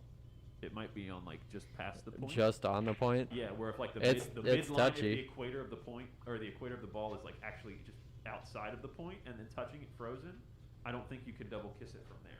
Just because that initial kiss goes away from the pocket. All right, Mick's chiming in here. Slow roll kick to try and freeze one pocket shot. Mick, you're a wise man. And they're calling for me to film the hit. I will go do All that. right, stand by, folks. David is running out there to get a good look at this shot. Let's see. I think I'm going to go overhead view for this.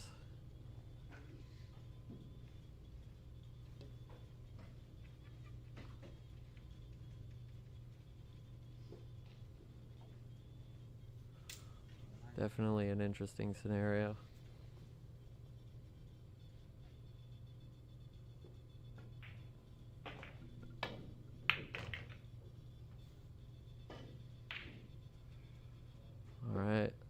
We'll see what the rolling is.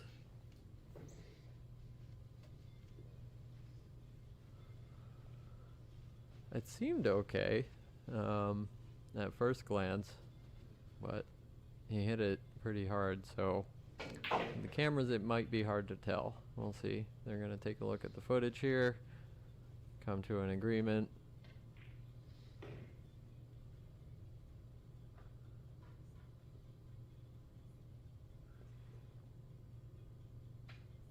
Thoughts in the chat if you were watching. What do you think? Anybody got a instant replay of their own they're going to post on social media?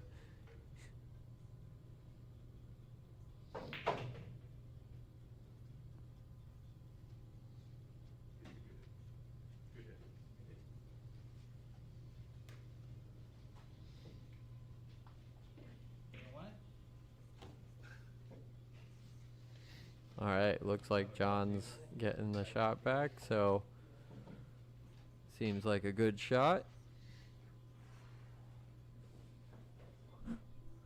That was so incredibly close. I had to zoom in so far onto the slow motion view, and I'm so happy I filmed it from the top down because I could really see, the collision. But oh my goodness! Well, I had to watch it 2 or 3 times. Good shot, but frame bad by frame. result. It was about 2 frames different. It was so that's close. wild. That if you're paying attention, folks, that is a good time to use technology and see what you got. Yeah, and being able to put, like I said, you got to be able to make sure the camera's in the spot where it can see with the contact. You don't want to be behind the balls or anything like that, or to the side, especially in that case. Speaking of being behind the balls, let's see what John can do here from behind the 8. He's just gonna play a defensive shot and tie up the 9 and 10. This is interesting. We saw this before in a previous rack. Yeah, this is a really smart shot here. Yeah, I am a huge fan of doing this. Well, especially in a 10 ball race where it's really high intensity. You do this and they're like, what? What happened? How do I run this now? You have to get perfect position to run out, and it's you're gonna mess it up. So it's insurance trying to get back to the table.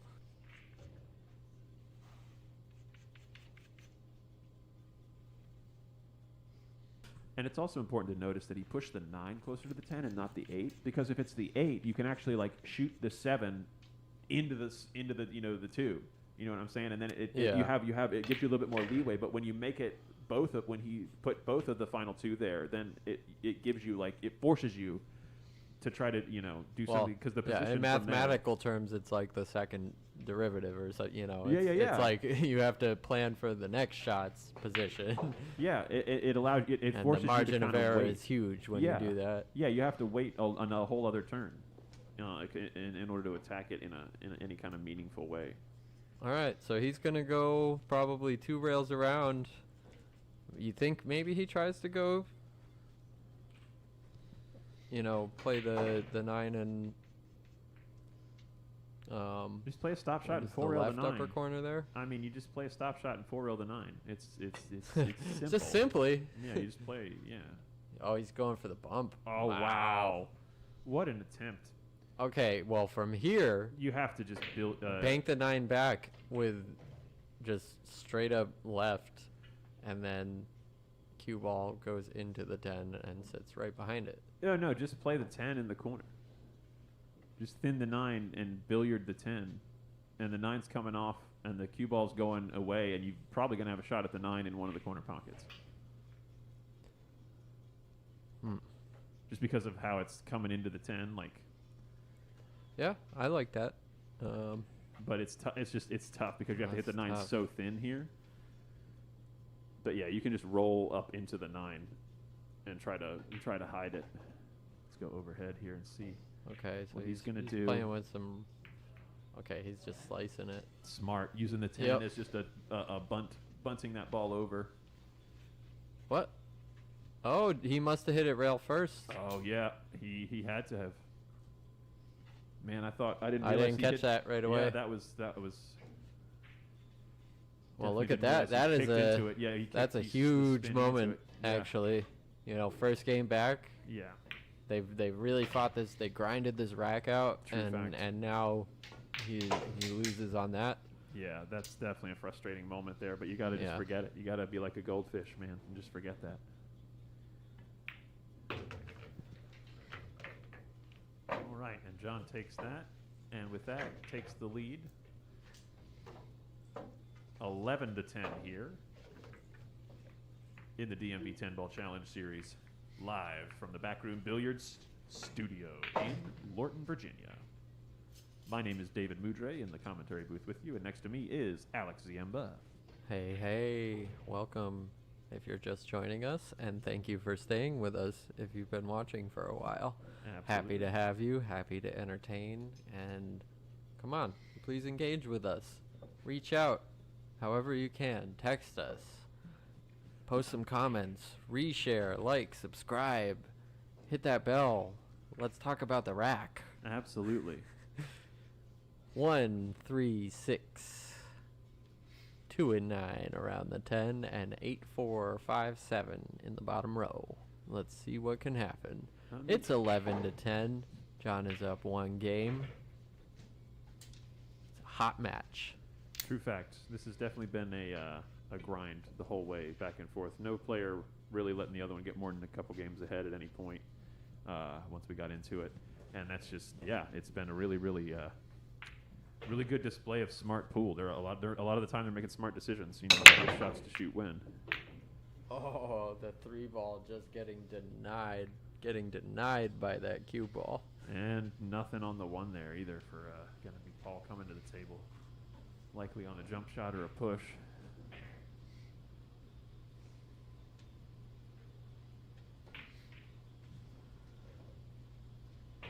I mean, I know you're jumping this. Oh, all you day. cutting it or you banking it? Oh, it's a jump cut, probably just because of the Yeah. path of the cue ball.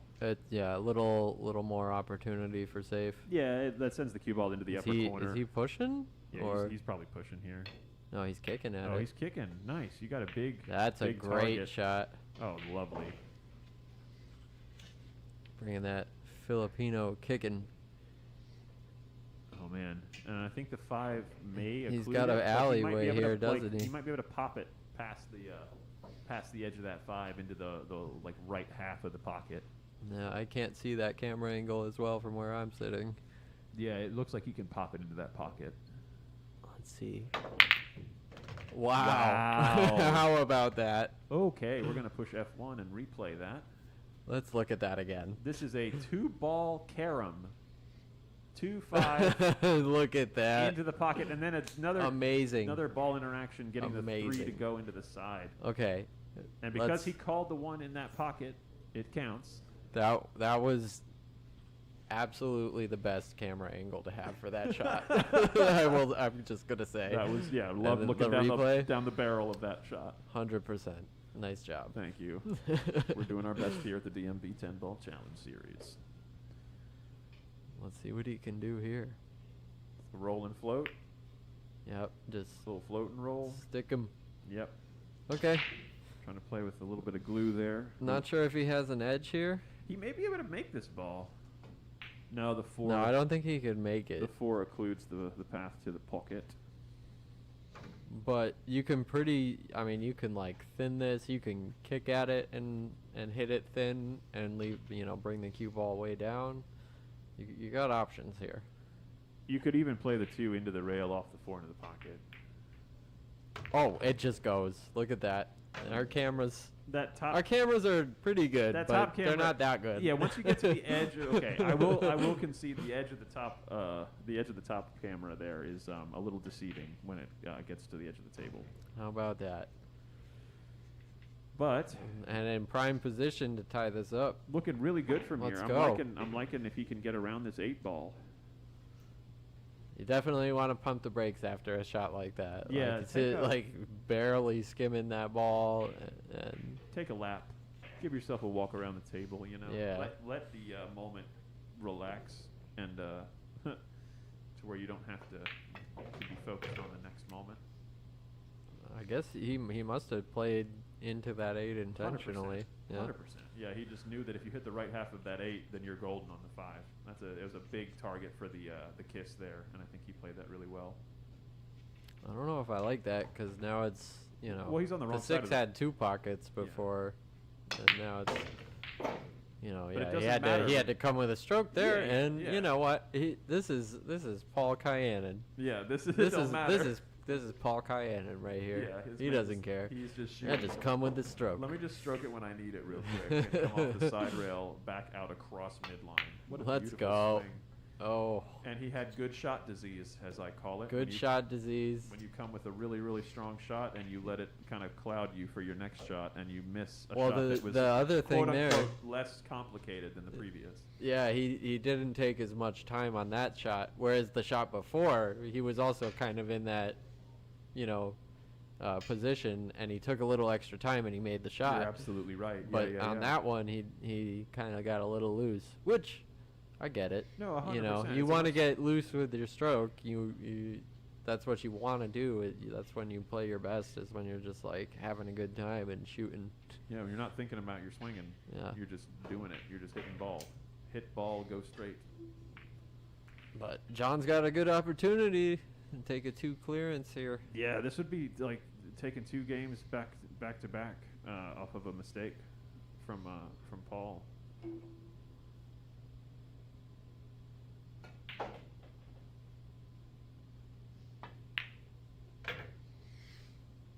It's a good shot, good speed. Doesn't want to get too high, so he has to go into the 8. Yeah. He might be there though. Came a little lower than he wanted there with the cue ball. I think he can just draw back and probably play the 8 in the same pocket. Or you could stun around it. That yeah. you looking could at that stun 9 past it. actually, right? Now, I didn't even see that before, but it is. You can push that 9 through the point with draw. You think From so? straight in, You yeah. got to get a good angle. You have to get on it, the correct though. angle Yeah. to do it. You have to be pointed like the cue Right. ball through the 9 to the heart of the pocket. Like see where the 3 is in the pocket from this angle. It's like you need that line from the 9 to the 3 to the Mhm. cue ball, and if you can hit it with draw, it will compress that point, and you can make it. But getting to that spot from where he is now is tough. Yeah. But He hit that with a case of the shoe buddies, because shoe buddy. well, this looks like a drill right here. Yeah, see that line that he just laid his cue stick on? That was the line that we were just referring to. Was the spot that you have to be Yep. on for the 9 in order to force it through the point, I believe. Okay, well, the saga continues. True fact. Now, see what Mr. Cayanan can do.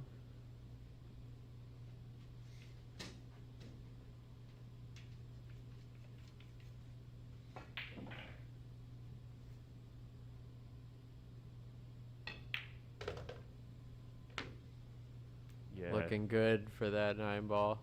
Just slammed his stick down a little bit there because he knew he overhit it. He definitely did. But I mean, as far as angle goes, I You think can- that's where you want to be, right? You can cut it down the rail from here, but you can't push it through the point from here. You have to be able to access the bottom of the cue ball.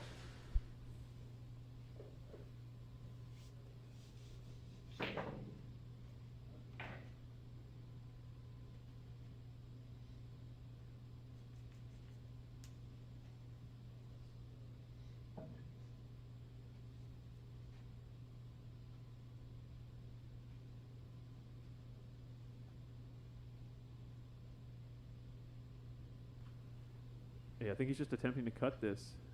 He's gonna roll it. Wow. It did roll into the side.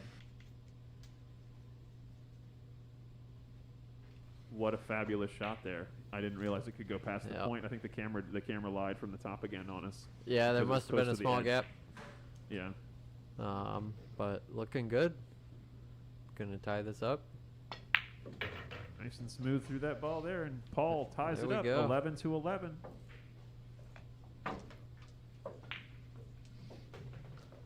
See what we got now. Absolutely. What kind of rack are we looking at now? So we got the 4 and the 6 in the second row, 3 and the 8 right around the 10, 5, 7, 9, and 2 in the bottom.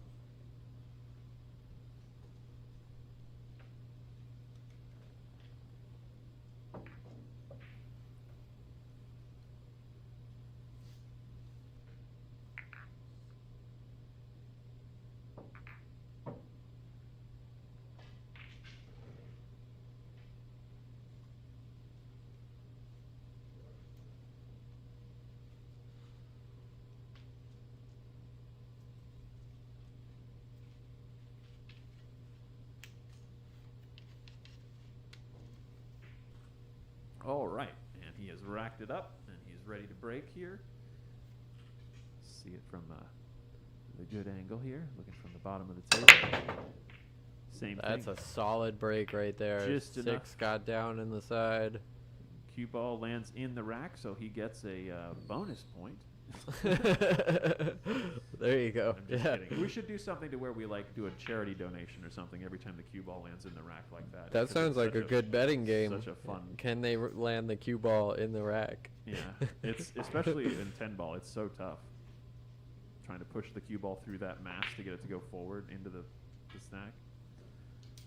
All right, this long look at the 1 here. Definitely a tester. Definitely. But he just says, no, I'll make 2 balls here. Let's see that Why not? again. Take a look at that. As he gets down and just why make 1 when you can make 2? And there you go. Save yourself some time.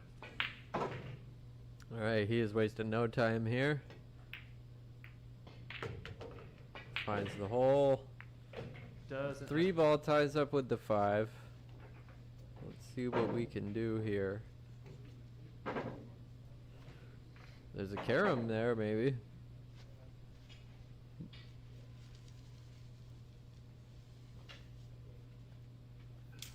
Or is that a billiard? If the cue ball is doing the thing, No, it's a the- billiard. it's If a it's carom. an object ball, it's a carom. Yes. He's just gonna play the safe, as a Oh, my smart goodness. person would do, but he's gonna leave a window.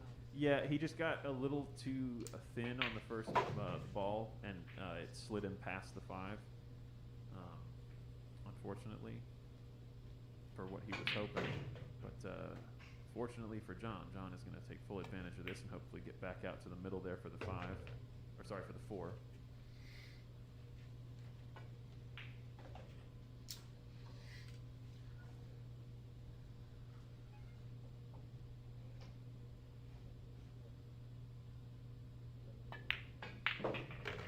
Nice. Played off the top rail, coming into line here for the 5 with a little bit of angle. Can probably float 2 rails if he wants. Yeah, it doesn't need to do a whole lot here. You could even just float forward and play it inside, you know. Yeah, there's a little bit, there's a little too much angle for that, probably. Maybe, I mean, it depends. You on want the to, ball's yeah, because you slippery. don't want to, like, baby the Yeah. stroke. Well, you know. can come across one rail and play it on the other side.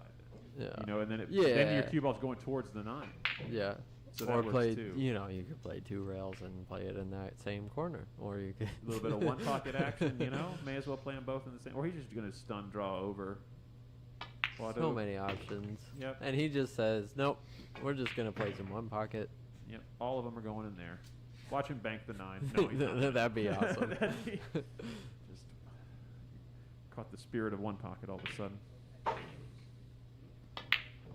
Oh. I got a little too cavalier, but he's going to get What fortunate. the heck? Look at this. Look at this. Good heavens. That is the roll It's of the day. 11-11. Brought to you by Pillsbury. And this is what happens. You come to the table and you're like, what?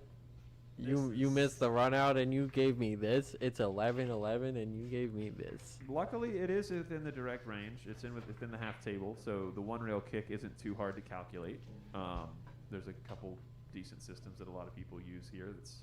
The mirror system is obviously the one I see a lot of the pros using their cue stick to measure, to the 8 and then off the table to the, where its mirror image would be. Yep.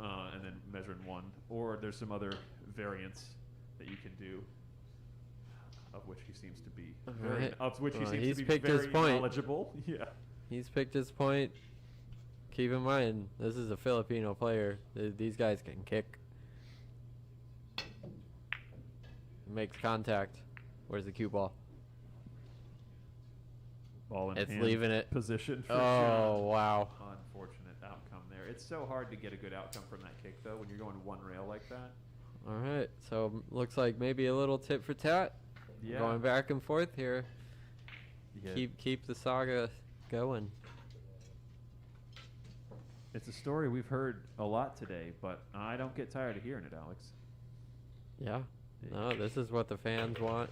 100%. This is what the people who put money on this one. Yeah, no, the back and forth, the close game. This is exactly what we came It for. makes it much more interesting. This is what we do here at the DMV 10 Ball Challenge series. And I kept saying going into this is going to be a good one. This is a good one. And these gentlemen are not disappointing one bit. Look at that. He's feeling the speed of the table. Really got through the ball nice there in order to get all the way. Like ball in hand position for side pocket. Yeah.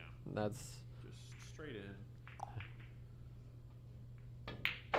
Yeah, and with that, John Oliveras takes the lead, 12-11, here at the DMV 10 Ball Challenge Series, race to 21. Live from the Backroom Billiards Studio in Lorton, Virginia. My name is David Mudre, and next to me in the commentary booth is Alex Ziemba. howdy do, everybody. So glad to have you, and so glad to have all of you watching live from wherever you're watching from. We've got some folks watching from the Philippines. We've got some folks watching from the room outside the room we're in. We've got some folks watching from down the street. We've got some folks watching from across the country. Let us know in the chat if you haven't already. And also, what's your updated prediction for the outcome of this match? Now that you've seen them cross the halfway mark, have you changed your mind? Do you think there's going to be a big gap at the end?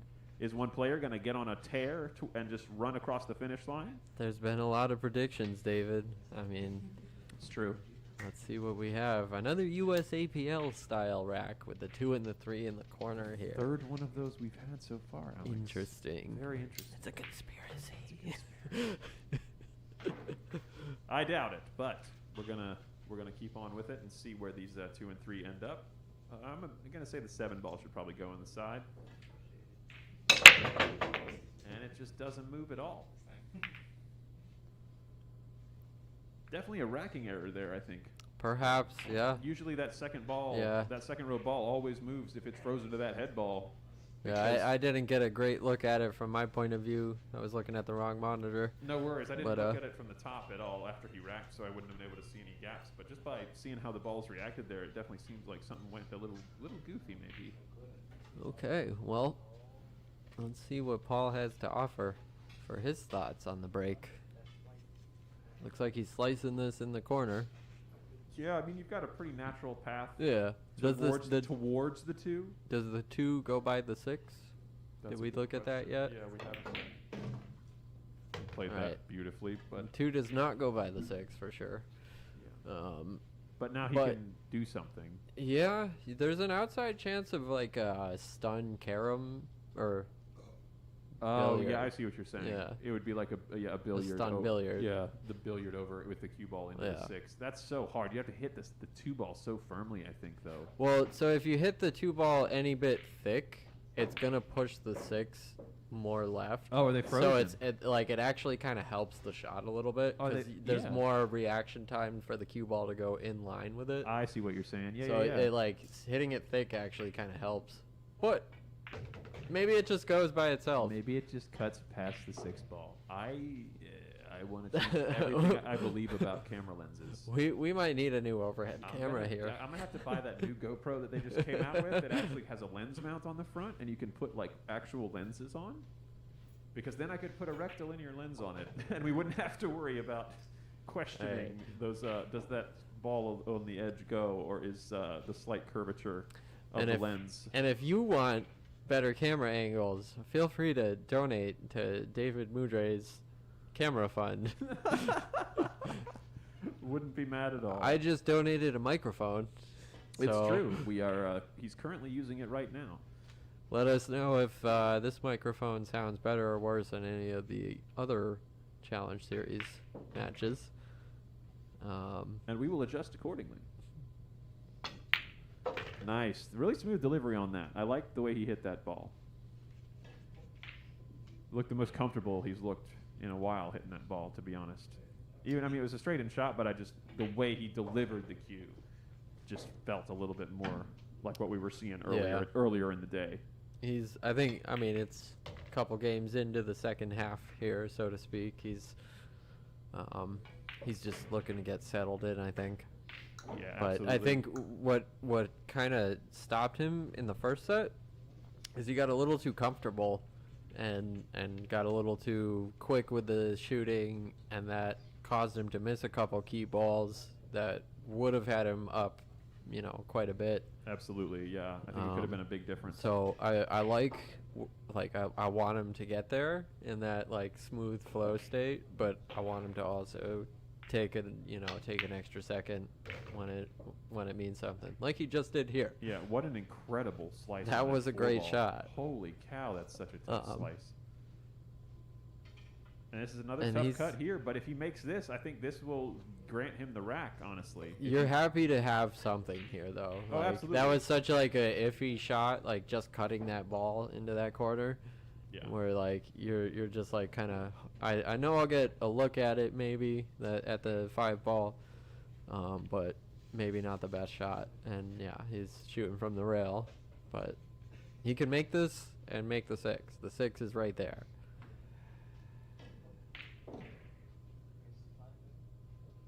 Looks like he's thinking about cutting it, back cutting it. That's interesting. Oh, yeah, because then this naturally sends the cue ball into a bigger zone for the 6. Yep. And Well, it's I not going- wonder- it's going well, I towards the wonder 6 if- instead of it's going towards the zone instead of away from the zone, I guess. I is mean, what I wonder if cutting it the other way, the side pocket, is part of the Oh, problem. yeah, that could be. Actually, did he change his aim? Yeah, no, he was just going that way. All right. Okay. Wow, he made that look so easy. Slow Y'all, rolls it. hitting that ball at that pace. Oh my gosh, that's so difficult. That is Oh. beautiful. To be able That's to a great confidently shot. just swing your cue with that medium speed, and to just trust your. And that's your what I'm aim. saying. He's got that Wow. smooth stroke. He's he's got a beautiful stroke when he slows down and just like does it. No, absolutely. And look at that.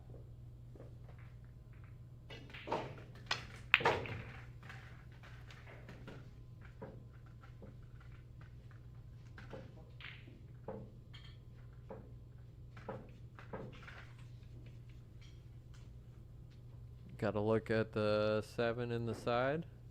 It's gonna brush the table.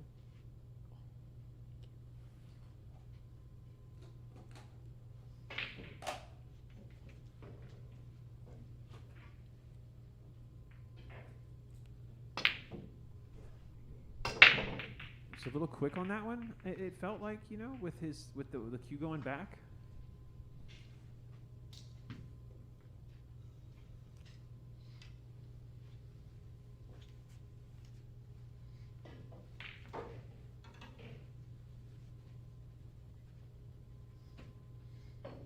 All right, little opening here for John.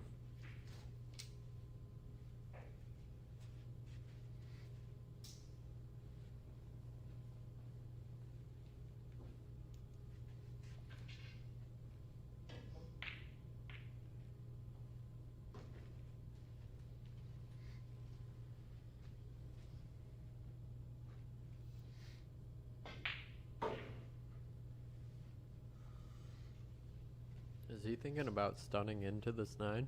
And just push it closer to the pocket? Play the 7 in the side, Looks like it. It's definitely possible. I mean, I'm certain the angle's there.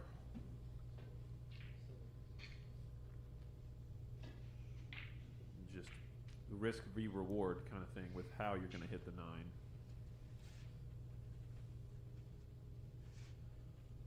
Just got to make sure you make the 7. That's the other thing too, because so often when you try these, you end up hitting the 7 into the rail on this side of the pocket. Because you end up hitting thicker than you want, trying to force the contact on the second ball. Oh, he hit that pretty good. But that's no worry for Mr. Oliveras, because he just makes it and comes right up into a beautiful line there. Just make the 9 with hitting just above center on the cue ball, and Bob's your uncle. Cue ball's going to be rolling into a real pretty zone for you. Just make ball. Yeah, just make ball. Tip position anywhere on the northern hemisphere of the cue ball, literally, and you should be okay.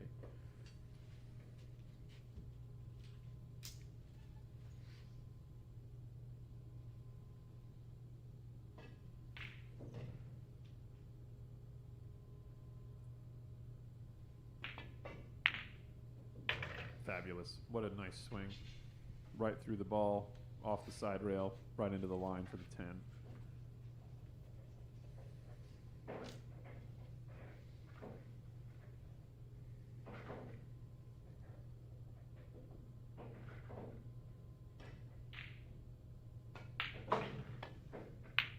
Yeah, when John starts taking the cue back slow, it's definitely time to start getting That's scared. Because he doesn't miss much when he's very deliberate with his cue stick. And with that, he takes his lead out from 12-11 to 13-11 here in this race to 21 at the DMV 10-Ball Challenge Series, live from the Backroom Billiards Studio in Lorton, Virginia. My name is David Moudre, here in the commentary booth with you, keeping you company all day with my buddy, Alex Ziemba. Hey, hey. All right. Got a brand new rack coming up for you guys. 1 in the front, of course. 3-7 in the second row. 8 and 2 around the 10 ball. And 6-4-9-5 in the bottom. Looking good.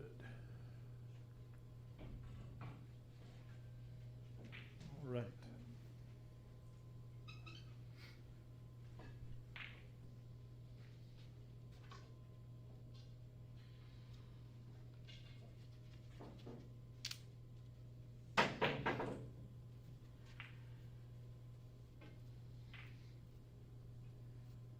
See if John can make one of those second row balls this time. We'll see if that ball moves. Hey, rack reacted a little more normally that time. Wow, second row ball went all the way down into the top corner where the 1 would usually go. Definitely got a wild kick there. But John is left with a shot on the 1. A little bit tough to get back for the 2 here if you had to put a stroke on the ball. Yeah, that's going to be a tricky shot.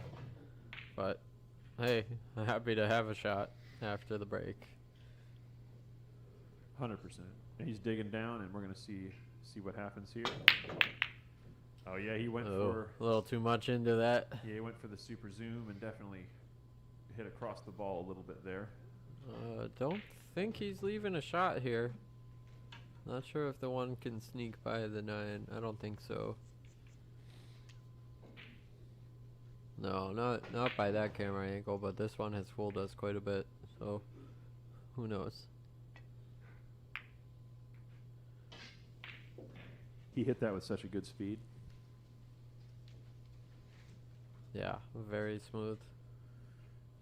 Gonna leave an easy 1 rail. But still, when you get the balls both on the line like that, with Yeah. the 9 ball Yeah, including literally the entire other ball, it feels good knowing that you hit it at the perfect speed. It's a boost going to sit in your chair, you know what I mean? Even though you left this easy 1 rail return, it's like you still feel good because you hit and got full coverage, you know.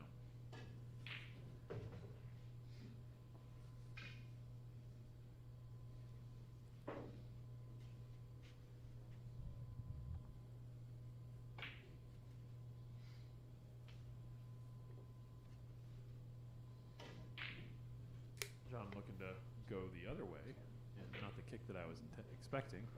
This is risky. Yeah.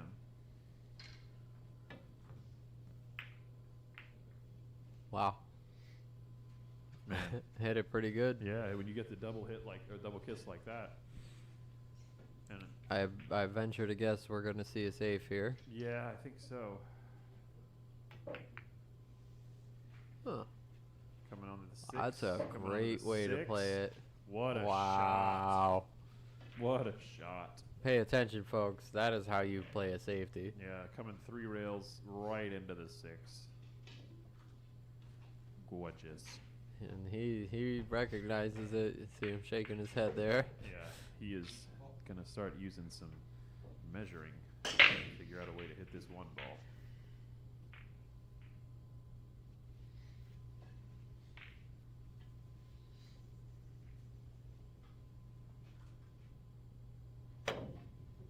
Oh, try to go the way that the cue ball came originally and Wow. didn't quite get there. It's a good attempt. That was a very It's a good attempt. He yeah, wasn't off by much. given the spot But- that he was in. Yeah. Certainly not the easiest run for Paul. I guess, once you get the 1 ball out of there, the 4 can go in the same pocket. And the only problem is really the 5 ball. I don't know if it passes the 8. But, of course, first things first, make the 1, make the 2, and get on the 3. Yeah, very important to. You got to step 1. It's very important Step to 1, remember to yes. step 1. I'm just saying, if you make it that far, then it's like, Yeah. how do you play the 5? Yeah. He knows to take. Okay, good. Shoot. Just making sure. Can you give us that 5th angle for a Yeah, second? for sure, dude. It just looks like the 5 passes from there. Yeah, I think it looks like it as well. So It looks like it okay, from the front angle too. so really it's just 2 to 3 then. Yeah. If you can get good. Yeah, you got to get. Yeah, I think he got. It's a steep angle coming in from there. Let's see the side view. Oh, but yeah. That's okay. Just chose to Just draw draw back through the gap. What is that, side pocket? What Uh, a shot! That's nice. Drawing back through that tiny spot to get perfectly straight on this 3 here. No, you could go forward and play the, or you could just stun right over and play the 4 in the same pocket. I was gonna say. Yeah, but, because you then we know the 5 passes as we saw before. So Yeah, that's beautiful. yep, and stun right over. This is how you play pool. That's some 1 pocket right there. Yeah, looking real good. I'm just gonna freeze it up here, play the 6, or come out and back for the opposite corner. Love it. Yep, he's in the zone right here. Yeah, he's swinging the cue like he means it now. Keeping his head down a little bit longer there too.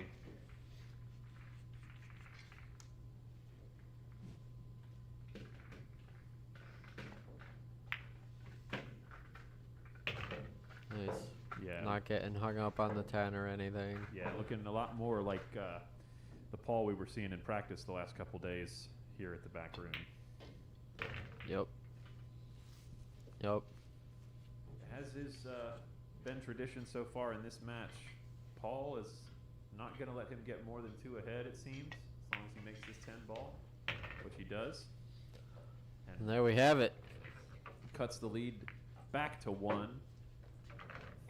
13 to 12 here in this race to 21 at the DMV 10-ball challenge series, live from the Backroom Billiards studio. Oh, let me tell you about Norton, this Virginia. next.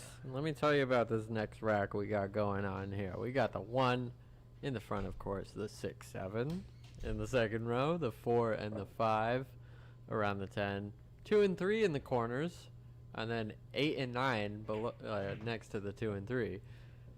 So this is a really kind of symmetric rack. This is a beautiful rack right here. Let me just tell you about this one. Yeah, this is 2, 4, 6, 3, 5, 7. Wow. Wow. This is like some Holy mother. someone who's Wow. like, I Happy really- Mother's Day to I really everybody. like- and on that, Happy Mother's Day. And can we just put in a plug for all our mothers out there? Absolutely. Happy Mother's Day to everybody listening if you're a mother. And if you're listening, you have a mother. And if you have a mother, say Happy Mother's Day to your mother This is her day. if you can. All right, and now with this divided evens and odds rack, we will see how they end up spreading on the table. I'd be curious if they stay as separate once they get broken. Yeah, actually, that is a perfect even and odd distribution, huh? Throw the rack up on the thing for a Oh, second, yeah, just so people can see. All the evens are on the left side, and all the odds are on the right side. And ascending order from the back. It's a really interesting rack we have here. And the cue ball finds the side Wow, pocket. it's been a minute since we've seen that happen. Wow. What a layout he would have had too if he was able to hold the cue ball over to that side. Man. That's rough. That's really unfortunate.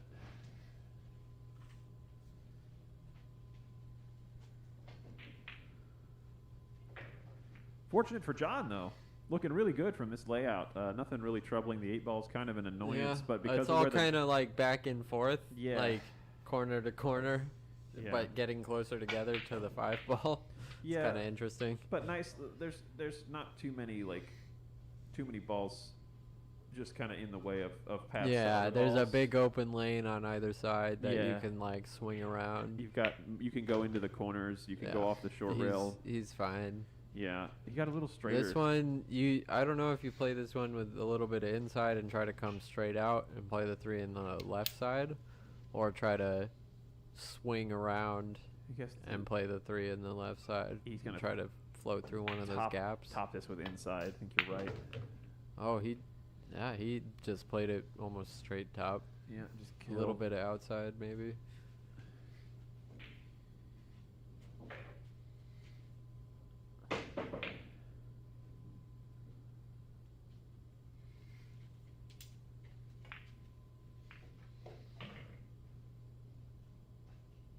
Stun down, or stun up and down. Yep. No. Spinning around Wow. the 9. Opting to spin around the 9 for Torsten Holman position for the 4 in the side. Torsten Holman position one more time. Shout out to Torsten Holman for his If you want to learn how to play straight pool, go watch old videos of Torsten Holman playing straight pool. amazing. Yeah, see it for yourself. He loves this shot.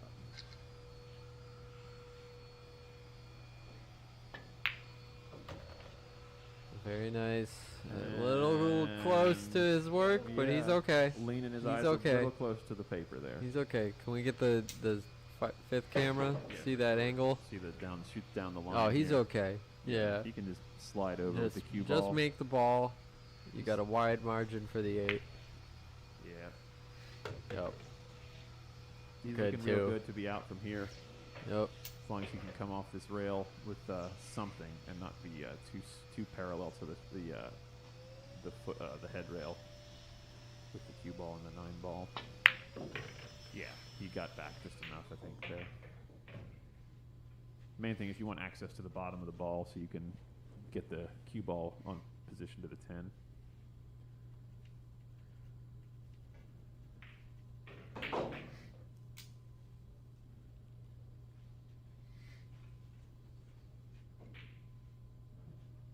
Yep, and he's elevating his cue there, angling down, trying to get over to that side rail.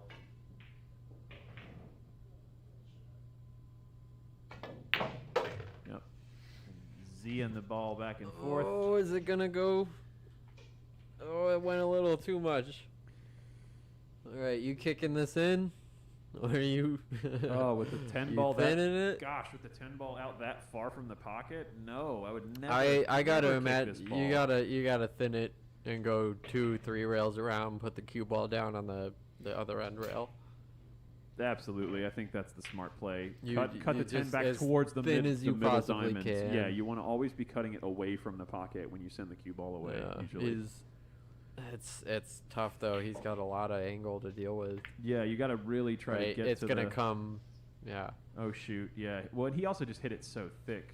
Yeah, well, There was like, no even if he choice, hit it yeah. thin, the cue ball was still going on a shallow angle toward Yeah. that side pocket. Yeah. Like, it wasn't ever going to go all the way down table unless he really smashed it. I think he And- was definitely hoping for some more out of the cue ball there. He didn't like you. I think you're absolutely right when your assessment of like the side pocket in relation to the angle Yeah. coming off that 10 ball there. But, I mean, that's the shot you have to try in Yeah, that yeah, yeah. situation. For sure. I mean, like you said, you can't really kick it. Like, it's just, Yeah. that's too much of a sellout.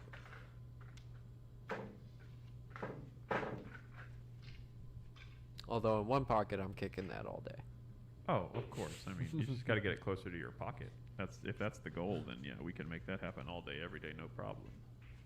But making it, nah, it's a little bit taller of an order for sure. Paul has measured this up and is taking his time. Let's pay attention to how his head stays down on this one.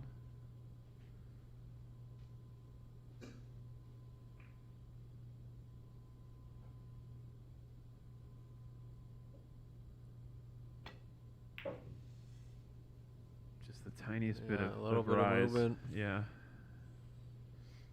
But no more than normal. I think that was kind of his standard. No, he I feel didn't like it was like his standard. stand up too Yeah. fast or anything. I think it was more his standard amount. I think he just slightly overcut that ball. Might have been a case of think long, think wrong. Yeah. just because you stared at that. Yeah. You know, we all know the cut angle. You kind of just got to do your, you know, we know how to cut it. It's hard, but you just got to go through your pre-shot routine, gotta do go it. through step, you know, get to step one. Don't waste your time and get your brain, let your brain go off on these other tangents, trying to like figure out, oh, should I do this? Should I, you know, once you decide to cut it, just like, nope, start the pre-shot routine, and it's just like any other shot. And John coming in the clutch. Nice. Like Good shot. Kicking it in the clutch, like I think Degree was the old Degree ad. I don't know. All right. John Oliveras takes the lead out to 2, leading by 14 games to 12.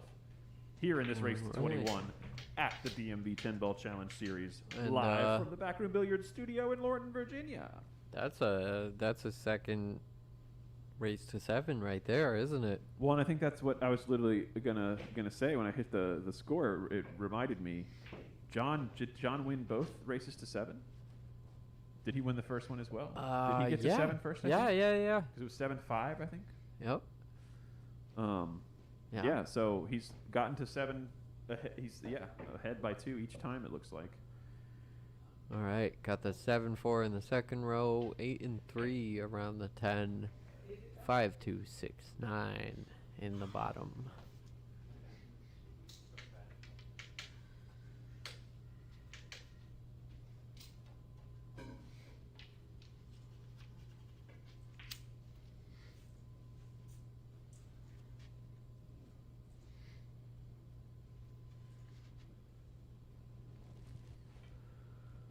All right, let's see what we got cooking for John's break. See him taking more of a cut angle on the break, not even putting it all the way up to the line. I'm trying to get a little bit more power into it. Yep. See a little bit more 10-ball movement, and he's made a couple balls. He's getting the one down by the corner and a look with the cue ball a little bit more consistently now. Yeah. Definitely from what I've He's made noticed. one ball in the side, not the one ball, but which one was it? Not the 4, not the 7. 2 ball. The 2 ball is missing.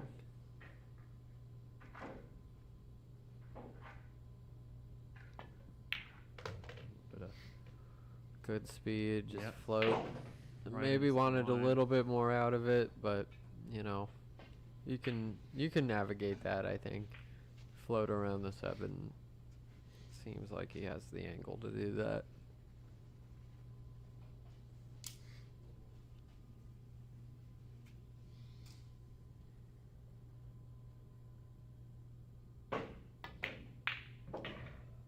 Oh my! Well, just missed it. In the side pocket, it says, "I don't think so, Tim." Got pretty good on the 7 or the 4 though. Yeah, absolutely. But has now, I think, left a window for this 3 ball to pass. Yeah, it looks like it goes right through that 8-7 gap. Let's see. Yeah, play a stop shot and then play 2 rails over for the 5, and then looking real nice from here. Just kind of, it's like a drill. You got 4 corners, 6, 7, 8, 9. Yep.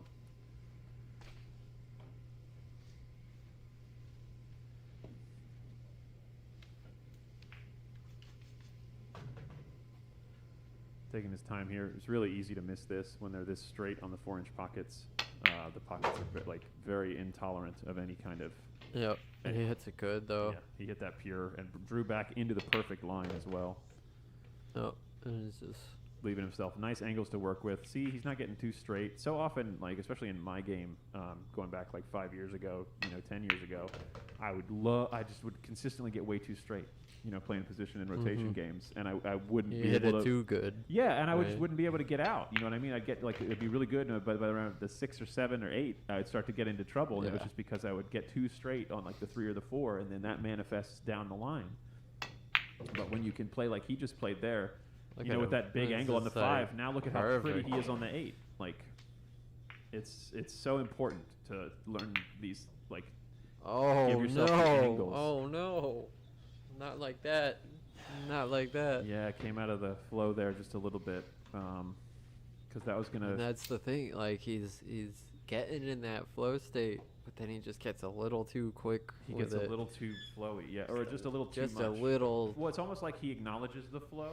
You know what I mean? It's Yeah, like when you yeah. acknowledge it, and then you start to like try to turn your boat into it, and then it just tips your boat over. Right. You're like, oh, look, it's the flow. I can just keep going with that. And I acknowledged it, and now it's It's gone. like the nope. It's so difficult to have that, like to see that through to the end of a rack of 10 ball when you're playing on a 4-inch pocket table. All right. I mean, sometimes this can be a little deceivingly. Yeah, when you're stretched out. Easy. Yeah. Let's see. He's Oh, what gotta kind of work angle? the cue ball a little bit. Yeah, he got enough. He's he got a good angle. He got across the line of the 9 at least there. Yep. He's And- looking good. Yeah, he's just got to play this ball above center and get back towards the middle line of the table, I think. Yeah. For a 3-game lead. Yeah, this would be the biggest lead since 4-1, I think. Wasn't it was 3-0, Sorry, 3-0. right? Yeah, the biggest lead since 3-0. 3-0, then 4. When Paul was up, yeah. So John will be matching the highest lead value if he can get good on this 10. Wow, he played it with a That's lot a good more. shot. He wanted to make sure he got good on that ball. It's pretty good, yeah. Yeah.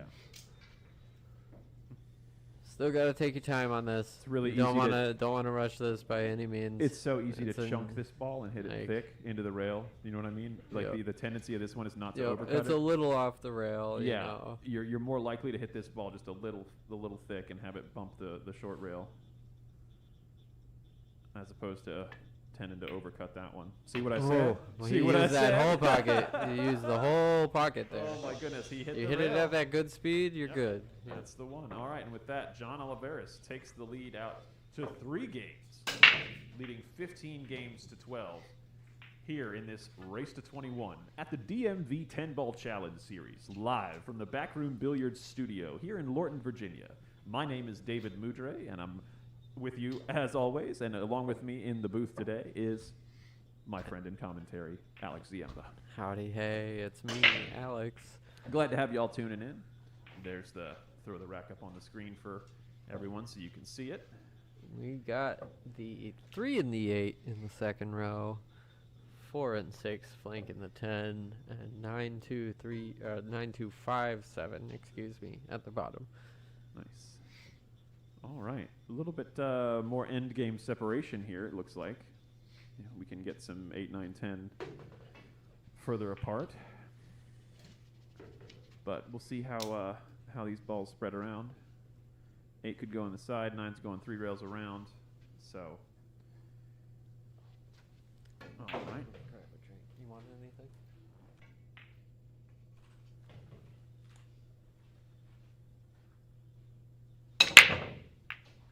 Nice. Makes that 8 in the side. And the 2 goes in the corner. And like he's been doing, that 1 ball goes up towards that other corner pocket. Really consistent with this break. John Oliveras here towards the end. Late in this, now we're, he's over that second third, since he's passed 14 games.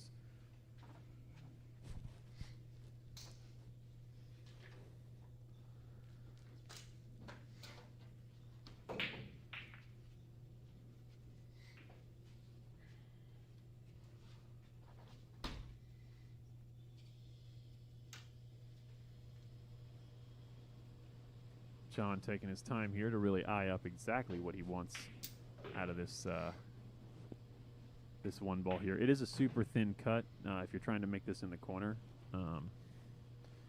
So we'll take a look at the overhead here. It is off the rail enough so you can kind of hit it a little thick with some outside. And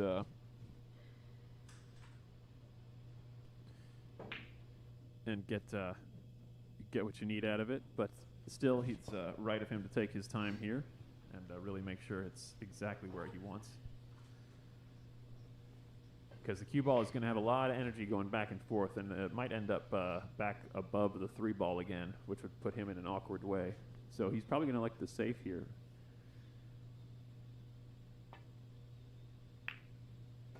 Wow. You got pretty good on that 9 ball there. Yeah, You almost. left a little gap, which is going to leave a little window for Paul. Yeah. But I don't don't think he can see an edge here.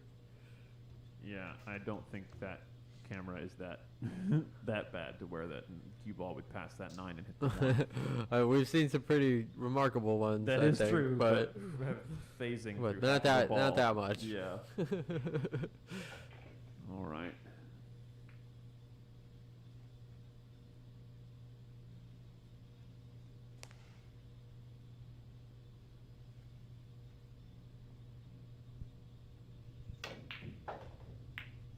Two rails never fails. Nice. Makes good, Good contact contact. with the 1 and gets a rail after.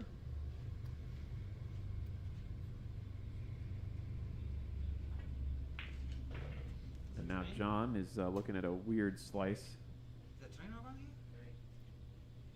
I think he was just asking him, was that a good hit? He had to make sure there, and he affirmed to him that the truth is correct. It is a good hit.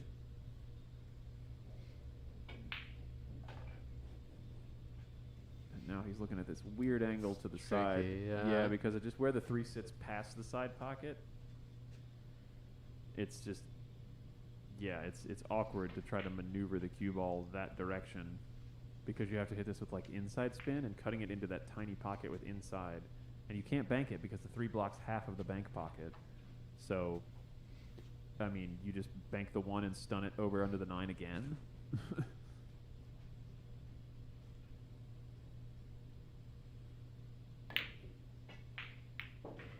Wow, I like Ooh, that. That's an interesting play right Hitting it there. thick so that you can play the 1 off of Yep. the 3 with the carom into Still the leaves pocket. the 3 a little funky, you know. Yeah, you you have can to- probably navigate this and get over to the left rail here, but You really got to still focus. a little tricky. Yeah, you got to Yeah. pull it all the way there.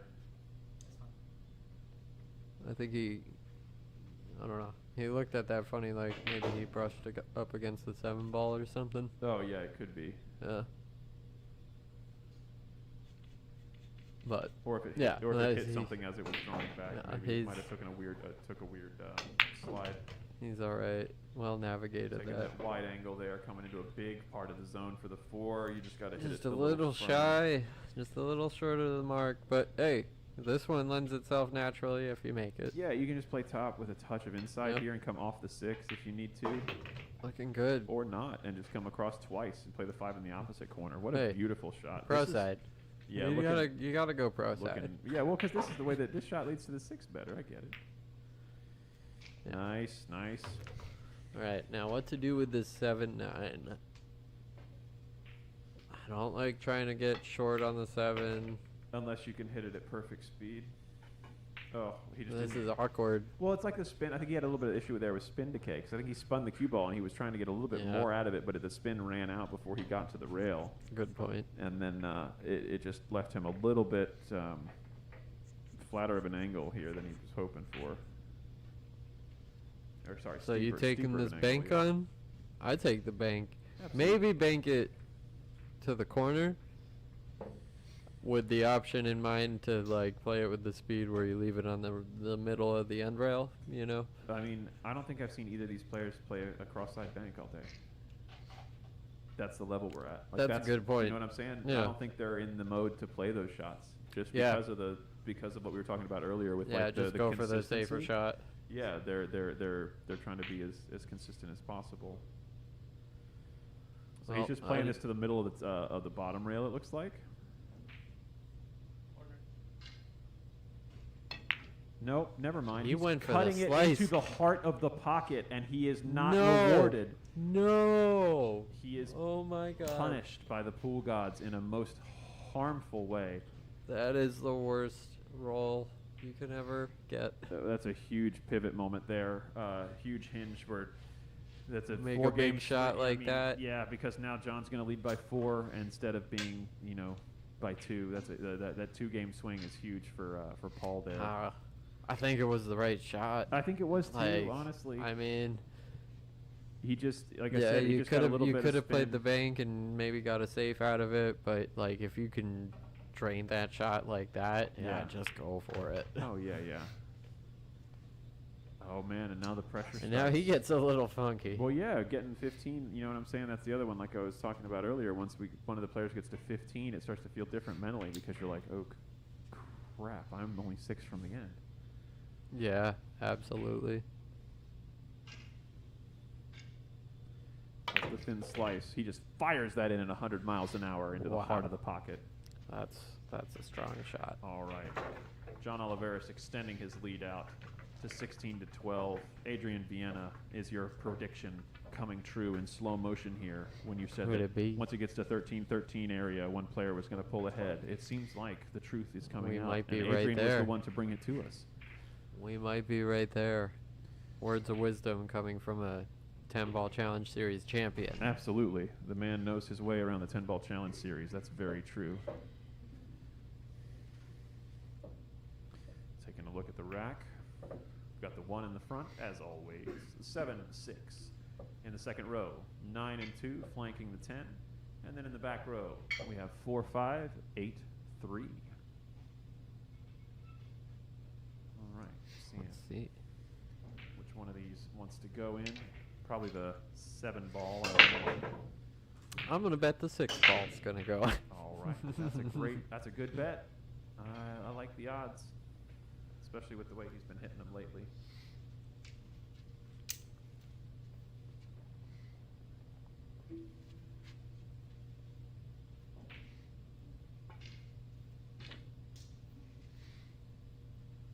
Breaking from the rail.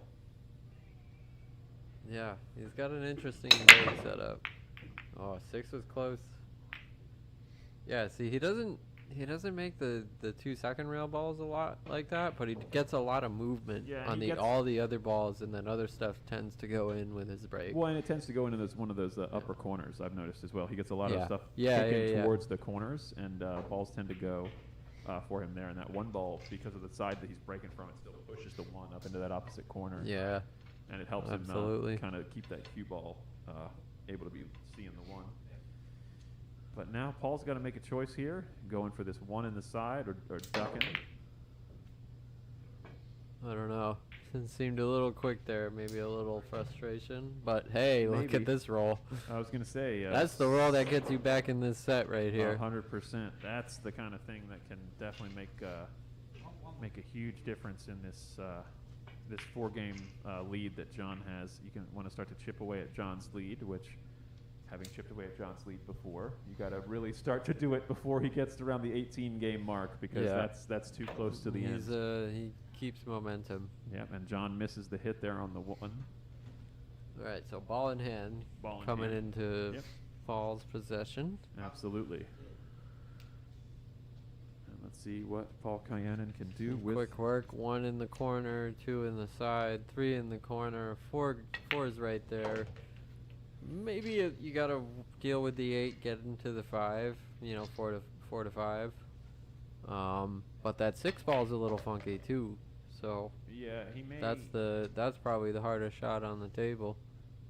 That's true. I mean, A good position on the 4 here you to could hit the control 8. it. You could clip into the 8. I think here with a bunch of You outside, could. a bunch of outside. That's a good idea. And try to still get position you, on the you 5. risk, you risk position on the 5 a little bit more, but for the betterment of the run, Yeah, right? yeah. Because you got to try to just like that. And he's going to scratch in the side again because the Wow. pool gods are out to get him. What That a is so unfortunate. He played it right and It's the right moved shot. the 8 just the Yeah, right amount. I swear it's the right Like, shot.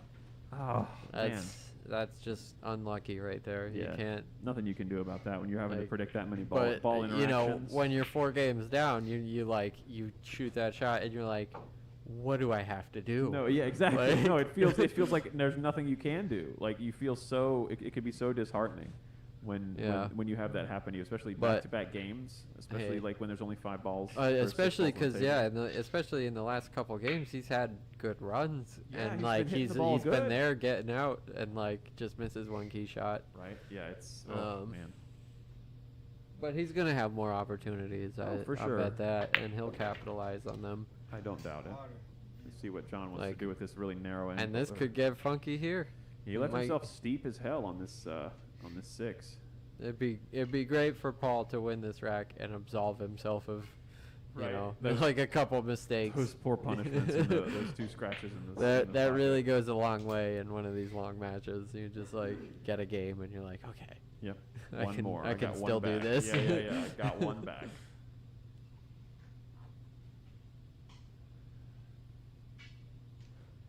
So you gonna fire this in like you fired in that 10 ball that he thin sliced, or is he gonna It's feather it? pretty was he gonna good for it. Feather it with some inside. I'll tell you what, he's probably not gonna bank it because that 7's in the way. Yeah. Yeah. Unless he banks it in the side, which is not good for a cue ball. Right. I just don't think. Yeah, man. Is he? Did he really? Is he looking at the bank now? No way. That's a good question. Or is he just looking to cut the 6 under the 8 and let the cue ball float around? No, he's cutting looking it. to cut the 6. Yeah, he's just all in here, Yep. which I think you do. That's the move when you're 4 up. Yeah, you got to slice this and get position on the 7. That's Yep. just what happens. He's gonna get the bounce back. He's gonna get the It's position gonna be on the perfect. 7. Yeah. Maybe a little straight, It's but so hard to hit with that much inside, y'all. yeah. That thin of a cut with that much inside And, to hit it yeah. that pure. And these pockets aren't that friendly. Yeah, on a 4-inch pocket. That's such but a I hard don't think shot. I don't even think he brushed the rail or No, anything. that rolled off the Center slate, pocket. bro. Yeah. Absolutely.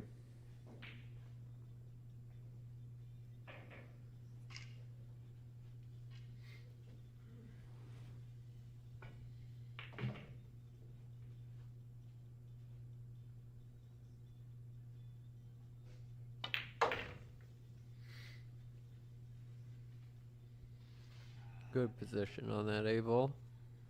Maybe wanted a little bit of angle so he could remain off the rail, but I mean, straight in is pretty good here.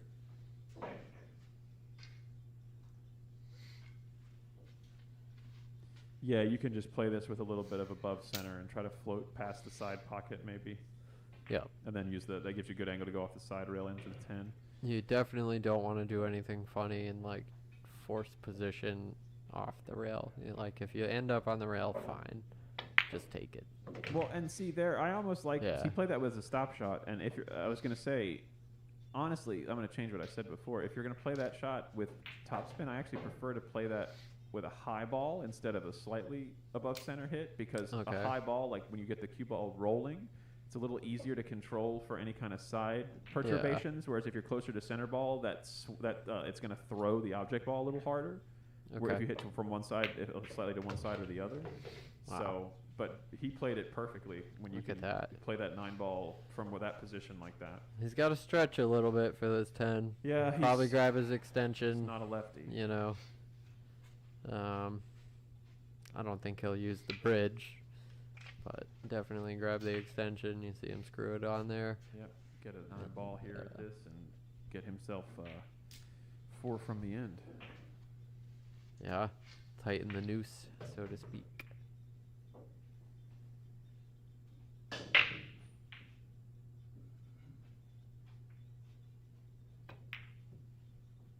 Unless that happens and we have a turning point in the match. Could this be the pivot point of the entire match?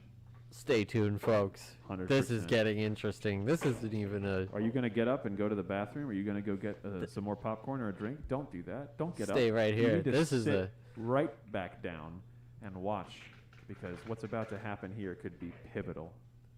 This is no gimme shot right here. I've shot this shot multiple times on this table.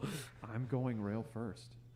I'm going rail first. I'm going rail first, man. I Yeah. mean, it's a bigger ball. It's an easier ball to make rail first when you're only Yep. have the top of the cue ball to hit.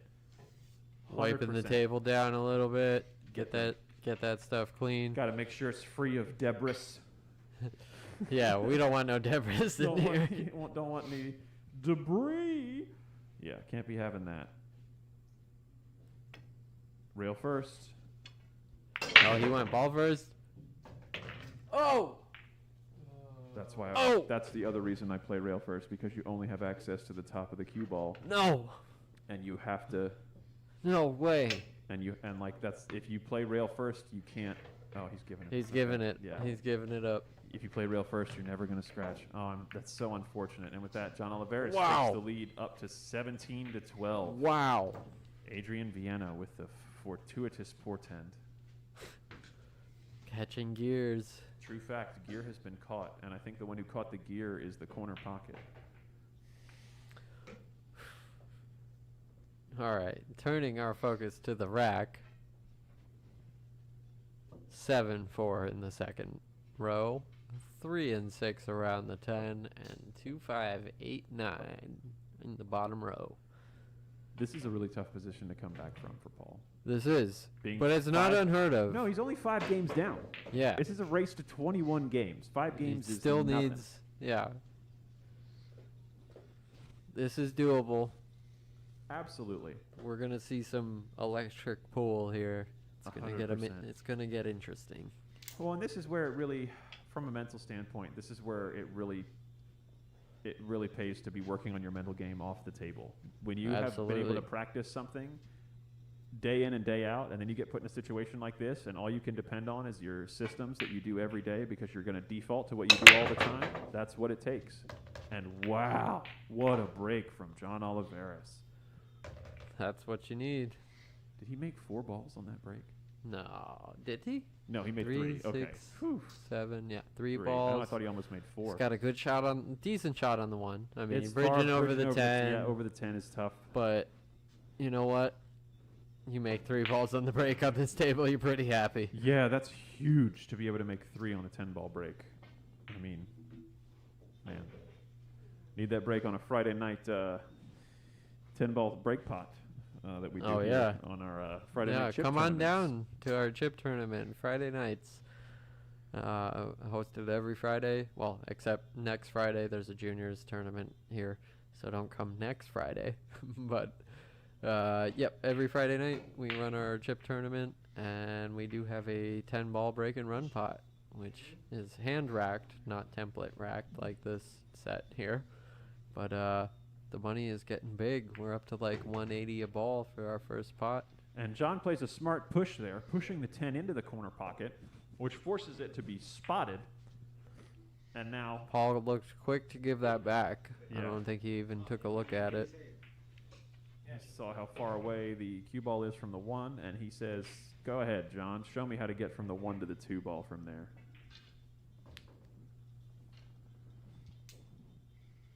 Smart to clear away the path for that 3, though, to the pocket, so it makes the run easier if you can get the 2. But at the same time, the 2 is tough to get to. I mean, there's a decently large zone for it, but getting to that zone from here, I think he thought Paul was going to take it on, I think you're right. you know. And the more he's looking at it now, it's kind of, I don't know if he had a plan, going in. I think his plan was make the 10. You know what I mean? I don't think it was anything, might not have been anything past that. Okay, he's called the bank here. Interesting. I don't know if it goes by the 6 and the 2. It looks pretty tight from my angle. Maybe just playing the He's snooker, maybe more the of a snooker safe. Yeah. Yep. Send the ball up the midline. Just the bank was there just in case. Yep. And then park the object ball on the other short rail. What a beautiful play. Good shot. Yeah, very well Paul's struck. going to the jump cue. As is the right choice here, I think. Just you got such a big landing zone for the cue Oh, ball, yeah. and it can start turning over and rolling. You can get a good save here too, behind the 10, behind the 3 possibly. Yeah. If you just hit like a half ball hit on the 1, you got a lot of good things can happen. It's just hard to not have it come bouncing when it hits, because then it's still gonna kind of. Oh wow, is he gonna get a good Oh, roll? where is it? Paul Where gonna is get it a going? roll for a change? Look at this The roll. pool gods. Well, you know are what? Fair and balanced. It Let's seems. see the overhead. Does that go in the side? At least for the It the does moment. go in the side. We might the 5 and the 8 are kind of in the way, The but 2-railer is blocked, but the 1-railer with Wow. spin is not. The Massey back around kind of shot. that is That's a leading by 5 games type of shot. I don't know, an interesting moment here. Yeah, we're gonna see how he approaches. He's looking past the 3, like maybe he can see a little piece of the 1. From the inside? Ooh, I don't know about that. Yeah, from that. I that think you gotta outside go edge. for the kick here and Yeah. just try to get out. Yeah, I feel like you got to almost try to Like- 3-rail kick it, but like there's the 3 rails blocked by the 5-8. Yeah. Yeah, because you got Yeah, you'd there's have to no go you'd good- have to go into the 1st and a half diamond on There the is long rail. there's no good path, I don't think. Yeah, because 1.5 goes through there. Apart from like massaying around and Yeah, like it goes into the 8-5. Like, yeah, I feel like you got to masse around and let the masse spin put you on the line. I'm masseing around it. Yep, he's called the 1 in the side and he's masseing around it. Yep, Yep. Okay, so reverse English off his bottom rail here. with a 5-game lead. Wow, he overspun it. Way overspun it. Yeah, overspun it by like 2 diamonds. And he's going to give up ball in hand here, of course. Paul's going to get a good look. Yep, I think. Just got to get good on this 2 ball, and the rack kind of, follows itself. Yeah, I mean, you just kinda, Everything's there. once you can get on the 2 ball, I think the rack really becomes a lot more runnable. 3 to 4 or 4 to 6 is, straightforward. Just don't want to overrun this. Yeah, that 5-8 is yeah, it Is definitely he okay here? tells you. Oh, I don't know. It looks tight. I Hey. don't think he has it. Guess what? I still don't know because it's hard to tell from the top-down view. Oh my goodness. Wow. Just when you think you get a roll.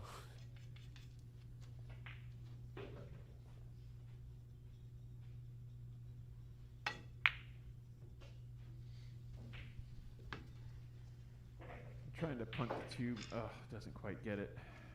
And leaves John a shot here. It's a tough one, but it's definitely makeable. But then again, the safe is also pretty dandy.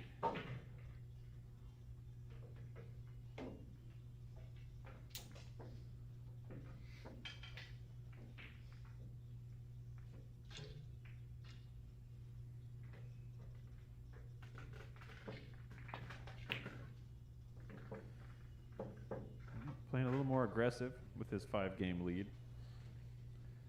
But That's gotta hurt yeah. here. I mean, if Paul doesn't run this out, Yeah, this is going to be tough. I don't like if one player gets to 18 and you got a 6-game lead with a 6-game lead. That's really tough to fade. no. Oh my heavens! You see that?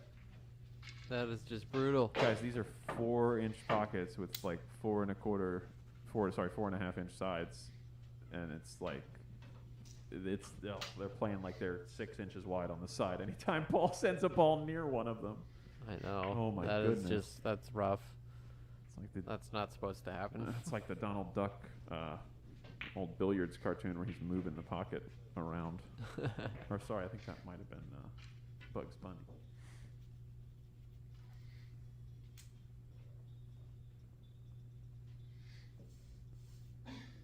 All right.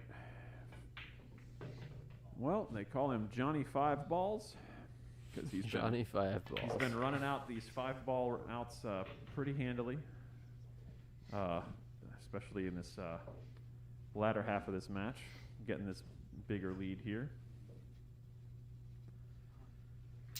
They A don't little actually call frustrated him with that. himself. He didn't. I think he's gonna hit the 8, no matter what he does. Yeah, I mean, you really got to like put a bunch of. I like putting top on this to just float. Try to push through the 8 to get to the top rail and back off again. I don't know. I like But draw kind of and like stun off the 8. oh, it depends on the angle. He might be like taking the cue ball back into the corner pocket again if he plays it with top.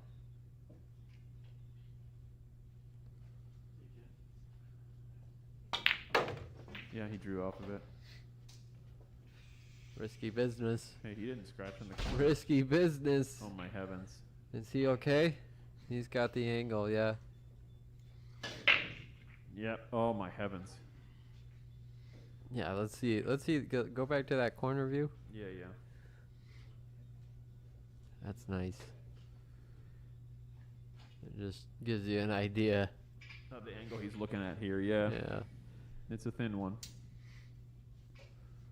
And he's got to Those come. pockets are tight. Yeah, from that angle, they're so hard because the cut of the pocket facing is so parallel. But And he you're trying to- navigates. Yeah. He navigates that well. He wanted to push off that a little bit further over, but He's all right. Yeah, He yeah. can- play the same shot back and forth twice. Yep, Put the he's- cue ball where the 8-ball is. He's made this shot countless times during this match. Yep. You know. Yep. Send the cue ball back and forth twice to pretty much right where the 8-ball is and shoot the 10 in the opposite corner.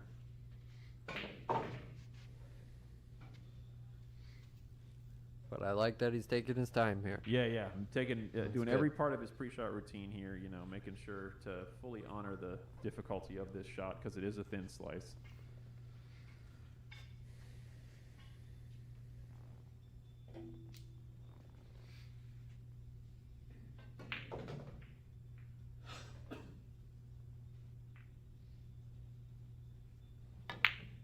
Oh, and came across the ball just a little bit there. And how's it going to end up? What's he gonna leave? How's it going to What's end he up? gonna leave? All right, Paul's like not happy about this, but happy No. he's back at the table. I'm sure. Yeah, especially to still be back at the table during this game. Yeah. Not have another game on the board in favor of John. This is a thin slice. You can slice it and You make probably. You can bank he's it. Probably gonna play safe here, I'd imagine. Yeah, you got to play the 8 to the short rail, I think, and put the cue ball. It's too on the other risky end of to the, go other end for. of the table. Yeah. You know, because. Oh wow, he played that with a ton of inside. Yeah, and then you hold and come back twice and put the cue ball right on the line for the 10. That's a shot. That's the way you start to build some momentum and get some Let's go. some pep back in your step there. He ain't folks. out. This is Paul Cayanan. Yeah.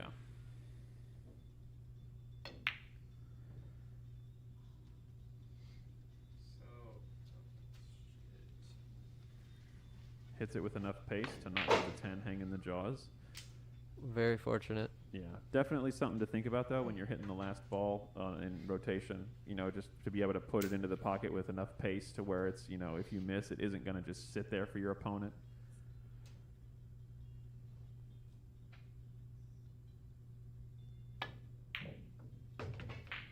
John knocks it down. John knocks it down, taking the lead Oh. to 6 games, Man. 18 to 12 here in this race to 21 in the DMV 10-Ball Challenge Series, live from the Backroom Billiards Studio here in Lorton, Virginia. My name is David Mudre. Sitting next to me in the commentary booth, Alex Is- Ziemba.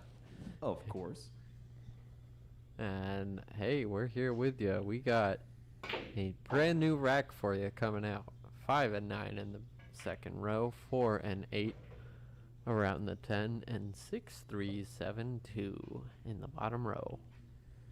indeed. RandoRack.com. Yes, check it out. Free to use. RandoRack.com comes up with the graphic you see on the screen there, and you can just shuffle the rack as many times as you want. You can fix certain balls in certain positions, and you know, there's different racks available. So check it out. Super useful tool. We've been really happy to have it here at the DMV 10-Ball Challenge Series. All right, John to break again with probably going to be from the rail, I would imagine.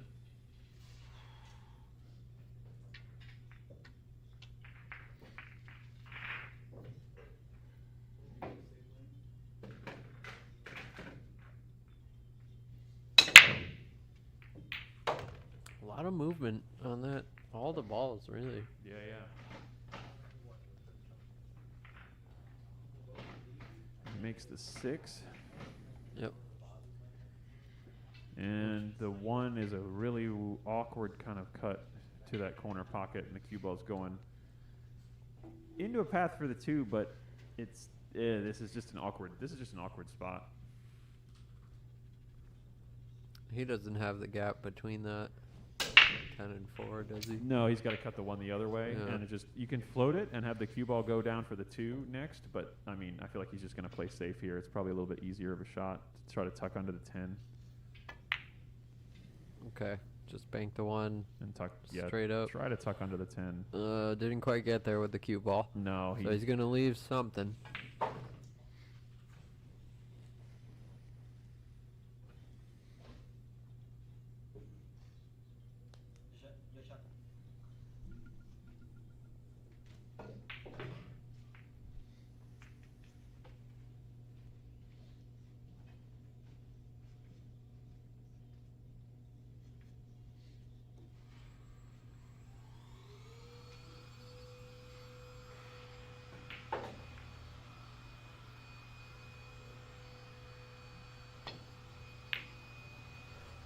Paul with another unfortunate miss there on that one, but He's going to get the good cue he's ball. going to get the tuck under the 10. He definitely Not got at quite. least half ball occluded, I think. Yeah, he left the potting angle, I think.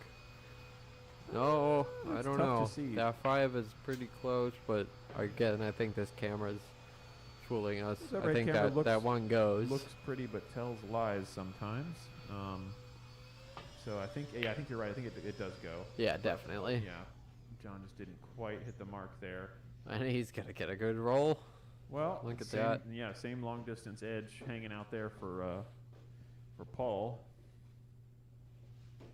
Corner. I think he's just gonna try to clip the edge and come 2 rails back down table around the other side of the 3 maybe.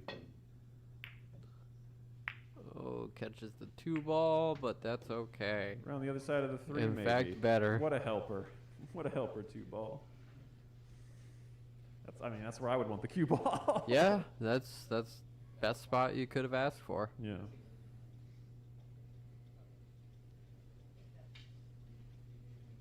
Seven.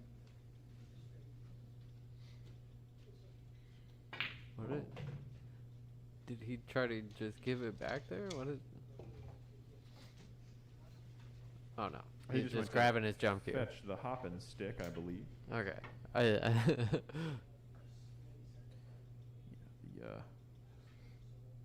Had to get the cue stick. What makes the cue ball want to get up off the table? Did he call it?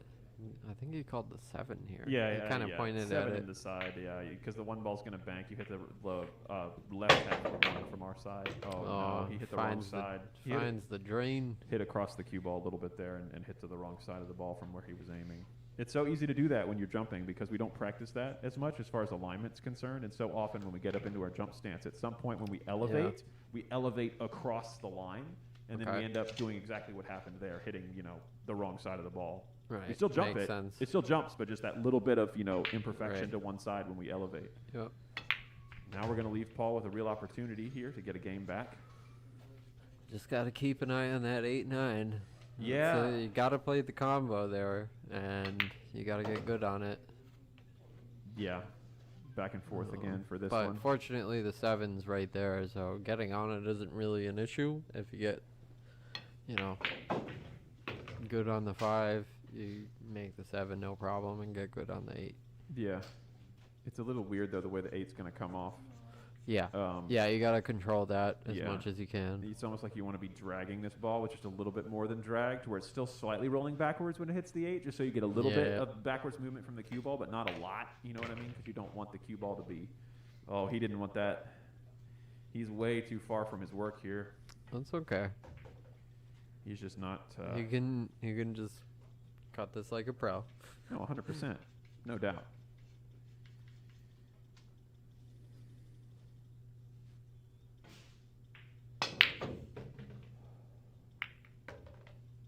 Well, And now John will have the interesting. option. Interesting. This I would give back. Yeah, I'm not banking this into the side. 100%. I'm giving this one back. If the score's tied, maybe, but John might just bank this cross. Maybe the first bank into the side we've seen all day. Yeah. If it's a league match, I'm taking it and I'm playing the 10 ball. But yeah, right. I can just play my shot from 10 one ball, pocket. last ball, no way. Yeah. I give this back. Just play my one pocket shot. Oh, he's banking it diagonally. That's a bold Trying move. to go into the corner. It does feel like it's a much smaller pocket than the side is, banking wise.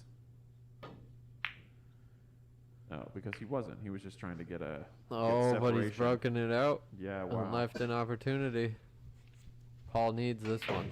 Yeah, I think if Paul gets this one, there's definitely going to be some momentum swing if he makes a ball on the break. Absolutely. On his How about a following break one. and run or two? Shit. Man, it'd be nice to see. I mean, shoot. Sorry for the You have been language. fined full credits for violation of the verbal morality statute. I was doing so good. You were doing so well all day. It's all good, bro. All right. Deposits that 5 into the pocket.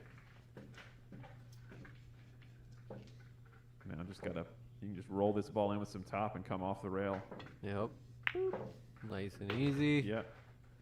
And you got straight on it. It's all right. You can handle a lot Draw with the back 10 and- ball where it yeah, is. Just punch back a you little know. bit. Just give yourself a free room to cue. You know, get your hand away from the rail.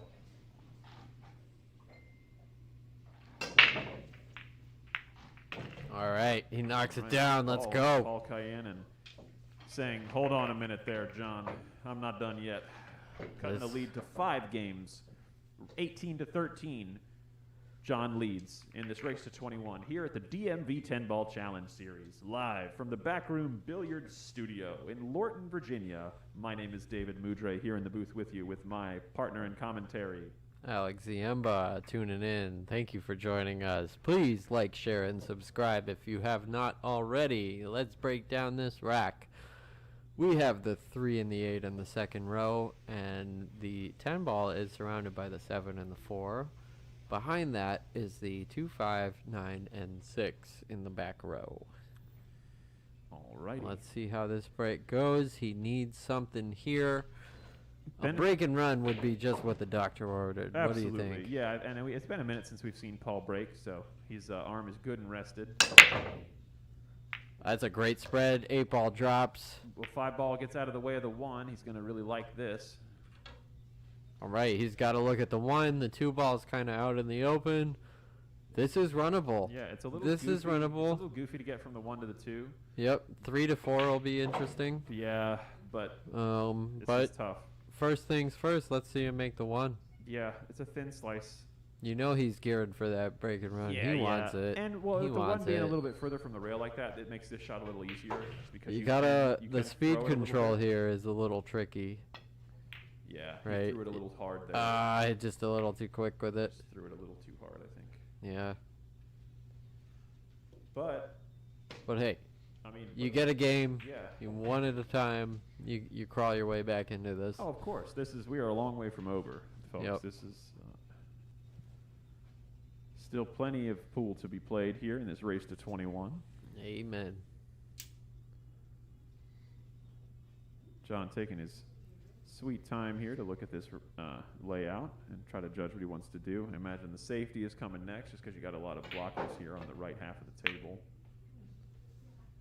of which he's going to get coverage from none of them, it seems, unless the 6 Oh, the ball. 6 ball's gonna give him some coverage. Oh man, Look at this. I think Ooh, maybe not. I don't think so. I think he's got the potting angle here.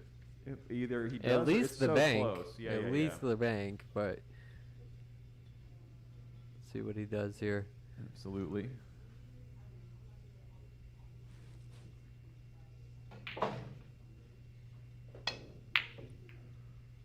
Oh, I think he did have the potting angle. Yeah, I think the 5 ball's gonna get big.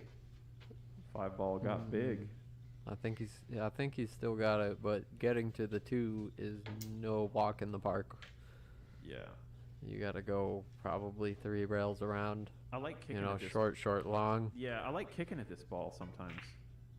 Yeah, Just kicking it, yeah, like that. like that. Because you got look at all that line of balls. You know, Yeah. with the 5, 3, 6, 10. You got so many Wise. odds of getting coverage. And then it could also just leak out. And then you just you had the plumbing not properly installed and it leaks. The 1 comes around the 10 like that.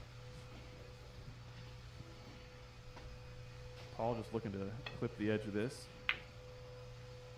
Actually, no, he's looking to use the 7.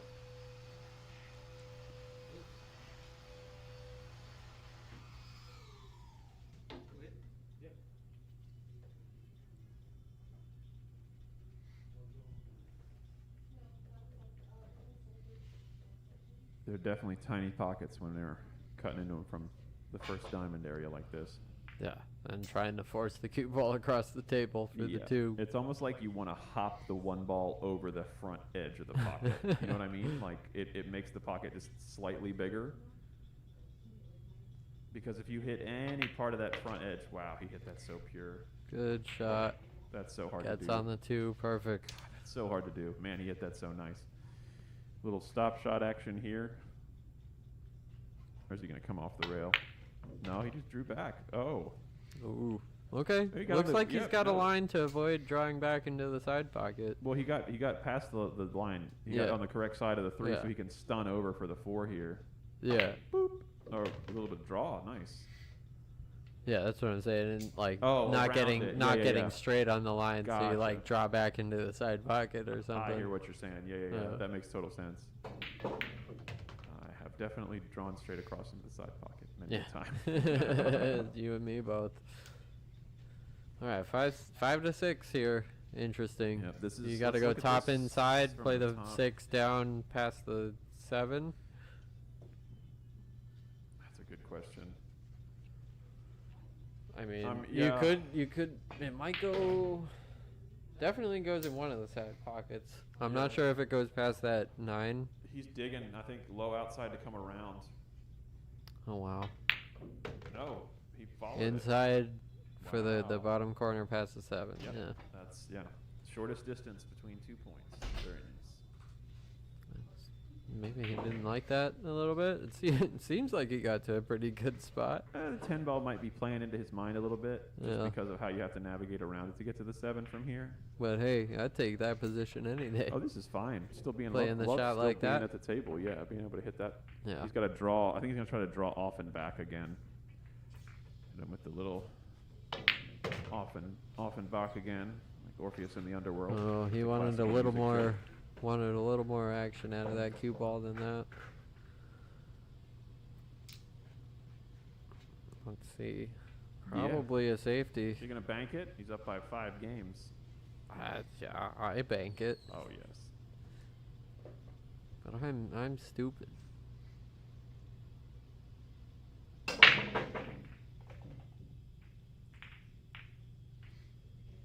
Oh man, Marco in the chat. Good to see you. Glad to see you watching. We miss you, brother. Glad you're doing well and starting all those wonderful things with the pool halls down by you, man. Keep it up.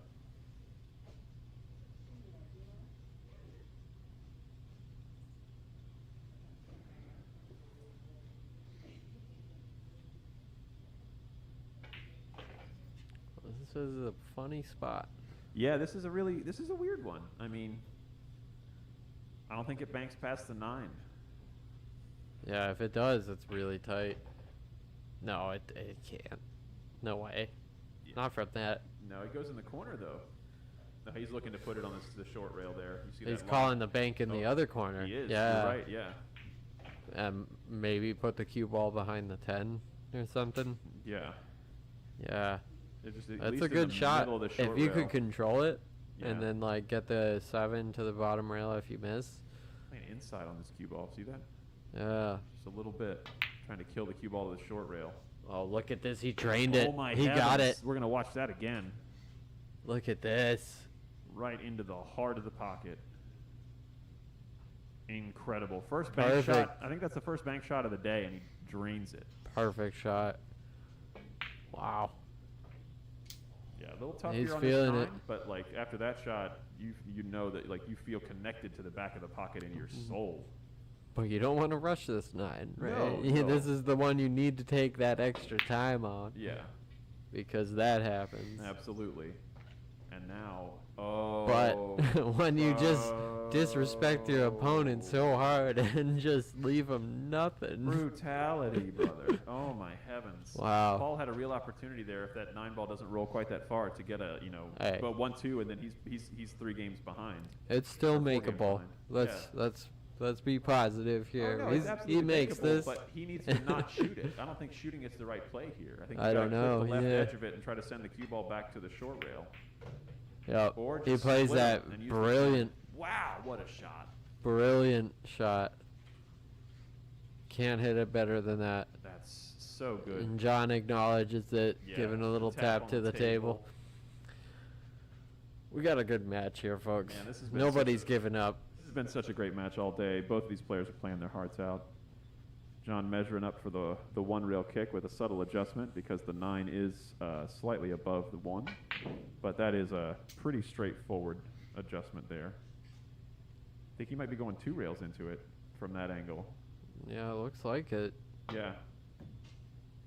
Oh, wow. Never mind. Look at that. He Get us a just- replay of that. He just kicks it 1 rail straight into the heart of the pocket. Wow. Again. It looked like he was going to miss it from where he was from aiming the at. overhead. That That's was crazy. What an unbelievable That's a set great of shot. shots back to back. Imagine you make that and you're left with this shot on the 10. It's like, what? You make the 7. You miss the 9. I get it. I'm still, 5 games up or whatever, but like, dang. Right. You just got to clip it to the short rail here and send the cue ball back and forth to the other short rail. Yep. Back and forth to the other short rail. Good shot. Take notes if you're watching at home. This is how you play 10 ball. Textbook. Fabulous. You got to practice this stuff at home. Do this to yourself and then learn how to undo it. Get out of it. Shooting the bank. I'm closing my eyes and shooting the bank. Closing your eyes before or after you hit the cue ball? Oh, before. I don't even okay. need to look to make the shot. I'm so Absolutely. good at it. Automatic. Yeah. 100%. Automatic. It's dead. It's Yeah. dead. Yeah, I mean, It's anywhere near the dot. It's dead. as Hunter Frazier would say, yes, center to edge, just easy. Just aim Yeah. center to edge, it's fine. Yeah, easy. Yeah, just everything is center to edge.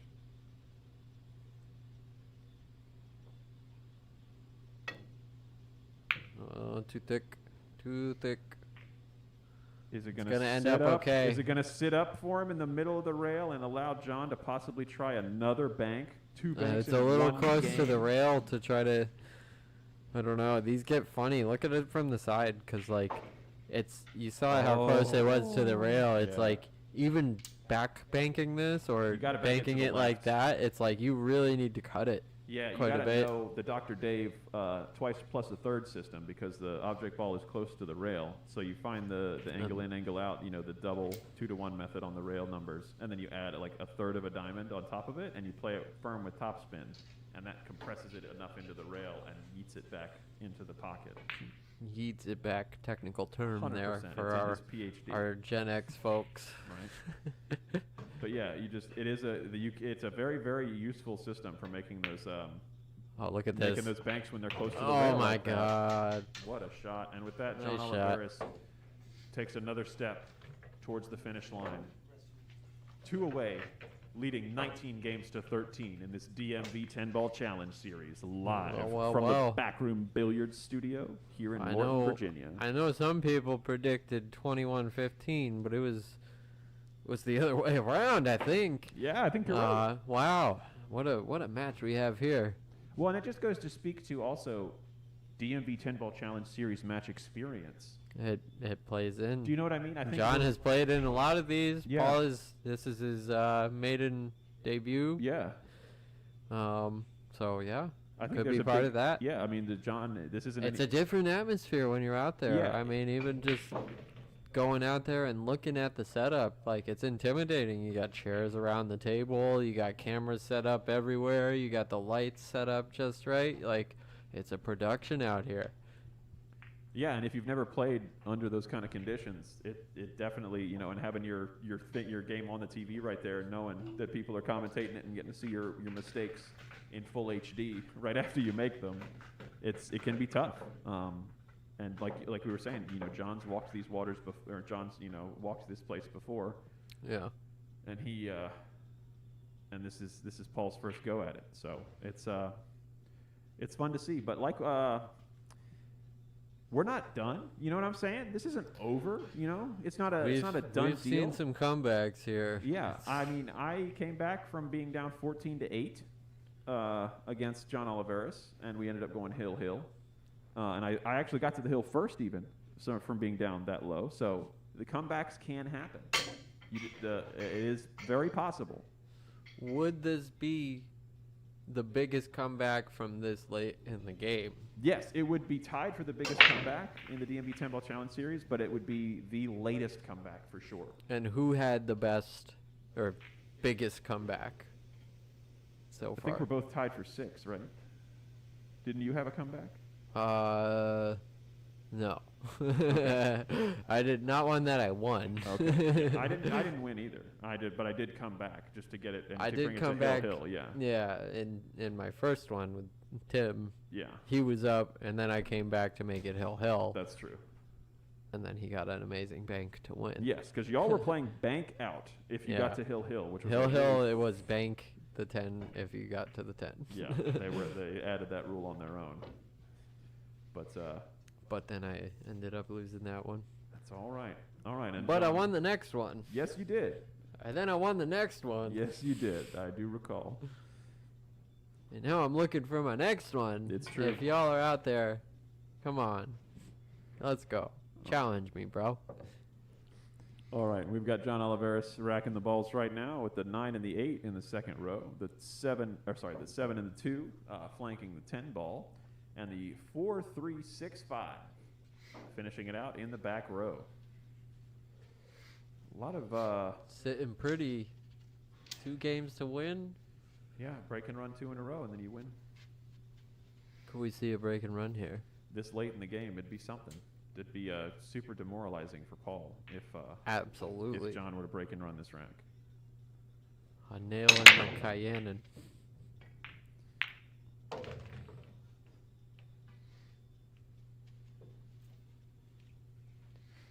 So he's made a ball.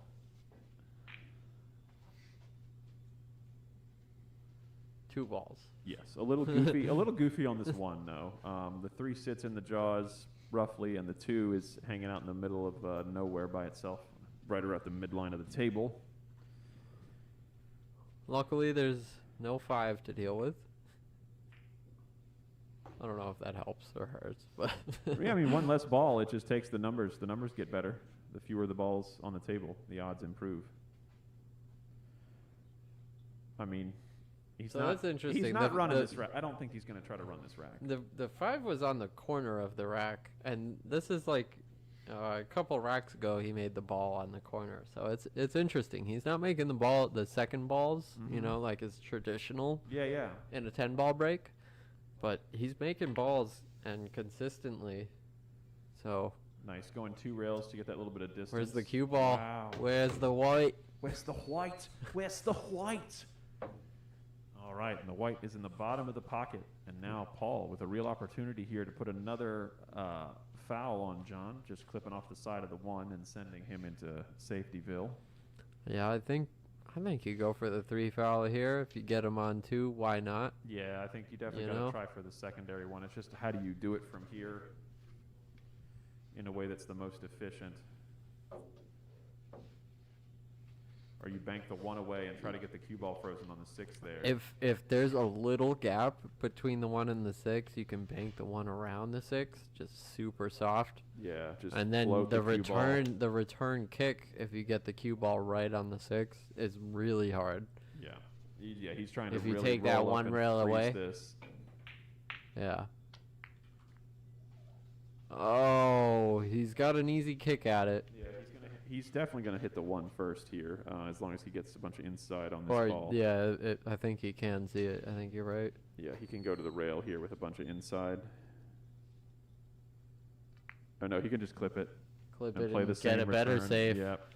He says, I hear your bet and I'll raise you. And Paul says fiddlesticks. Oh my heavens. Let's see. This is a dangerous kick. This Yeah, one. I like actually. I kind of You like. gotta hit it low. I prefer. Oof, yeah, I almost like kicking the other way, kicking to the short rail here, even though the 6 is big. You're like, right. I The just- 1 is huge. the if 1 you is kick huge to if the you just- short rail, but you have to go You over have the to just 6. miss the 6. Like I don't even think about the 1. I would just be kicking to miss the 6. Wow, the double Wow. kiss. That's pretty good. Can't really do much more than that. Wow. Gosh. He says, hit the 1. I can hit exactly I and will only hit the dead 1. center on the 1. No problem whatsoever.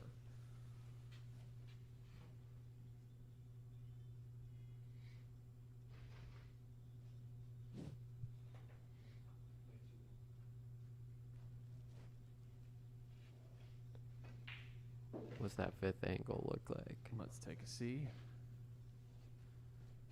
He's pretty straight on him. Yeah. Yeah. He's probably trying to get behind the 8. Yeah, 100%. But Oh, the Wow. 7 comes in. The 7 comes in the handy. 7 with the chair comes in out of the Oh left. my God! He Can't got a believe chair. it. Brutality. Oh, the left side of the nowhere, the 7 comes in on that shot, and that was great because you'd think you'd need to put some spin on that ball to hook it behind the 8, but John, knew that 7 was coming back. The close, He's a little quick with that. close jump. Oof, and sells out the 1. However, there's still the awkward 7-8 situation.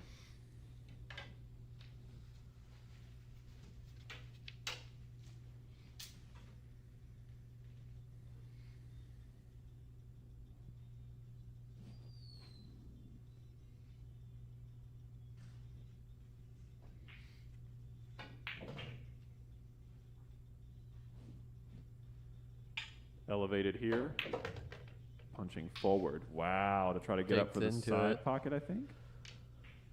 Yeah, maybe a little short of his mark. But the beauty here is he can thin this and go right around the 10, Yeah. and be right back around for the 3 ball. Might even bump the 7. That could be beneficial. Yeah, I think the route. No, he's Oh, no, gonna he's he's going gonna too go deep. too close to Yeah. the 10. I think Yeah. you're right. Yeah. That 3 is sitting pretty. Yeah, let's see this route here.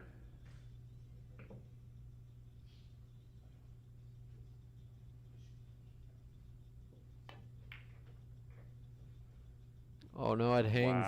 It's gonna hang. Oh my gosh, Could this be? this is huge.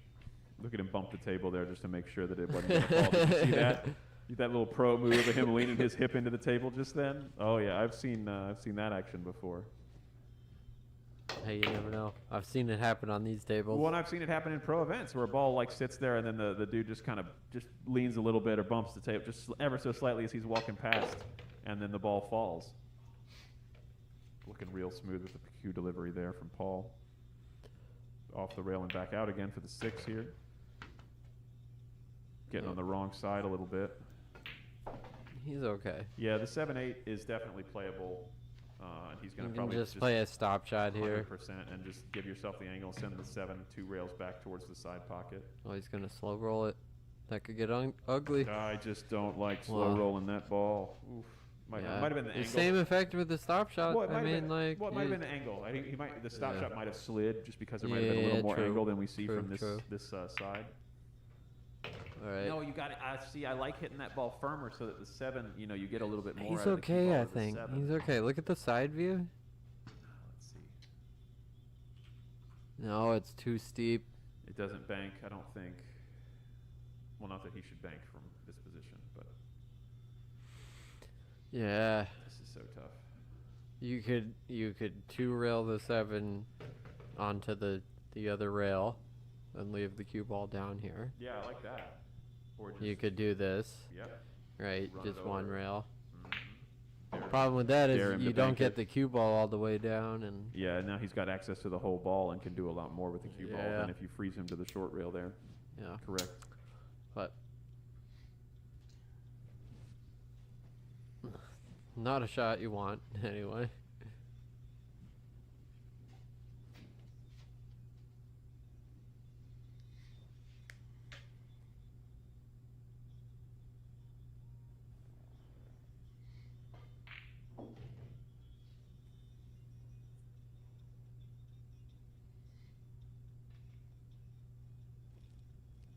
No, he's over there questioning. Yeah, he's thinking a lot about how to attack this. It's a tough situation just because of where the 10 and the 9 are, Yeah. as far as options. I mean, if this is your league match, call the 10 ball here. Yeah, just stun into it. He's calling the 7 on the bank. Calling the bank, yeah. I like this. Well, it's Natural smart be- position for the 9. 100%. Yeah, that's what I was going to say. You just float this. You got to play it with the speed so it, like, kind of, if you miss, hopefully hits the rail and bounces up in between the corner and the side pocket. Off the 9, maybe. Oh, Wow. boy, where's the cue? Where's the cue? Where's the 9? Interesting. Wow. We got a layout here. You might have to make the 9 ball, or you might have to make the 10 Make ball the twice. 9-10. Yeah. Got to make 11 balls in a game of 10 ball. What the heck? Gotta. Just getting down to 1 stroke in it. Yep, he's just, I need this. I need this.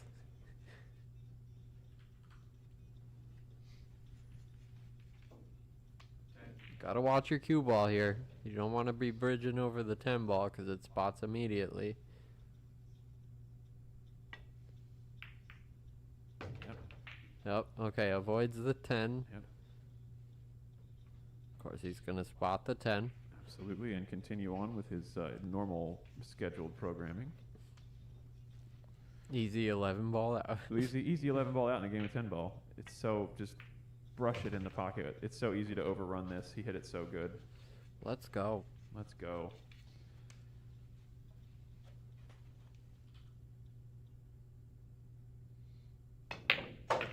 And he Drills deposits it. in the pocket, Drills it. taking our score to 19-14 in favor of John Oliveras, but Paul Cayanan cutting the lead down to 5 yet again. In this race to 21, here at the DMV 10-Ball Challenge Series, live from the Backroom Billiards Studio in Lorton, Virginia. My name is David Mudre, here with you as always, and my compatriot in commentation. Alex Ziemba is here in the booth with you too. We wouldn't leave you alone, folks.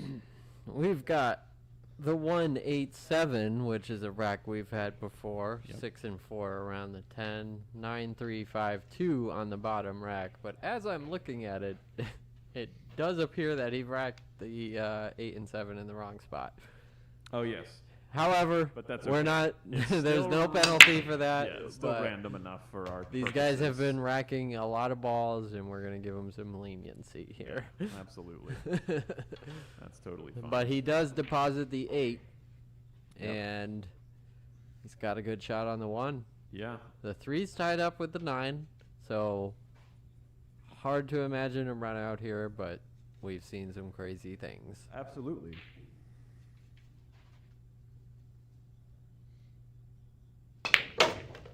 Drills the 1 Just in. one stroking it again and coming over, bumping the 2 into position. Does it? This he could almost go into the 3-9. Yeah. Well, go into the 4, which bumps into the 3. That's not really going to give him a shot. I don't know if he has the angle to power past the 10, though. I think the 10. You could play it. You forces could him. play it rail first off the 10. Yeah, that would allow you to power it.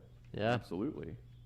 but not a shot you want to be shooting, especially Being, 19 down Being 19, or 14 19, down, 14 down.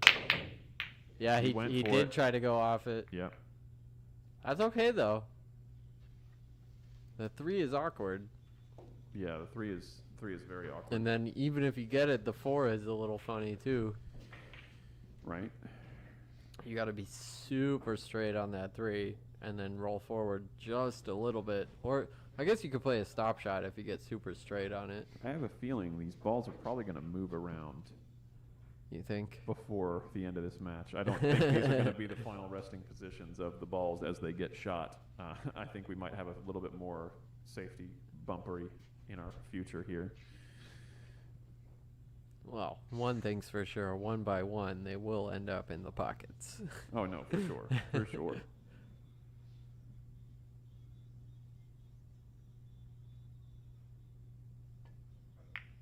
Oh, he's going full safety here. I like that decision. That's so smart. Like I said, I figured there was going to be some more bumping going on, and that is such a Yep. good way to do it, especially when you have the lead. You're only 2 away from the victory, and you just can continue to put your opponent in these tough positions. Yep. Drive the knife deeper. Gosh, this is a 2-finger jump, it looks like, or just maybe That's close. very Yeah. close. He got it good. He made it. What a shot there. Wow. No reward really on the 3 though. No, I mean, But at least you can kind of stop shot it and like drift the cue ball over onto the 4. no, I mean, you can play the 3 thick into the rail off the 9, which floats it towards the other side of the table, and then that stop shot you can kind of lock on the 4 ball. That's I mean just play the cue ball on the 4 here. Yeah, because the 3, like I said, if you go the 3 into the rail, the 9's going to like push it just over ever so slightly, so you can at least lock, once you've locked it on, just like that. That's Just like that, what folks. Literally what I just said. Oh, but don't let the 9 fall. You can't Oh my let the 9 gosh, fall. That's so unfortunate. That's He has so brutal. been on the receiving end of some just awful rolls. So if you didn't follow that, folks, if you're new to 10 ball, he accidentally made the 9 ball there. So it would be John's option. Obviously, Paul didn't call it, so it'd be John's option to give it back to him.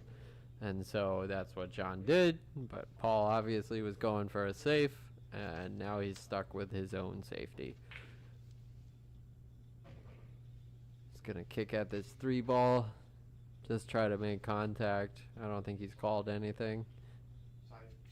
I mean, I'm of the opinion you always call something in 10 ball. Just even if there's like the most remote chance, you call it. Just because if it goes in, you're gonna be sad you didn't.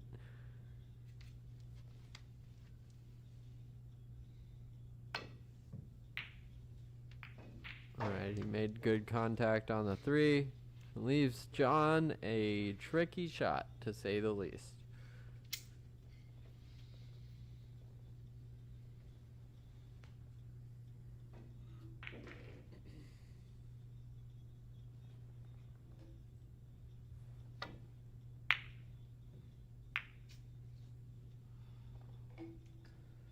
John, in an attempt to play safe, accidentally double kisses and leaves Paul a shot.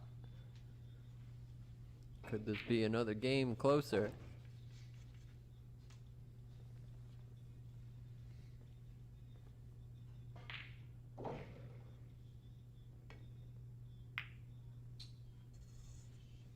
Oh, brutal. Not sure if the spot played a role in that. You see him kind of rub the spot. Very well could have. Perhaps that played something into it. Yeah, this is not looking good here. The 5 ball's a little awkward, navigating around to make sure you get on the right line to get to the 6. But if you can get 5 to the 6, like if you can get back on the short side of the 5, I think that's the best place to be.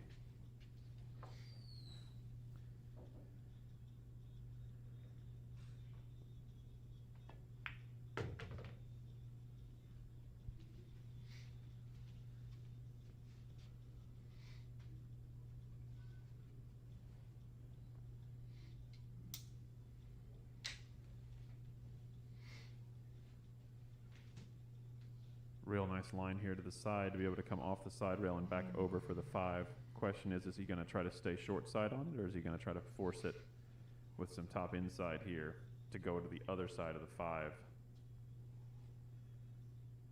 It's a bigger landing zone if he goes to the other side of the 5, but I just think it's a little bit easier to get from the 5 to the 6 if you don't have to try to put bottom and come back across that side pocket. It's just a little awkward based off the angle I think he's going to get if he tries to go that way from here.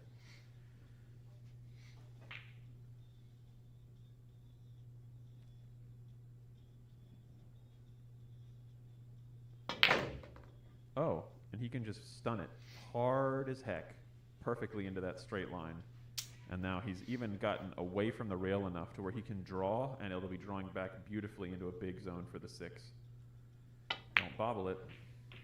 Oh, and he bobbles it. That shot's so easy to bobble when the both are off the rail like that, and you're trying to put draw on it. You end up overcutting it ever so slightly because the draw wants to turn it more into the line of the cut angle. So that pushed it a little to the left, and it caused it to bobble out. However, yet again, Paul not on the receiving end of any good rolls. John missed that on the pro side and left 5 in the middle, but Paul comes back with a snooker safety, just sending the cue ball or sending the 5 ball down the midline of the table and using the 6, 7, 10. Great shot. As blockers. Yeah, he hit that at a perfect speed, and now John's really in a tough spot. Because you got to hit this 5 perfectly to retain safe afterwards.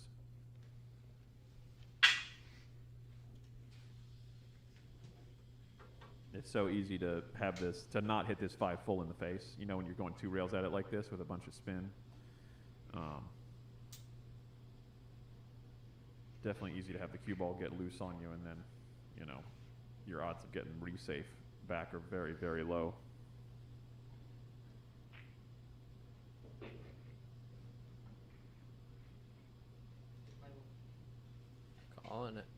Calling it in the corner, looking at a 2-rail kick. Yep. Trying the 2-rail kick. You call, like you said, you got to just call it just in case. Because if he hits that side of the 5, that's the way you want to hit, is the way he's aiming, to where you want to cut it towards that pocket, because the cue ball will then go back down table away from the 5 ball. But he hit underneath he hit it full. He hit it underneath of it just a little bit. It's going to leave an awkward shot, though. But it'll break up the 6-7. Yep. If he can just make it. Yep. Or you could use stun. the 6-7 to hide if you miss, maybe. Yeah, that's true.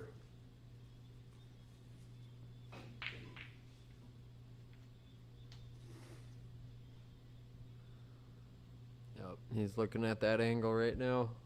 He knows. You know the tangent's going into those two some way.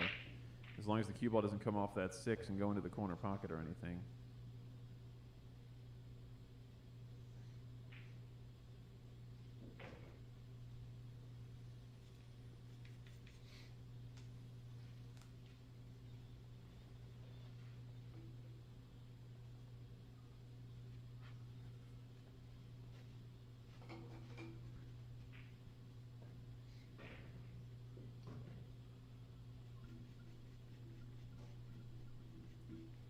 Definitely taking his time here.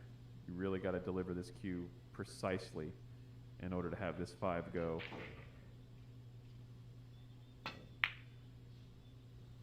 He opts for the safe. I don't know if he was trying that. I think he was trying to make it. Oh, it could be. Because look, I mean, Yeah, look he how got good he got on the 6. beautiful on the 6. That's such a tough. But I mean, he wouldn't have gotten there if he had made it. Right. You know, yeah, like, so he yeah, would have been way. yeah. So maybe he was off. playing a little more cue ball than Yeah, 5 ball. I think you're right. That could have caused him to miss. You know, you focus a little bit too hard on the cue ball position, and you end up just thicking it usually.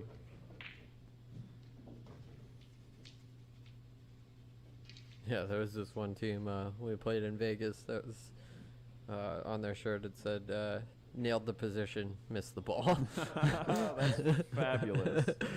Oh, That's pretty good. That happens so often. All right, see if John can land on the 5 ball, because you notice the blockers are beyond the halfway mark. Yeah, touchy shot here.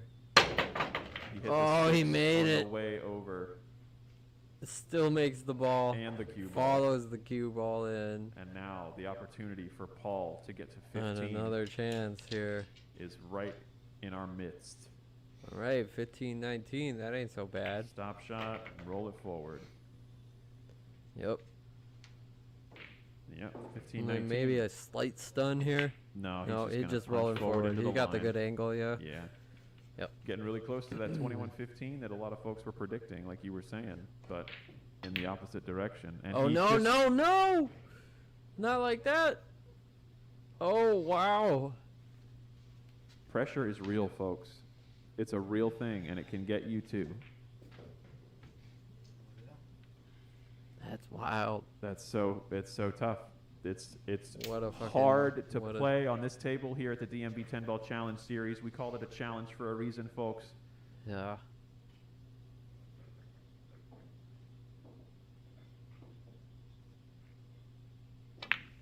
And John Oh, he overcuts overdid it. He overdid it. Overcuts it ever so slightly, but yet But again, leaving a tester when here for John sure. when John is missing, he's missing good. You know what I mean? He's Yeah. not missing in a way that like hangs the ball in the pocket for Paul. It's Yeah. always leaving him a tester. Missing good is the way to go. Yeah, it's going to be the name of my memoir.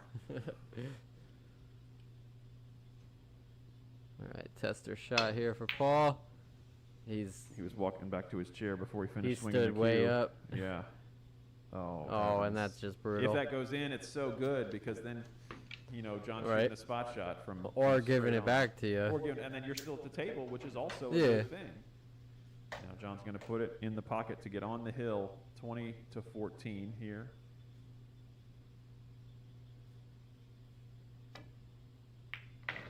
And All right. with that, takes it to the hill.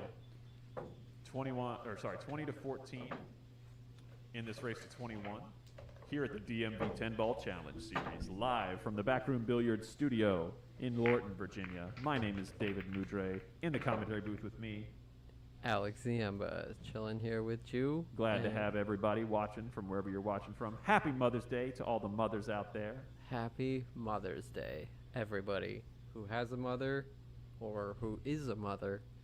Happy Mother's Day to you. True fact. We got Sean Kern in the chat. Appreciate you, my doubles partner from another mother. All right. All right. Looking at John's final rack here. For his break, his final The break. last break he will have, the rack will be 1 in the front, 5-7 in the second row, 6 and 4 around the 10, and 8-3, 9-2 in the bottom row. Let's see, can he make a break and run? We need a break and run in this set. That's right. We haven't had one yet. We It'll need be one. Really, really exciting. It's time. Just crossing the 7-hour mark of play time, so or of stream time. So we're on the, coming up on 7 hours total of play time. Wow. Here in Already. another game or two. Should be pretty close. This could be almost as long as the one pocket match. Nearly. No, this has been a battle. It takes a long time when both players are so evenly matched. Yeah. And they a lot of trade- back and forth. Yeah, a lot of traded games.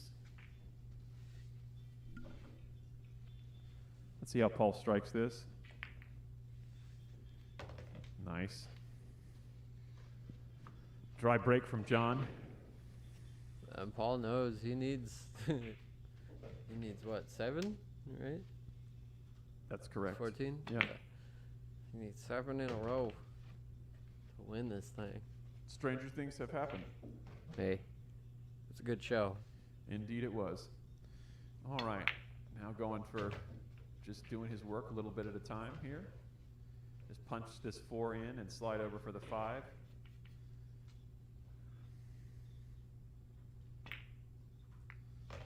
Just like Yep, that. using the 8 to slow down a little bit. And also to help like him that. create a better angle here so he doesn't have Yeah. to like go 3 rails around. He can just kind of Yep, float just forward. float forward. Yeah. Just got to worry about the 7-9. Yeah, you just got to get on the right. Want to leave an angle to get close enough to the 7. Yeah. Or at least maybe he's playing to go past it and play the 7 down in the same pocket as the 6. Yeah, it looks like it. Yeah, play in that position. Oh, but where's the cue ball?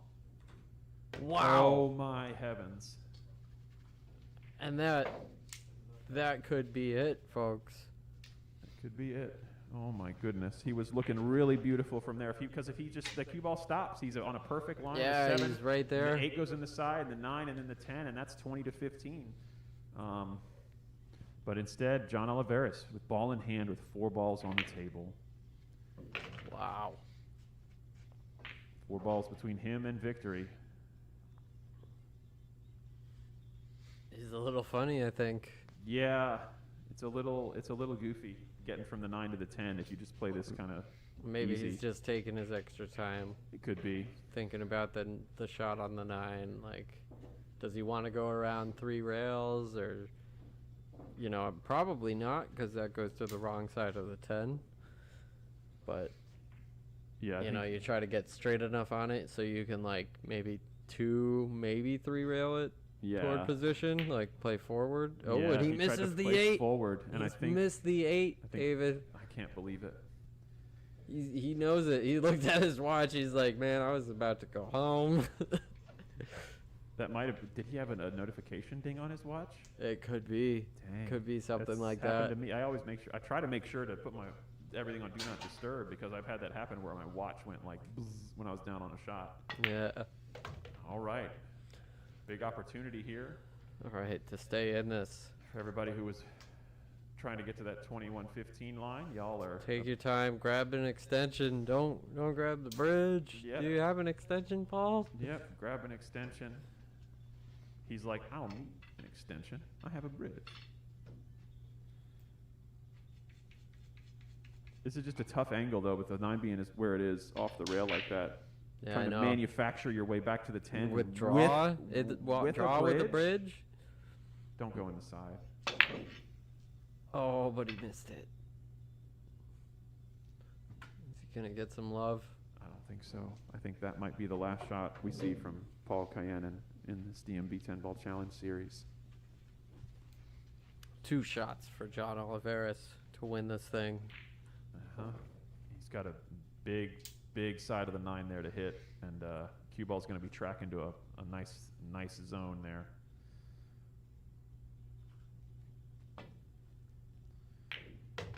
And there's the zone. Good zone. Looking good. Oh, is it across the? Nope, he's past the spot. He doesn't have to shoot across it. Just make this 10 ball for 2K.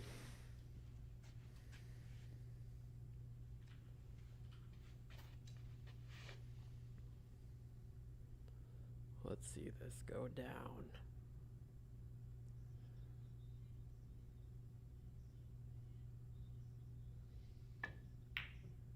And he does it. And with Wow. that, John Oliveras wins 21 games to 14. What a match, folks. I don't think anybody expected that.